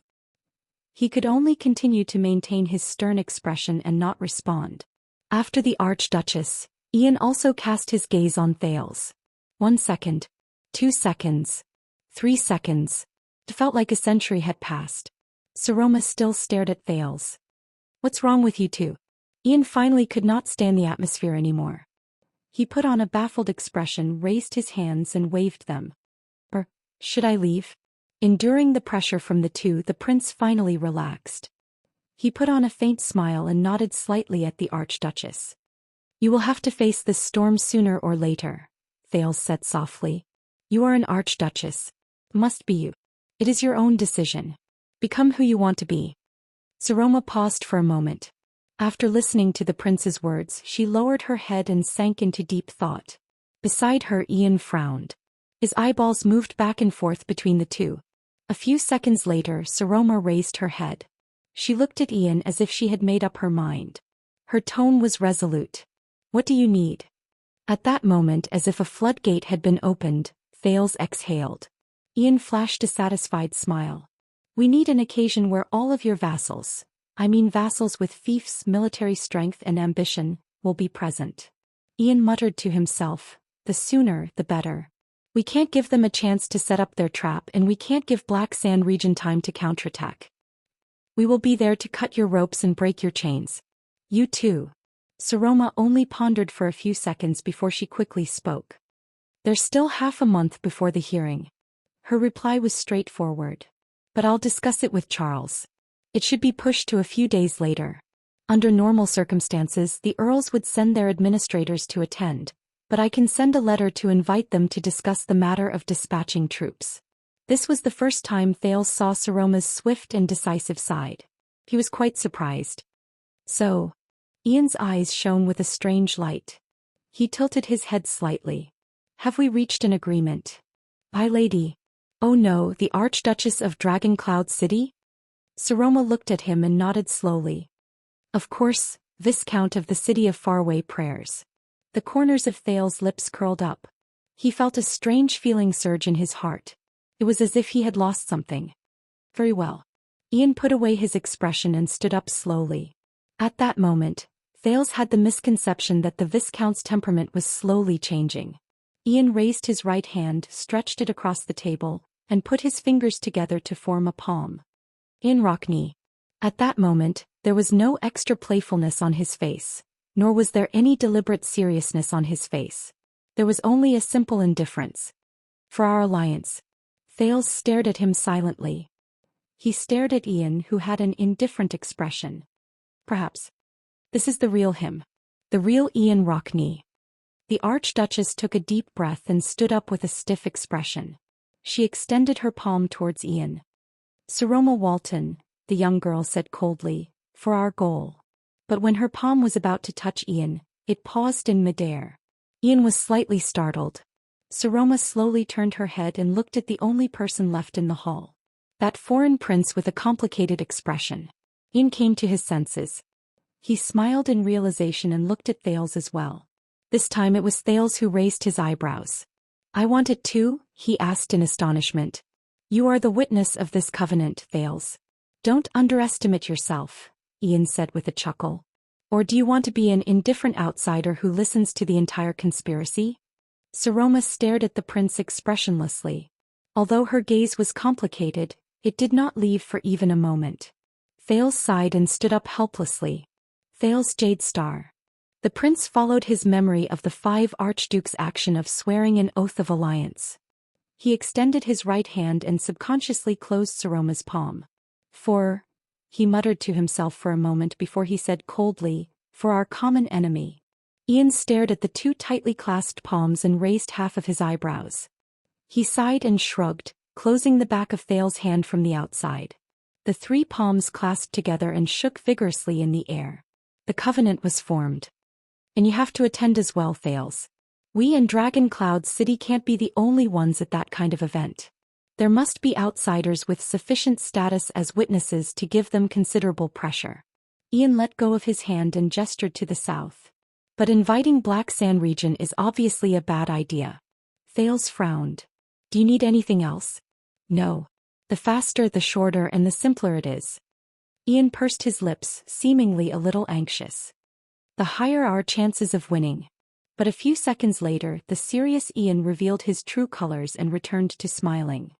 Of course, our Prince of Constellation can also write a letter and ask Constellation to dispatch troops from Western Desert Hill, cross the Great Desert, and attack the Alliance of Freedom from the south. And with us being attacked from both the east and the south, Ian laughed and picked up another piece of cheese to ease the tension. The war will end in less than 2 months. Thales rolled his eyes. Right, then I'll be in trouble when I'm a hostage in Extet. Guess will Lampard publicly order the execution or hire an assassin? I think rather than Constellation you should ask for help from the orcs in the desert. It's more realistic. Ian mumbled and began to struggle with the cheese. Saroma's expression darkened. What are our chances? Ian shook his head and said vaguely, let's see how far we can go. He did not even look at them. His gaze was focused on the food in his hand. His cheeks moved back and forth as he chewed, but the words he said could not help but startle them. As I said, we are writing our own legend. It was a pleasure talking to you, Madam, Your Highness. Ian swallowed the last mouthful of cheese, turned around without hesitation, and walked out of the dining room without the slightest bit of politeness. Thales was left behind deep in thought. And the baffling Saroma. The 2 of them looked at each other in silence in the dining room. Saroma sat down and did not say a word. Thales watched her quietly. After a while the young girl suddenly said, a proposal, right? Did you know from the beginning or did you only realize it after? There was no need for anyone to remind them.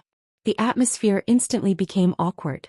Thales exhaled and said awkwardly, that was just a tactic, Saroma. But the Archduchess immediately interrupted him. You believe him? She looked outside the door, her emotions indiscernible. Thales looked at the young girl's side profile and forced a smile. Oh, but I believe you. Saroma's expression changed slightly. Thales walked to the window and looked out at the lights outside Heroic Spirit Palace. 6 years. Dragon Cloud City. What is this city to me? The second prince closed his eyes and shut Dragon Cloud City out of his sight. He sighed. Promise me, Saroma. On the next day of the council hearing, no matter what happens, don't do anything stupid. Saroma was stunned. What? Don't care about others. Don't care about anything else. Don't hesitate. Just choose the path that suits you and the Archduchess best. That's enough. Thales turned around. His expression was as cold as ice, as if he was about to face the most difficult test in the world.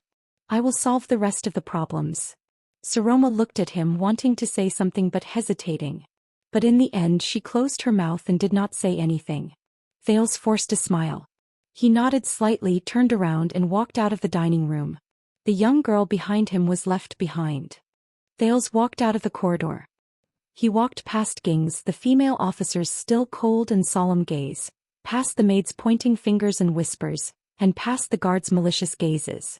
Just like how he had walked past them countless times in the past 6 years. Then, as he was about to leave the palace gate, he was stopped. This afternoon in the hall, I noticed the way they looked at you. Thales frowned and turned around. Ian Rockney was standing at the corner. He called out to him while flashing a fake smile at a guard who did not look like someone who was easy to deal with. The heir of the city of faraway prayers turned around and quickly caught up with Thales, leaving behind the guard's knife-like gaze. He smiled and said, I don't think she can protect you, especially among these Northlanders. Thales sighed slightly. So, you did it on purpose. You pushed me to the front of the stage again to be scrutinized. They walked past a pair of patrolling guards in the corridor. They seemed to be the Archduchess' personal guards. The leader narrowed his eyes and sized up the pair. Ian shrugged slightly and said in a low voice, You know, the city of faraway prayers is the most remote territory in Extet. It is far away from the king's tentacles and we are adjacent to the great desert. Thales raised his eyebrows. So if you are in the city of faraway prayers, you don't have to worry about the king's threat. My father also welcomes you.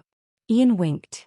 And from where we are, as long as you cross the desert, you don't even have to pass through other archduchies to return to Constellation's western desert hill. Thales paused and shook his head helplessly in his heart. Yes. But the premise is that Dragon Cloud City and King Chapman will allow me to leave. And if you're really kind enough to let me go, to let a chess piece that can be used to threaten Constellation leave. Ian raised his head and revealed his signature unruly smile again. If things go wrong, please remember that the climate in the city of faraway prayers is much better than here. I can't thank you enough, Thales said without batting an eyelid. I will keep it in mind. The two of them walked side by side towards the palace gate. They could already see Waya, Ralph, and a few guards from the city of faraway prayers waiting at the gate. You said that you want to write your own legend, Thales asked softly. What do you mean? Ian raised his head. He rubbed his chin as if his interest was piqued by the question. What do I mean? He chuckled. The Rockney family hasn't had a king for more than 300 years, and Dragon Cloud City just happened to give up its monopoly on the throne. And the city of faraway prayers has always been neglected. Ian turned his head. His smile made him look like he was joking. Maybe it's time to balance the distribution of power in Extet. What do you think? Thales' gaze froze. He understood what Ian meant and thought of the long-haired, resolute warrior. Archduke Rockney intends to fight for the throne? Ian shook his head. Ha! He lowered his head and flicked the knight's cannon emblem on his shoulder. He hid his gaze in a corner where Thales could not see. Of course not. Ian raised his head. His eyes shone with an indecipherable light. With a rhythmic tone, Ian said softly, At least it's not him. Thales stopped walking. Waya bowed respectfully to him from a distance when he was still more than 10 meters away from the palace gate. Ian also stopped walking and looked back at Thales with a calm and composed expression. The prince chuckled. You know that you're going to face Lampard, perhaps the most difficult king in Extet's history? Ian also smiled. Yes, My father has to remind me at every meal how terrifying the person under the crown is. The two of them looked at each other. But Ian's smile slowly disappeared. Since we're going to write our own legends, we can't leave too much ink for the supporting characters. Thales curled up the corners of his mouth and shook his head in resignation. Are you sure he's a supporting character? The prince fixed his gaze on Ian. Chapman Lampard. Ian put on an innocent expression and shrugged. I don't know. But I know that if I want to be the main character, he must be a supporting character. The 19-year-old Viscount sighed. The air seemed to freeze for a moment. Thales looked at him with a complicated expression and nodded. Is that so? Ian pursed his lips. All successful legends are written in this way, there are no exceptions. The second prince of Constellation and the heir of the city of Faraway Prayers stared at each other for a few seconds. Both of their expressions gradually disappeared. Now I'm starting to believe it. The second prince slowly narrowed his eyes. Ian raised his eyebrows and said in a clear tone, Believe in what? In Rockney. There's no doubt about it. Thales exhaled deeply and sighed a little. You are indeed your father's son. Chapter 3:15. Saroma frowned and impatience reappeared on her face. You must have a very good reason for returning to this topic. Thales coughed unnaturally. Saroma. But before he could finish his sentence, Ian chuckled. I didn't mean to offend you. Don't think too highly of yourself, madam. The heir of the city of Faraway Prayers raised a finger and shook his head slightly. You have to know that not everyone will cry and fight to the death to marry you. Saroma's expression changed. Ian abruptly turned his head and looked at Thales with a mysterious expression. Am I right? Thales became embarrassed. He coughed unnaturally again. Saroma, he means, I know what he's talking about. Saroma stared coldly at Ian, then turned to Thales. A slight contortion appeared on her fair face. He's right, isn't he? Obviously, I can't make people who don't like me fall head over heels for me. I'm not the main character in a legend. Oh my God. Thales lowered his head stiffly. As if he had discovered a new world, he suddenly realized that the food on the table was delicious. Ian curled up the corners of his mouth. He looked at her, then at Thales, and smiled. Neither of us is the main character in a legend. Unless we write our own legends. Thales retracted his outstretched hand, which was about to reach for the food. Saroma exhaled, suppressed the displeasure in her heart, and looked at the rude guest. The Archduchess raised her eyebrows. And that is. However, Ian only smiled meaningfully before his expression turned solemn. My lady, your highness, we are now facing the same problem. Ian looked particularly special when he was serious. His facial features, which were slightly different from the traditional Northlanders, made people unable to help but stare at him. A few months ago, our respected King Chapman Lampard issued a new enfeoffment law in Black Sand region. Saroma and Thales put aside their awkwardness with great difficulty and listened attentively. The dining room seemed to have become a war room at this moment. Ian imitated Thales and knocked on the table. Do you know what this means? He tilted his head, his expression serious. The Archduchess frowned slightly, then nodded, unable to hide the displeasure in her tone. Yes, I've heard about it. Everyone is saying that he's imitating the cruel laws of the Empire, eliminating dissidents. For example, setting the standards for a commoner to become a noble. The king's decree. The standard of nobility. The prince suddenly remembered some knowledge that should not exist in this world. He also remembered the discussions he had with Hicks over the past few days, as well as Putre's advice, both overtly and covertly. Thales sighed, shook his head and interrupted Saroma. No, Saroma, the laws are just the surface. It is not important whether they are strict or not. The real key is the flow of power behind the scenes. Saroma gave him a questioning look. King Chapman wrote all the traditional noble rules that have been passed down since before the joint ruling pledge. Whether they are obscure or not, written or unwritten, habitual or not, compromising or not compromising, secret or not, and placed them in front of his own city gate. The prince remembered Lampard's words on the carriage. He remembered the courage and will of the terrifying King Chapman, who held the chess piece called Extet in his hand and played a game of chess with the Sage of Constellation from more than 100 years ago. He could not help but feel sentimental. He tried to superimpose the authority of the king on the autonomy of the nobles, and put the interpretation and implementation of the joint ruling pledge in his own hands. He offended the old nobles and vassals who have a long history, and who have even supported the Lampard family to rule Black Sand region since the beginning of the kingdom's establishment. If the decree comes into effect, it means that Chapman's will overshadow the traditional customs and rules. The lives and power of the vassals will no longer belong to them, and they will no longer even be shared with the king. They will only belong to the king. Saroma did not say anything. Ian sneered and shook his head. The corners of his lips curled up. In other words, he made a huge mess. He made him face the most difficult situation since his coronation. He looked at Thales. There is always a price to pay for change. He wanted to challenge the natural rights of the vassals, but he was also shaking his own natural rights and eroding the foundation of his rule. The old nobles and vassals in Black Sand region objected in unison. Count Mend made a public announcement and fiercely rebuked his suzerain. The Devenson family said that as long as the king did not revoke the decree, the tax resistance of all the vassals in their county would be extended indefinitely. Count Peruno went to Black Sand City in a high-profile manner to confront the king. The Ika family even recalled the 900 warriors who were stationed at the border and guarded Broken Dragon Fortress according to their duty. The entire Black Sand region became King Chapman's enemy overnight. The heir of the city of faraway prayers smiled. The second prince had lived in heroic Spirit Palace for a long time.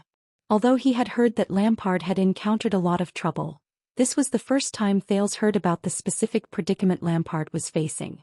It sounds terrible. He recalled the king's complicated gaze on the carriage and his sentimental words. Thales thought of something. He was about to speak, but the Archduchess beat him to it. How strange. Saroma furrowed her brows. Seal told me before that the vassals each have their own interests and schemes. They will not easily show their blades to the king, and it's also very difficult for them to gather their standpoint and come together. What's more, they're facing Lampard and he's also the king. Without external help and trump cards, those opponents in Black Sand region might not be so confident, organized and coordinated. In the face of the Archduchess' question, Ian put on a rather profound expression. The dining room was silent for a few seconds. Wait, it's you guys. Soon, the Archduchess moved a little and said in sudden realization, "It's you, the Archdukes, who are supporting their opposition to the king and even making a promise." Thales' gaze shifted. Perhaps as the Archduchess of Dragon Cloud City, she had improved in the past 6 years. It's just that I never noticed it in the past. Ian bowed slightly in his chair, displaying a perfect etiquette. This was indeed rare among Northlanders.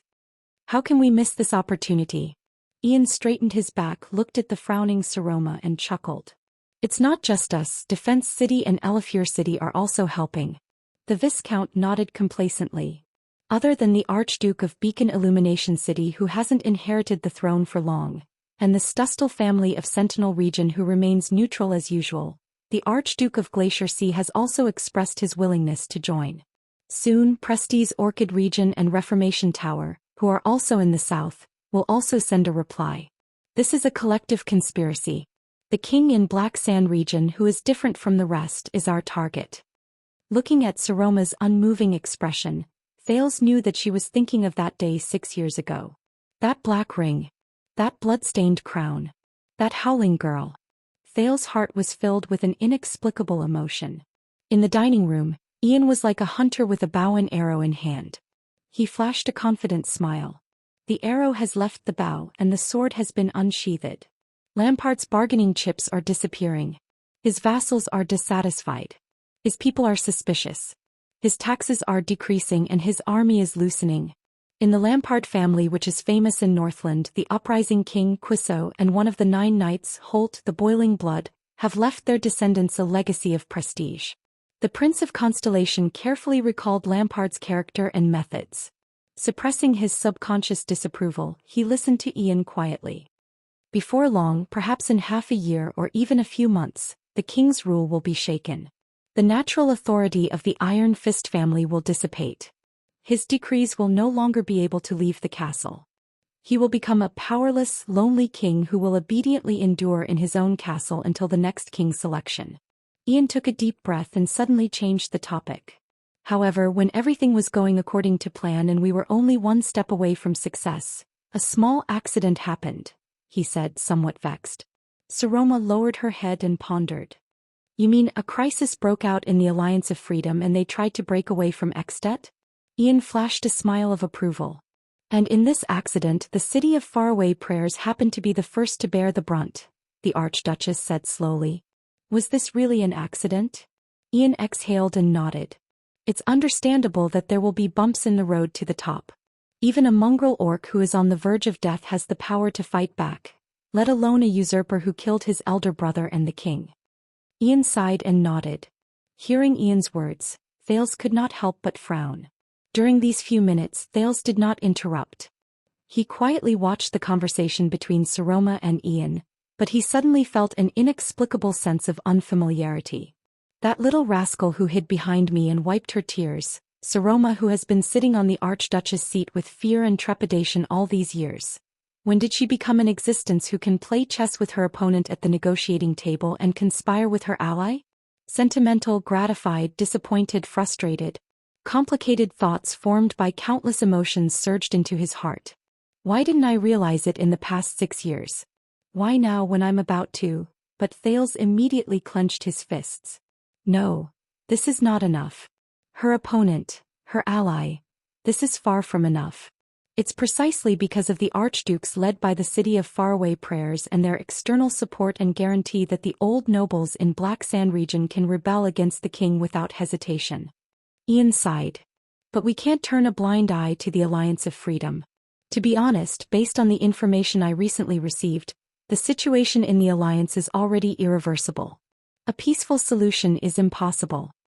But if the army of the city of faraway prayers is busy on the campaign, and the Rockney family's hands are tied to the stake known as the Alliance of Freedom, he spread his hands and shrugged. Then to the king's opponents, the promise of the city of faraway prayers will not be so reliable. Thales snapped out of his thoughts and quietly took over the conversation. At the same time, it will be easier for the king to suppress the opponents who are isolated and helpless, get through the crisis, and even further consolidate his authority and rebuild Black Sand region that belongs to him. Clap. Ian clapped his hands lightly. If Lampard gets through this storm, believe me, for us, it won't be as simple as a failed hunt. Ian put on his most sincere expression, sweeping away the frivolity and deliberate provocation from before. He slowly said, "That's something we don't want to see." As for what exactly it was that we don't want to see, he did not say it out loud. Saroma paused for a moment and asked in puzzlement, "So that's why Dragon Cloud City is so important in this storm?" "That's right." Ian looked at the Archduchess with a certain gaze. "Among the 9 great territories, Dragon Cloud City is the closest to us. It's also the only archduchy that has surplus military forces, financial resources, and an undeniable reason to send troops to fight the Alliance of Freedom with us." "The closest? The only one? I can read a map." The Archduchess put on a disapproving expression. "Do you think Archduke Letko of Defense City is a dead man?" "Humph, that old bald man who plays it safe." Ian sneered. "He's not much different from a dead man." Saroma raised her eyebrows slightly. "Saroma," Thales organized his thoughts and said, "the city of faraway prayers and Black Sand region, Archduke Rockney and King Chapman are on opposite ends of a scale known as the Alliance of Freedom Crisis or the King's Decree Crisis. You are the supreme suzerain of Dragon Cloud City. Your decisions, your army, and your vassals are the biggest bargaining chips in this game of chess." The prince looked at Ian cautiously and said, "If Dragon Cloud City promises to send troops to the west and help the Rockney family conquer the Alliance of Freedom, Ian and the others' chances of toppling the king will be greatly increased. If you stand by and do nothing, the pressure on King Chapman will be greatly reduced." Saroma pondered quietly. "But..." Thales took a deep breath. "Once you send out your troops, your vassals..." Saroma raised her head. The coldness in her eyes startled both of them. "About my marriage," the Archduchess said flatly. "I understand." Ian and Thales exchanged glances and nodded. "Lampard must have done something. That's why your vassals are revealing their desire for power and disrespect for the Archduchess at this moment. Once you decide to send troops, they will use this as a threat and force you to marry." Thales' expression became more and more serious. "And you will be forced into a dilemma because of your family's honor. If you want to send troops, you must agree to their request and marry. But after you marry, Dragon Cloud City will fall into a vortex of power imbalance. Who knows what kind of trouble will be waiting for you? A suzerain and vassals threatening each other. Ian snorted coldly. Truth be told, this is nothing new in the city of faraway prayers. At the same time, King Chapman will use all sorts of methods to eliminate and get rid of his opponents in his territory. Thales sighed. One by one, day by day, until no one dares to oppose him and the king's decree. This is what Lampard thinks. This is also the reason why I came here. The heir of the city of faraway prayers sat up straight and waited solemnly. My lady, whether it's to fight for Dragon Cloud City, redeem the Dragon Spear family's reputation, or lend a helping hand to the city of faraway prayers to thwart the king's rebellious actions, this is a war you have no choice but to fight. Ian's eyes were bright. It was hard to believe that a few hours ago he was still the maverick and infuriating descendant of the Archduchess. We are on the same side in this game of chess, facing the same opponent. Saroma did not say a word, but the seriousness in her eyes was unprecedented. She cast a glance at Thales, and the second prince returned her gaze with encouragement. But we also saw that Lampard used your vassals to hold back Dragon Cloud City's Black Sand region's envoy. He did not come to Dragon Cloud City because he was bored, Ian said seriously. After the city of faraway prayers, the Dragon Spear family's hands are also tied. So the city of faraway prayers did not just come here to ask for help. It is unrealistic to ask for help from a person whose hands are tied. So, Saroma took a deep breath. What you mean is, Ian nodded gravely. We are here to help. If the city of faraway prayers and Dragon Cloud City are two people whose hands are tied at the same time, then what we have to do next? He made a knife-like gesture with his hand. I will first help you untie your hands, then you will help me cut the rope. The Viscount of Dual Wind City and the other two exchanged glances. Then stand up together and beat up the person who tied us up. Chapter 3:16. Stepping into the Hall of Heroes, Thales immediately saw the large fireplace that had an indissoluble bond with him, as well as the black and ferocious spear on the gun rack above. In the hall, there were already quite a number of Dragon Cloud City's vassals who were qualified to participate in the state affairs hearing. Thales looked at the scene in the Hall of Heroes and frowned. The layout of the hall had changed. Other than the Archduke's seat in front of the fireplace, many seats had been placed on both sides of the oval stone hall. The sides faced the Archduke and the seats faced each other. Only the middle area was empty. But even in such a solemn occasion, the Northlanders still showed their boorish and unrestrained side. Obviously, some nobles were not satisfied with the position of the seats. After sitting down, they deliberately adjusted their seats, sometimes taking one or two steps, as if they wanted to compete with the arranged seats. From afar, the meeting hall, which was originally in the shape of a three-sided pocket, gradually became messy and scattered after the arrival of the vassals. In addition, the Northland nobles were either meeting their acquaintances or meeting for the first time. The entire hall seemed a little messy. It reminded the Prince of Ekstedt's banquet in the past. But Thales noticed that the 6 seats closest to the Archduke's left and right did not move at all. Even though the many vassals behind them were moving their seats, no one dared to cross or even touch those 6 seats. Looking at those 6 seats, Thales, who had expected it, already knew what was going on. Thales' arrival seemed to have startled quite a number of people, and the noise became much quieter. Many Northland nobles turned their heads and looked at the foreign prince, who had not appeared often for 6 years, with all sorts of gazes. The prince lowered his head and deliberately avoided eye contact with these people. Under Lord Justin's lead, he came to an extremely remote seat, far away from the dense group of Northland nobles. Ralph stood against the wall behind him. Listen, just keep a low profile, Lord Justin said coldly. If anything happens, I have already instructed the people around us. They know what to do. But the Lord's words came to a halt. With the sound of a chair being dragged on the floor, a young man unceremoniously moved his seat to Thales' side and sat down with a loud thud. Thales was also startled. I've never liked Northlanders' meetings. Every meeting is like a quarrel between guerrillas. A familiar voice came from beside him. Chattered endlessly and vividly. You know, male gorillas in heat beating their chests and roaring at their rivals in love. While Thales was dumbfounded, Lord Justin's expression became very unpleasant. Viscount Ian Ronnie. As the envoy of the city of faraway prayers, Your seat doesn't seem to be here. Beside Thales, Ian, who was beating his chest like a gorilla, closed his mouth, which had formed a no shape. He retracted his hands and nodded nonchalantly. I know, my seat is over there. Thales turned to the other side of the hall, following the direction of his finger. The Raven of Death, Nate Monty, whom he had met a few days ago, sat boldly on the chair belonging to the City of Faraway Prayers diplomat group. He laughed loudly. Behind him, a group of nobles from the City of Faraway Prayers diplomat group glared at him with ashen faces. They stared at their theoretical leader Ian Ronnie from afar. I promised to introduce him to a few beautiful widows who were bold and unrestrained in Wind City, so Monty agreed to help me hold back those old men. Ian sighed. But I didn't tell him that in Wind City, the people of West Billow actually have a different aesthetic standard from ours. Thales sighed as well.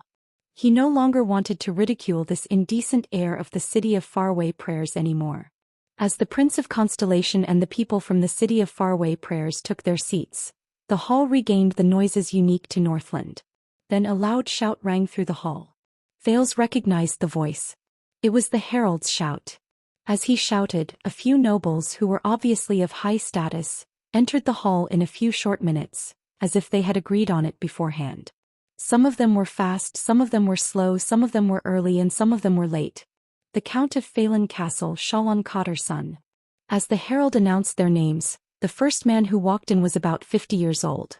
He was actually dressed in a military uniform. His eyes shone with a sharp light, and Thales could not help but frown. The Count of Rubble Hill and Harding County, Holt Nazir. This was an old noble. He walked forward slowly with the help of his attendants, but the nobles beside him subconsciously made way for him. The Count of Wild Woodland, Stone Liner. Count Liner did not seem to be much younger than Cotter's son. He was dressed strictly and his expression was stern. He looked steadily forward as if he was ready to rush to the battlefield at any moment. The Count of Hunt and Origami County, Con Kirkegul. This middle-aged guest was of medium stature. His expression was calm and he walked slowly. He came alone without any attendants, as if he was not affected by external objects. But the most eye-catching thing was that his left sleeve was empty. This was a one-armed count. The Count of Flatiron County, Brookinghurst. This guest was the youngest. He was in his 30s and he had a full beard with a golden luster. He wore a smile on his face and his chiseled facial features left a deep impression on people. The 5 men walked into the hall one after another. Under the watchful eyes of the nobles in the hall, they walked to the front of the stone hall and sat down without hesitation on the 5 seats closest to the Archduke. The discussions and noises in the hall immediately quieted down. Ian whispered into Thales' ear, "They, along with Prime Minister Leespan, are the 6 most trusted and important counts of King Nuvan when he was alive. It is said that the strength of each of these 6 families is comparable to that of a country, and they can summon more than 20,000 warriors without hesitation to go to war, almost twice the number of the Walton family. They seem to be experienced rulers," Thales said softly. Ian shook his head. King Nuvan did not allow his subordinates to have people who held positions without doing anything or those with low abilities. That's why the people you saw were all heroes who served under him for decades and helped him spread his fame in Dragon Cloud City and even in Extet, unlike the people from the City of Faraway Prayers. Forget it, let's not talk about it. In short, this is one of King Nuvan's legacies. It also made Dragon Cloud City the strongest and most terrifying force in Extet. Thales observed the 5 counts seriously and added, "That was in the past when King Nuvan was still around." Ian shook his head disapprovingly. "No." Thales nodded. But then he heard the interaction between the 5 counts. "How is your territory, Con?" Count Cotter's son, who was dressed in martial attire, said in a voice that was as hard as iron, "Ever since His Majesty broke the neck of their previous Archduke, the bastards in Beacon Illumination City no longer dare to provoke you, right? Cut the crap." The one-armed Count Con Karkagel did not give Cotter's son any face. His expression did not change and he looked as if he was 1,000 miles away from him. "We all know why we don't bother with small talk here." Cotter's son, who had asked for a snub, snorted coldly and turned his head away. "The Soul Slayer pike is still as sharp as before." Count Nazir, who seemed to be the most senior among them, fixed his gaze on the Soul Slayer pike behind the Archduke's seat and sighed. But the person sitting under it, the person we are loyal to, is no longer here. These words caused the expressions of the 5 earls to sink. Nazir shook his head. His gaze was melancholic. When was the last time we gathered together? 6 years ago, Count Liner, who was as stern as ice, answered coldly behind him. He shifted his seat forcefully as if everything around him was an eyesore. First it was Constellation, then the Calamities, then the Dragon, and finally Black Sand region. When we arrived with our men, there was only His Majesty's funeral left.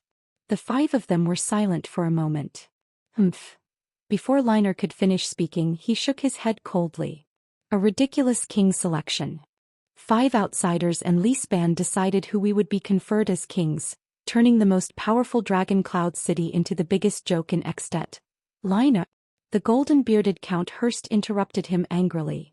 For the sake of the Sunset Goddess. Save your grumbling. When Thales heard this, he could not help but feel a shadow cast over his heart. Saroma. What kind of vassals have you been facing for the past 6 years? Count Liner snorted disdainfully and was about to speak. The Count of Eagle County and Bloodshed Land. The herald's voice rang again. Regent of Dragon Cloud City, Seal Li Span. Finally, Thales saw a familiar face. Count Li Span was still as steady and calm as ever. He stepped into the hall with an unquestionable expression. Unlike before, the nobles quietened down the moment Regent Li Span entered the hall. Only the 5 counts stared at him without showing any signs of weakness. Count Liner even snorted softly. Regent Li Span walked in front of the 5 counts with an indifferent expression. Everyone, it is my honor to welcome you with your presence. It's not you, Seal. Count Nazir shook his head and flashed an unpleasant smile. It's not you. We are here in response to the Lord's summons. Li Span turned his head and glanced at Nazir. Of course, the regent said softly. He turned around and sat down on the seat closest to the Archduke's seat. As for the other 4, they did not even look at Li Span. It was as if he was not one of the 6 at all. He was not their companion. Thales frowned as he watched the 6 counts interact. Ian. The prince suddenly took a step towards the young Rockney and said softly, Tell me, in this matter, Dragon Cloud City is not your only hope. Ian, who was waving at his diplomat group from afar, was slightly stunned. He turned around with a puzzled expression. What is it? Thales' expression was firm. Tell me. Ian frowned slightly as if he had thought of something. You don't seem to have much confidence in us? Thales shook his head. No emotion could be seen on his face. Just tell me. Ian narrowed his eyes. Of course not. In the end, the air of the city of faraway prayers still snorted softly. Dragon Cloud City is just one of them. His expression darkened slightly. At this time, my sister has probably already arrived at Defense City with a mission. Thales pondered for a while. Defense City, Archduke Lekko. He remembered the bald old Archduke and the scene of him roaring in this hall 6 years ago. Of course, 20 years ago they were also among the reinforcements. The prince raised his head with a worried expression. But what you can think of, Lampard can also think of, just like how you came to Dragon Cloud City. Ian whistled and waved his hand nonchalantly. My sister will find a way. God knows how she'll use her big legs to tempt that old baldy to send his troops. Or maybe she'll use her mouth, who knows which one. Thales frowned. He noticed that Ian's gaze slowly froze in midair. He seemed to be deep in thought. You don't seem to like your sister very much? Ian snorted softly as if he did not think much of it. Don't misunderstand, we used to be very close.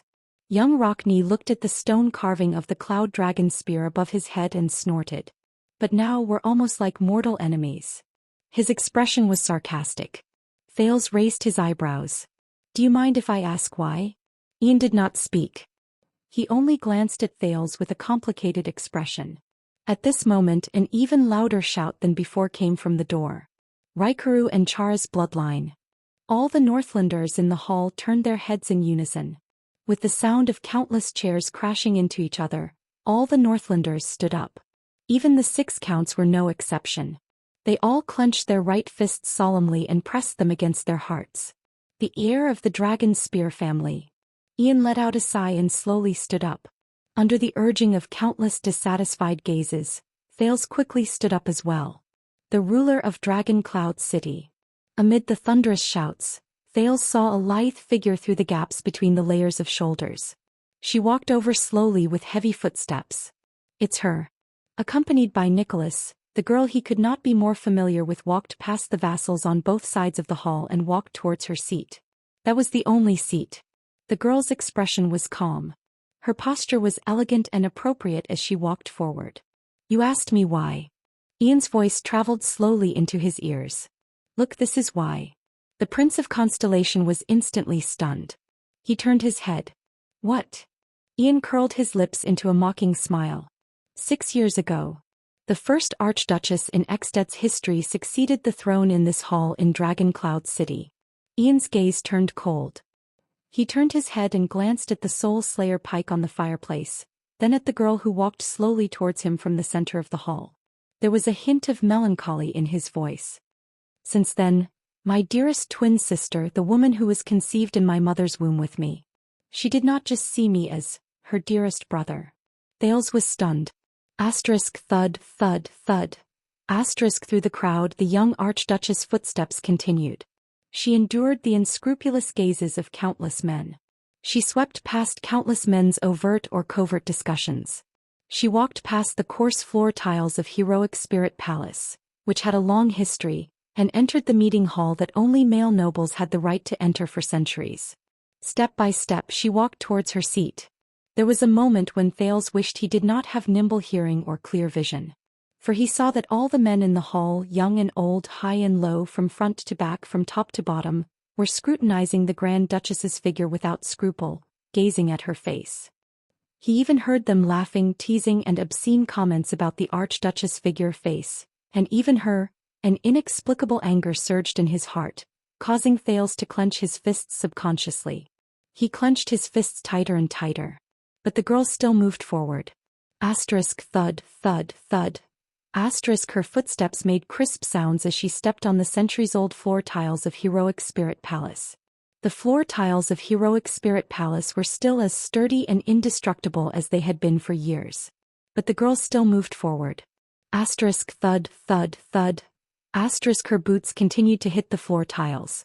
Even though the floor tiles had never been broken or shaken, she did not stop. She did not retreat either. You know, from then on, my sister's eyes shone with a dangerous light. Ian's voice continued to travel into Thales' ears. The air of the city of faraway Prayer's eyes shone with a dangerous light. That pair of beautiful eyes no longer stared at makeup and clothes, dowries and money, but at the handsome young men who might become her dependents and homes in the future. She stared at the things that women are born to care about. Instead, she looked at my father. She looked at me. Thales did not speak. The girl's figure was light and her expression was calm. But her footsteps were still heavy. It was as if she was carrying a heavy burden. You changed the rules, Thales. Ian spoke at a steady pace, but it was filled with melancholy that could not be dispelled. You and Lampard. There was an unsettling look in his eyes as he stared at Thales. It was you. You took my sister away from me. The girl finally walked up the steps that belonged to the Archduchess. Nicholas stood still on the first step of the stairs. As her most important bodyguard, he had to stop here. He could not take another step forward. The girl could only walk up the steps alone. She walked up to her seat. She was alone. As the girl walked up to her seat, the herald's deliberately prolonged call came to an end. Archduchess, Saroma Walton. Under countless people's gazes, Saroma slowly sat down. She could not hide the paleness on her face. All the vassals of Dragon Cloud City under the steps lowered their heads and bowed. They showed their respect to their lords. But Thales heard it. With the help of the Sin of Hell's River, he heard it clearly. The vigorous and powerful pulses in the Archduchess' chest traveled into his ears continuously. It was Saroma's heartbeat. It was lively and powerful. Even the messy sounds of the people sitting down in the hall could not cover it. Thales heaved a long sigh. I see. Thales sat down on his seat and looked at Ian, who was beside him. He seemed to be deep in thought. For the crisis of the Alliance of Freedom, you came to Dragon Cloud City and your sister went to Defense City. If you fail... No, Ian interrupted him coldly. The air of the city of faraway prayers had a fire in his eyes that Thales could not ignore. The one who will fail will only be her. It can only be her. Thales turned his head and looked at Ian. The second prince nodded slowly. There was a profound meaning in his words. Just now you said that I took your sister away. Ian frowned. Thales heaved a long sigh and slowly clenched his fists. You're right. I took her away. Thales took a deep breath and looked at the Archduchess on the Archduchess throne, at the Archduchess who was forcing herself to remain calm as she looked at everyone. She is indeed your sister. Thales smiled. He turned his head to look at the Archduchess who was about to speak, leaving Ian with a doubtful expression. Just now, when Saroma slowly walked to her seat and when Ian told that story with hatred, Thales suddenly came to a realization. So, 6 years ago he still had Lampard. What they did in this hall. Chapter 317. Stepping into the Hall of Heroes, Thales immediately saw the large fireplace that had an indissoluble bond with him, as well as the black and ferocious spear on the gun rack above. In the hall, there were already quite a number of Dragon Cloud City's vassals who were qualified to participate in the state affairs hearing. Thales looked at the scene in the Hall of Heroes and frowned. The layout of the hall had changed. Other than the Archduke's seat in front of the fireplace, many seats had been placed on both sides of the oval stone hall. The sides faced the Archduke and the seats faced each other. Only the middle area was empty. But even in such a solemn occasion, the Northlanders still showed their boorish and unrestrained side. Obviously, some nobles were not satisfied with the position of the seats. After sitting down, they deliberately adjusted their seats, sometimes taking 1 or 2 steps, as if they wanted to compete with the arranged seats. From afar, the meeting hall, which was originally in the shape of a 3-sided pocket, gradually became messy and scattered after the arrival of the vassals. In addition, the Northland nobles were either meeting their acquaintances or meeting for the first time. The entire hall seemed a little messy. It reminded the Prince of Ekstedt's banquet in the past. But Thales noticed that the 6 seats closest to the Archduke's left and right did not move at all. Even though the many vassals behind them were moving their seats, no one dared to cross or even touch those 6 seats. Looking at those 6 seats, Thales, who had expected it, already knew what was going on. Thales' arrival seemed to have startled quite a number of people and the noise became much quieter. Many Northland nobles turned their heads and looked at the foreign prince, who had not appeared often for 6 years, with all sorts of gazes. The prince lowered his head and deliberately avoided eye contact with these people. Under Lord Justin's lead he came to an extremely remote seat, far away from the dense group of Northland nobles. Ralph stood against the wall behind him. Listen, just keep a low profile, Lord Justin said coldly. If anything happens, I have already instructed the people around us. They know what to do. But the Lord's words came to a halt. With the sound of a chair being dragged on the floor, a young man unceremoniously moved his seat to Thales' side and sat down with a loud thud. Thales was also startled. I've never liked Northlanders' meetings. Every meeting is like a quarrel between guerrillas. A familiar voice came from beside him. Chattered endlessly and vividly. You know, male guerrillas in heat beating their chests and roaring at their rivals in love. While Thales was dumbfounded, Lord Justin's expression became very unpleasant. Viscount Ian Ronnie. As the envoy of the City of Faraway Prayers, your seat doesn't seem to be here. Beside Thales, Ian, who was beating his chest like a gorilla, closed his mouth, which had formed a no shape. He retracted his hands and nodded nonchalantly. I know, my seat is over there. Thales turned to the other side of the hall, following the direction of his finger. The Raven of Death, Nate Monty, whom he had met a few days ago, sat boldly on the chair belonging to the City of Faraway Prayers diplomat group. He laughed loudly. Behind him, a group of nobles from the City of Faraway Prayers diplomat group glared at him with ashen faces. They stared at their theoretical leader Ian Ronnie from afar. I promised to introduce him to a few beautiful widows who were bold and unrestrained in Wind City, so Monty agreed to help me hold back those old men. Ian sighed. But I didn't tell him that in Wind City, the people of West Billow actually have a different aesthetic standard from ours. Thales sighed as well. He no longer wanted to ridicule this indecent air of the City of Faraway Prayers anymore. As the Prince of Constellation and the people from the City of Faraway Prayers took their seats, the hall regained the noises unique to Northland. Then a loud shout rang through the hall. Thales recognized the voice. It was the herald's shout. As he shouted, a few nobles who were obviously of high status entered the hall in a few short minutes, as if they had agreed on it beforehand. Some of them were fast, some of them were slow, some of them were early and some of them were late. The Count of Phelan Castle, Shalon Cotter's son. As the herald announced their names, the first man who walked in was about 50 years old. He was actually dressed in a military uniform. His eyes shone with a sharp light and Thales could not help but frown. The Count of Rubble Hill and Harding County, Holt Nazir. This was an old noble. He walked forward slowly with the help of his attendants, but the nobles beside him subconsciously made way for him. The Count of Wild Woodland, Stone Liner. Count Liner did not seem to be much younger than Cotter's son. He was dressed strictly and his expression was stern. He looked steadily forward as if he was ready to rush to the battlefield at any moment. The Count of Hunt and Origami County, Con Kirkegul. This middle-aged guest was of medium stature. His expression was calm and he walked slowly. He came alone without any attendants, as if he was not affected by external objects.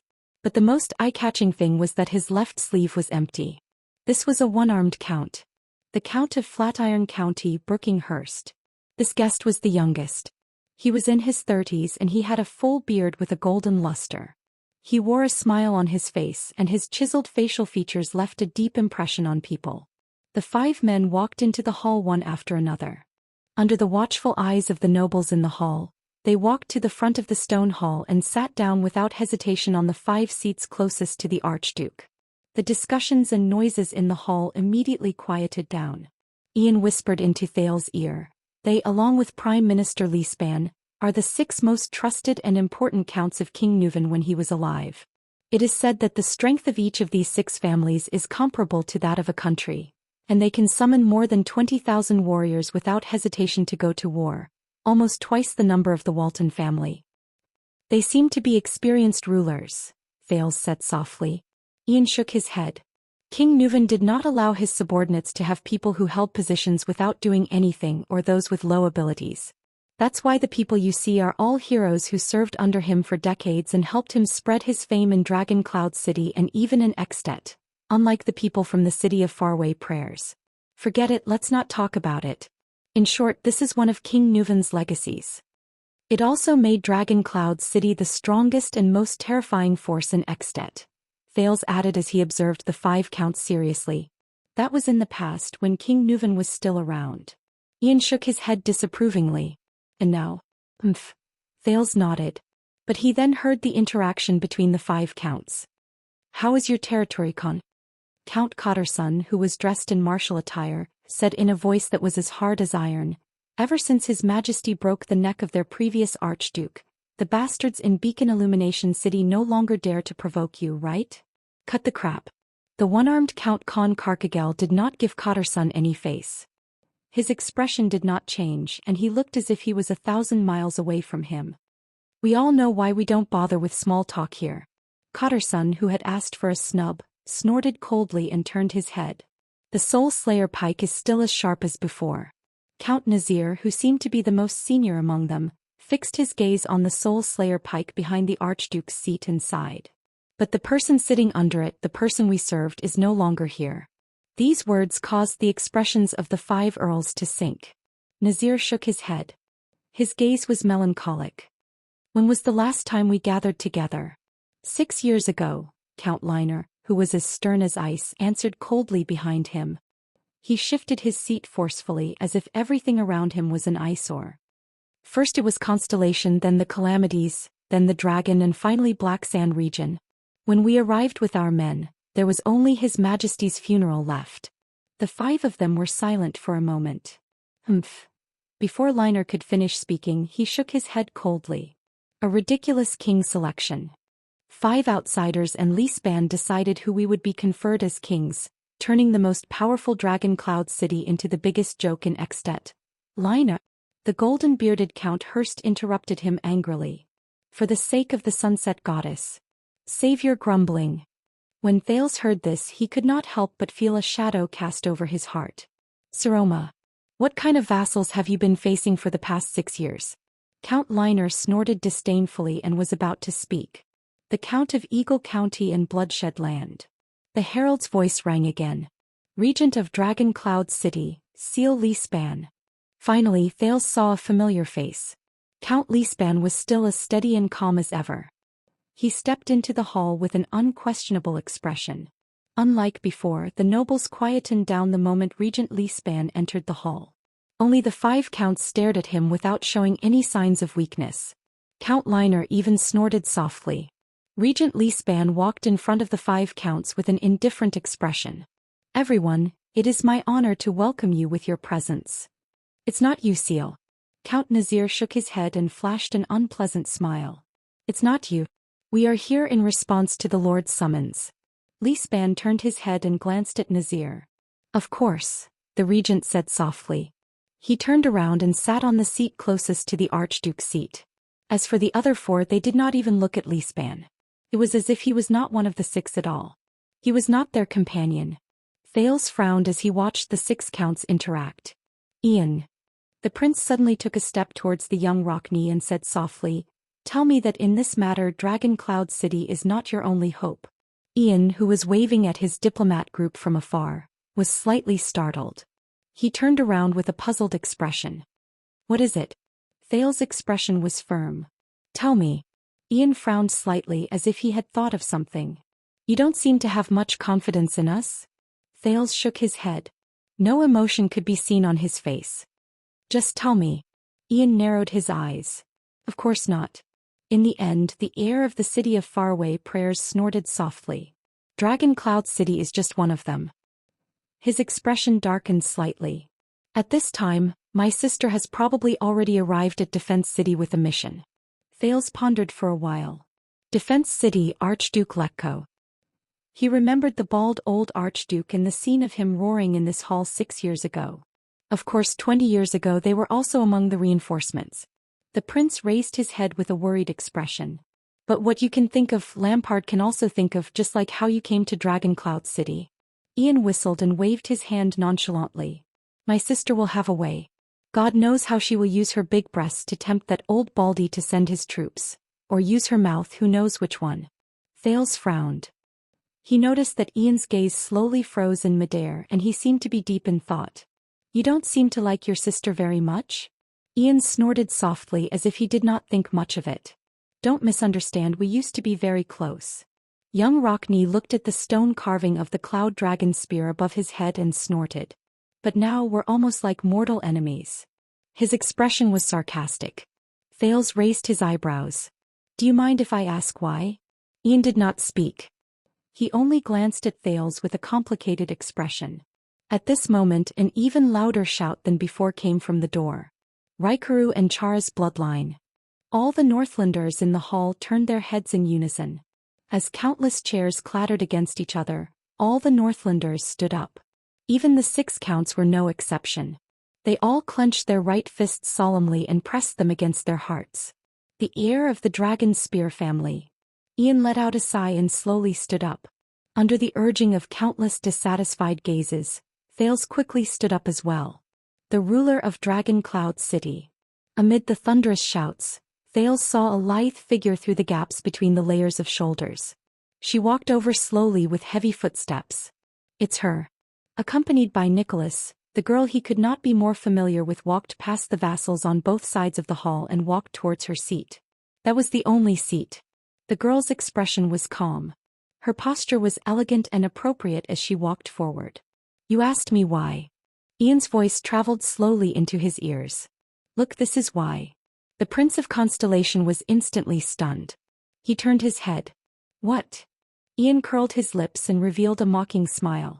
6 years ago, the first Archduchess in Eksted's history succeeded the throne in this hall in Dragon Cloud City. Ian's gaze turned cold. He turned his head and glanced at the Soul Slayer pike on the fireplace, then at the girl who walked slowly towards him from the center of the hall. There was a hint of melancholy in his voice. "Since then, my dearest twin sister, the woman who was conceived in my mother's womb with me. She did not just see me as her dearest brother." Thales was stunned. Asterisk thud, thud, thud. Asterisk through the crowd, the young Archduchess' footsteps continued. She endured the unscrupulous gazes of countless men. She swept past countless men's overt or covert discussions.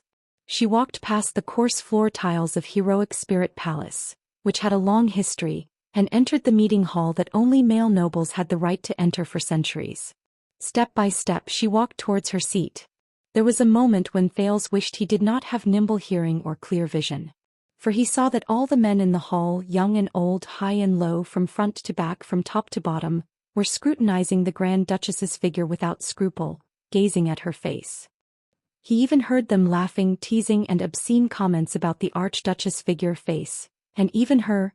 An inexplicable anger surged in his heart, causing Thales to clench his fists subconsciously. He clenched his fists tighter and tighter. But the girl still moved forward. Asterisk thud, thud, thud. Asterisk her footsteps made crisp sounds as she stepped on Heroic Spirit Palace's centuries-old floor tiles. The floor tiles of Heroic Spirit Palace were still as sturdy and indestructible as they had been in the past. But the girl still moved forward. Asterisk thud, thud, thud. Asterisk her boots continued to hit the floor tiles. Even though the floor tiles had never been broken or shaken, she did not stop. She did not retreat either. You know, from then on, my sister's eyes shone with a dangerous light. Ian's voice continued to travel into Thales' ears. The heir of the city of faraway Prayer's eyes shone with a dangerous light. That pair of beautiful eyes no longer stared at makeup and clothes, dowries and money, but at the handsome young men who might become her dependents and homes in the future. She stared at the things that women are born to care about. Instead, she looked at my father. She looked at me. Thales did not speak. The girl's figure was light and her expression was calm. But her footsteps were still heavy. It was as if she was carrying a heavy burden. You changed the rules, Thales. Ian spoke at a steady pace, but it was filled with melancholy that could not be dispelled. You and Lampard. There was an unsettling look in his eyes as he stared at Thales. It was you. You took my sister away from me. The girl finally walked up the steps that belonged to the Archduchess. Nicholas stood still on the first step of the stairs. As her most important bodyguard, he had to stop here. He could not take another step forward. The girl could only walk up the steps alone. She walked up to her seat. She was alone. As the girl walked up to her seat, the herald's deliberately prolonged call came to an end. Archduchess, Saroma Walton. Under countless people's gazes, Saroma slowly sat down. She could not hide the paleness on her face. All the vassals of Dragon Cloud City under the steps lowered their heads and bowed. They showed their respect to their lords. But Thales heard it. With the help of the Sin of Hell's river, he heard it clearly. The vigorous and powerful pulses in the Archduchess' chest traveled into his ears continuously. It was Saroma's heartbeat. It was lively and powerful. Even the messy sounds of the people sitting down in the hall could not cover it. Thales heaved a long sigh. I see. Thales sat down on his seat and looked at Ian, who was beside him. He seemed to be deep in thought. For the crisis of the Alliance of Freedom, you came to Dragon Cloud City and your sister went to Defense City. If you fail... No, Ian interrupted him coldly. The heir of the city of faraway Prayers had a fire in his eyes that Thales could not ignore. The one who will fail will only be her. It can only be her. Thales turned his head and looked at Ian. The second prince nodded slowly. There was a profound meaning in his words. Just now you said that I took your sister away. Ian frowned. Thales heaved a long sigh and slowly clenched his fists. You're right. I took her away.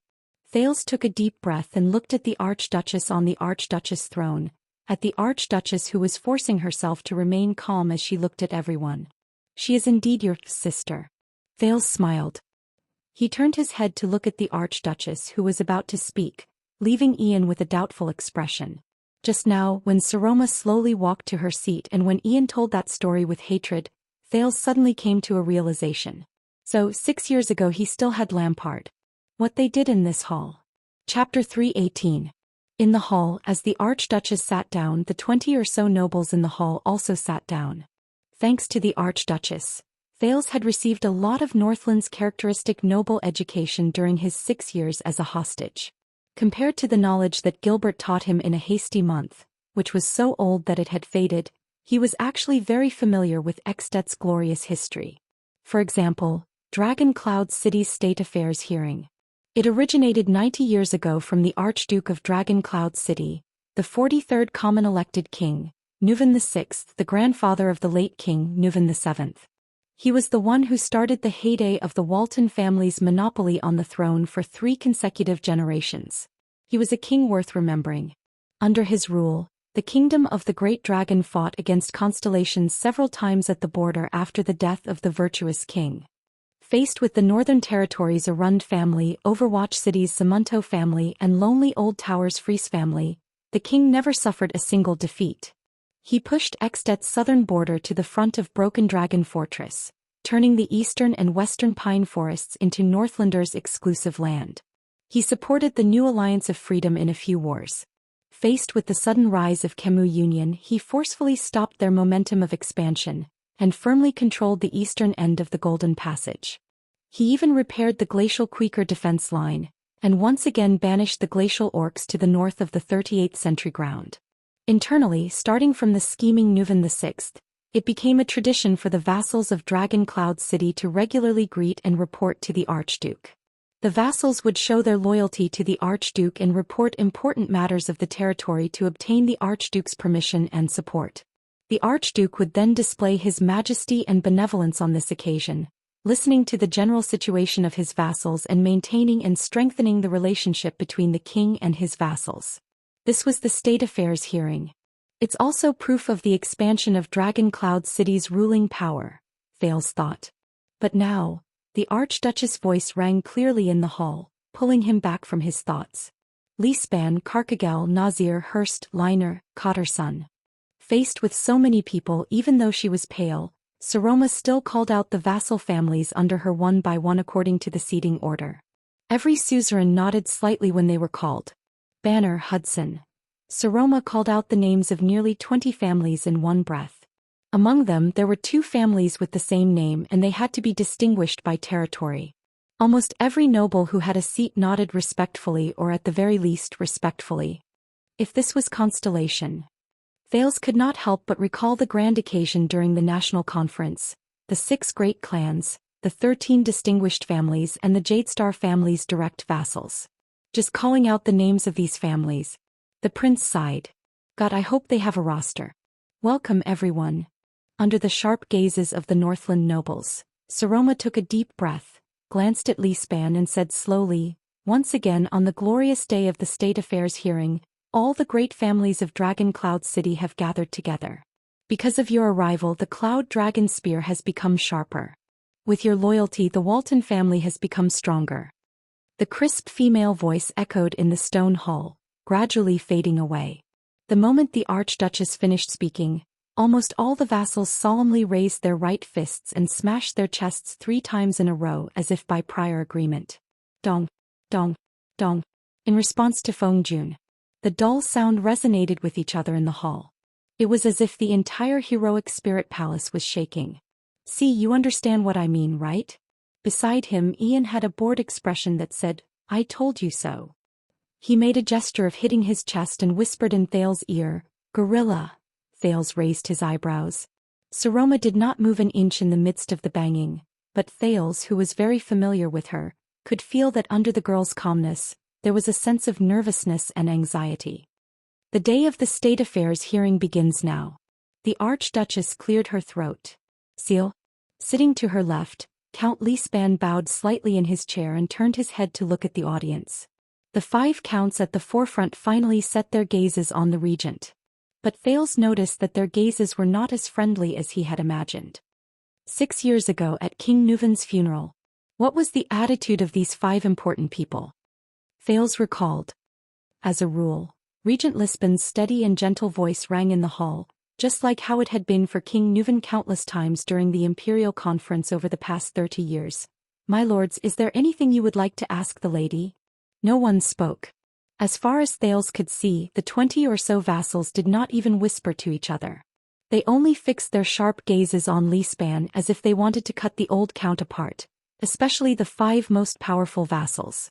Thales could not help but clench his fists. Lisban looked around the hall. Still no vassals answered. It was as if they had planned it. His expression gradually became unsightly. Courtesy is dead.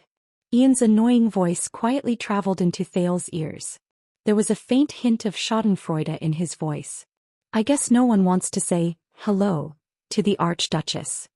In the silence where a pin drop could be heard, Ian's words were a little grating. Many Northlanders turned to look at him with cold gazes. Ian put on an expression of someone who was caught doing something bad and smiled at them apologetically. This was the first time Thales participated in a state affairs hearing in 6 years. It was also the first time he saw the suzerains of Dragon Cloud City's attitude toward their vassals. As he watched Saroma force herself to remain calm on the stage, Thales felt a stab of pain in his heart. In the 6 years since he stepped into the Hall of Stars and became the second Prince of Constellation, his journey had been very difficult.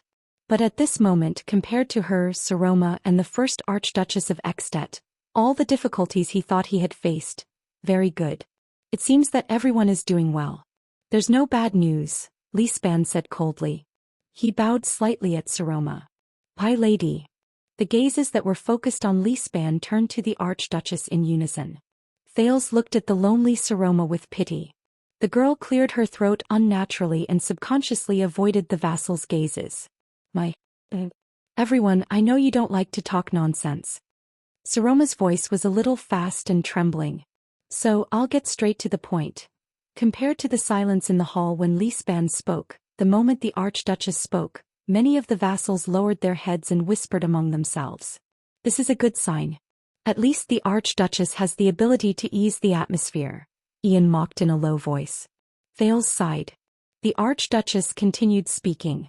I believe all of you already know that last month, the king's envoy came from Black Sand region. A few days ago, the diplomat group from the city of Faraway Prayers also arrived in Dragon Cloud City. Someone interrupted her. Are you talking about that farcical audience, my lady? Cotterson, the Count of Phelan Castle, who was dressed in martial attire and sitting on the third seat to the Archduchess left, said coldly, of course, the dignified and entertaining Dragon Cloud City has been completely dominated by a young brat. Count Cotterson's choice of words was very rude. Quite a number of people laughed softly but even more snorted coldly. Saroma's face became even paler. Thales frowned slightly. He turned his head and saw that the Viscount of Dual Wind City, who was the culprit, was laughing foolishly without realizing it. He seemed to find this very entertaining. Is it funny? Thales' gaze was as sharp as a sword. After seeing Thales' displeased gaze, Ian, who realized something, instantly put away his smile. He coughed softly in a seemingly serious manner. I'm sorry. Dragon Cloud City is faced with a choice. After the Archduchess adjusted her breathing, she continued speaking. And I respect all the suzerains who have served under my grandfather for many years. So we will discuss our choice here on the most important day of the council hearing. Just when Thales thought the vassals were going to fall silent again, a clear male voice unexpectedly rang. We respect you, my lady, just like how we respected your grandfather. The count who spoke was sitting on the second seat to Saroma's right. His tone was amiable and respectful, which was rare. His golden beard moved up and down as he spoke.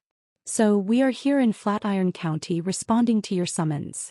Count Hurst from Flatiron County looked at the Archduchess with a gentle gaze and said. As if she had found her savior, Saroma smiled and looked at the person who spoke gratefully. Thank you, Count Hurst. Hurst, who was in his 30s, shook his golden beard and nodded with a smile. Thales frowned. He looked at the enthusiastic Hurst and shifted his but unnaturally. This damn chair is so hard to sit on. My God, Thales, did you see the way he looked at that girl? Ian interrupted at an inopportune moment. I bet that every time he looks for a woman he imagines her to be. Thales, who was in a bad mood, turned his head abruptly. Will you die if you don't speak? The prince replied coldly. Ian quickly raised his hands and stuck out his tongue innocently. Then he opened his mouth, maintained his smile and silently mouthed, yes. Thales was so angry that he did not want to talk to him anymore. Count Hurst's words seemed to have stirred up the vassal's conversation. Cotterson, who had just made a sarcastic remark, touched his chin and snorted. Phelan Castle is the same, Cotterson said slowly. But I noticed that we are not the only ones who responded to the summons. Count Cotterson moved his finger and pointed at a corner of the hall. That is, everyone's gaze followed his finger. Thales' heart skipped a beat. Why is he here, my lady? Cotterson twisted his wrist and pointed coldly at the Prince of Constellation. This person from the Empire is at the most important meeting in all of Dragon Cloud City? The hall immediately erupted in a lot of discussions and there was even a clamor. At that moment, Thales became the center of attention. Worry and nervousness appeared on the Archduchess' face. Lisban narrowed his eyes. Nicholas, who had been wearing a cold expression, furrowed his eyebrows. All right, no matter how much I want to keep a low profile. Thales sighed. I am here at the request of the Archduchess and the invitation of the heir of the city of faraway prayers, the second prince of Constellation said coldly. As a third party, I am here to witness this meeting that concerns Extet's honor. After he finished speaking, the arguments in the hall became even louder. Thales could even hear their discussions clearly. So that is, what a joke. Take a guess. If he is here, that woman should also be here. Dragon Cloud City? Ah, how ironic. Perhaps one day the Archduchess will have a young suzerain whose father is unknown. Thales clenched his fists. Ian shook his head helplessly at him, looking as if he wanted to help but could not. I don't remember when we were in cahoots with the people from the Empire, Cotterson said coldly without even looking at Thales. Chase him out. A lot of noises of agreement erupted among the vassals. Order, my lords. Nicholas' voice interrupted the conversation. As the Archduchess guard, the Star Killer looked down at the chaotic nobles from above. He was not polite at all. You are standing on Dragon Cloud City's land, Count Cotterson. You are standing in Rikuru's heroic spirit palace, and this is the Hall of Heroes. In front of the Archduchess, Nicholas' expression became stern. It is not up to you to give orders. Perhaps it was because the Star Killer was indeed famous, or perhaps it was because he had followed King Nuvan for more than 20 years, but the hall slowly quietened down. Then Cotterson replied without giving any face. Shut up, your grace. You have no right to talk to me about King order. Cotterson gritted his teeth and stared at the Star Killer on the stairs as if he was looking at an enemy. King Nuvan promoted the lowly you to be his personal guard and gave you the title of nobility. Yet you repaid him with your negligence and incompetence. You caused His Majesty's death and caused us and Dragon Cloud City to fall into this state. At that moment, a rare flush appeared on Nicholas' pale face. Thales had seen him like this before. It was a sign that the Star Killer was angry. If I were you, incompetent person, I would find a place with no one around and commit suicide as soon as possible, instead of shamelessly staying by the Archduchess' side and pretending that nothing has happened. Count Cotterson's words traveled clearly into everyone's ears. The disgrace of the White Blade who killed the king. Bah! Quite a number of Northland nobles snorted coldly in unison. Nicholas lowered his head abruptly so that no one could see his expression clearly. But he did not say anything. Thales could see that his fists were clenched together and trembling violently. The prince knew that the king's death under the protection of the White Blade guards was the greatest trauma in the Star Killer's life.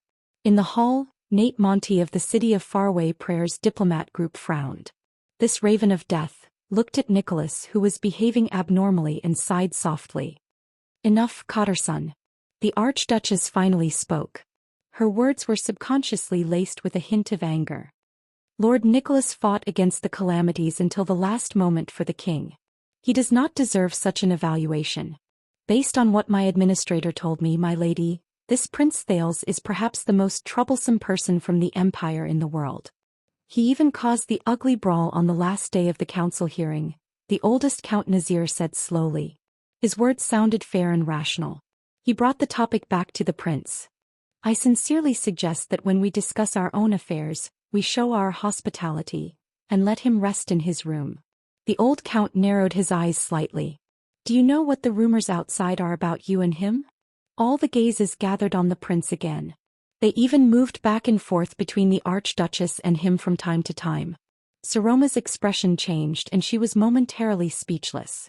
Thales closed his eyes. Beside him, Ian's expression was rich. He opened his mouth and was about to say something in Thales' ear. Not now, Ian. The moment Ian was about to speak, Thales' cold words froze his enthusiasm in his throat. They did it on purpose, the vassals of Dragon Cloud City. Thales remembered the filthy nobles in the Hall of Stars in Renaissance Palace 6 years ago. He told himself in his heart, so they're attacking the Archduchess' prestige step by step. And now, no, I can't speak. I can't refute him. Otherwise, it will only make the situation worse. Thales clenched his teeth tightly. He is the lady's guest, Qadr's son Nazir. Regent Lispan spoke in a timely manner. He stared coldly at the two counts. This is the lady's promise, so he will stay. And if you can't stand him appearing in your sight and would rather ignore the lady's honor, then close your eyes or go out on your own. Choose one. Qadr's son snorted coldly. He seemed to be very displeased with the regent. Don't forget about your blood feud, lady. The legal heir before you, Prince Mariah, died in Constellation. His body hasn't even gotten cold yet, Count Liner, who was sitting on the third seat to the Archduchess left, said with an expressionless face. Since then all the tragedies were caused by this little prince. His body hasn't gotten cold yet, really? Ian whispered unscrupulously again. 6 years. Even if it's a great dragon's corpse, it should be cold by now. Thales could not even be bothered with him anymore. Saroma inhaled sharply as though she was adjusting herself. That tragedy has already been settled, Liner. The Archduchess glanced at Thales from afar. She gritted her teeth and said, "It happened when the late king was still alive. And Prince Thales is now our guest and we should return to proper business." "You think that the death of your own blood relative is not proper business?" Liner suddenly raised his voice. "I have to say you make me a little bitterly disappointed." Count Liner's expression was still as cold as ice. His gaze did not waver, but his words, which sounded like a venomous snake hissing, were hard to ignore. "Honorable Lady Saroma Walton." Saroma met his gaze. Her hand, which was on the armrest of her seat, trembled slightly. In the hall, the discussions of the 20 or so nobles grew louder. "Take back your words, Liner." Regent Lisbon's words were already laced with obvious emotions. He enunciated each word clearly. "Especially to the Archduchess. How dare you say, 'You make me a little bitterly disappointed' to King Nuvan, to the granddaughter of the born king?" Lisban glanced at Count Liner. "Since the days of the prince, His Majesty used 30 years to promote all of you and the Liner family, which was on the verge of decline. This is what I am worried about, Lisban," Liner replied without fear. "That King Nuvan who made people willing to die for him, that great-born king, is no longer here. Only old bones like us are left to guard a woman, Liner." The one who interrupted him was still the golden-bearded Count Hurst. Liner paused for a moment. He glanced at the seated Archduchess. After a moment of hesitation he changed his words. "To maintain the dignity of Dragon Cloud City." The moment he said this, Saroma lowered her head and pursed her lips. The hall was silent. Count Hurst coughed softly. "My apologies, my lady." The Count of Flatiron County stared at the embarrassed Saroma and said gently, "But I think that Count Liner just misses the former king too much, and values the future of Dragon Cloud City too much. But he respects you and your bloodline just like I do." Hurst nodded slowly and respectfully. "My lady." Ian put on a disgusted expression and whispered, "I'm going to vomit at this hero saving the damsel in distress seducing a girl. But it really works. Look at that girl's expression.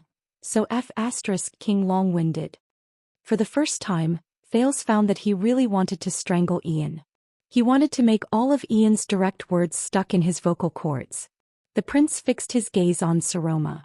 Saroma looked at Hurst, who had helped her out of the predicament, and even gave him a forced smile. Thales furrowed his brows tightly. "You are facing the bloodline left behind by the born king, young Hurst." Lisban interrupted their eye contact. "There is no doubt that she will lead the future of Dragon Cloud City."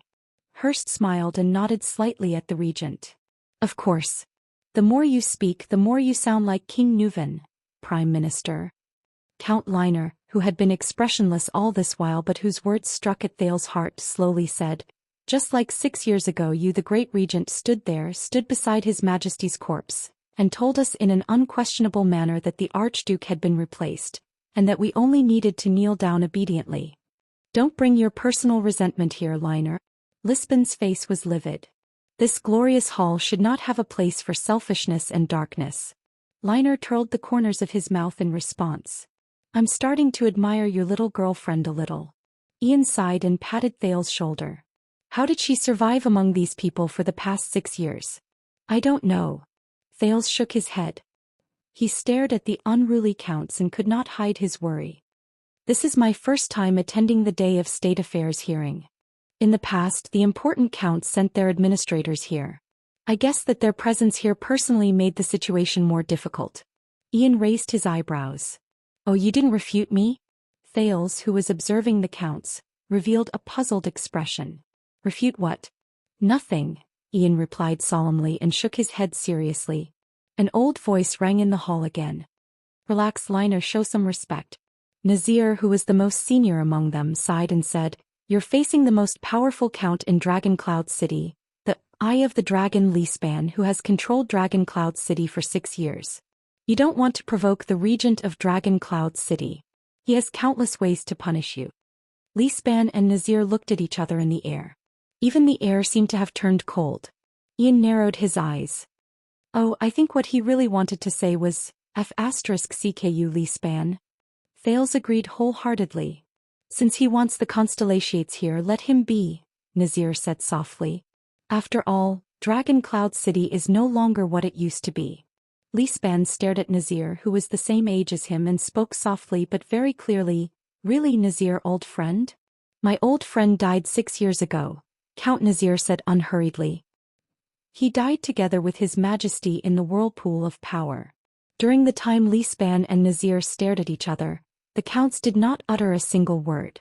It was as if this was their arena. Saroma, on the other hand, was at a loss. If I were to guess, Ian's whisper cut into the conversation at an inopportune time.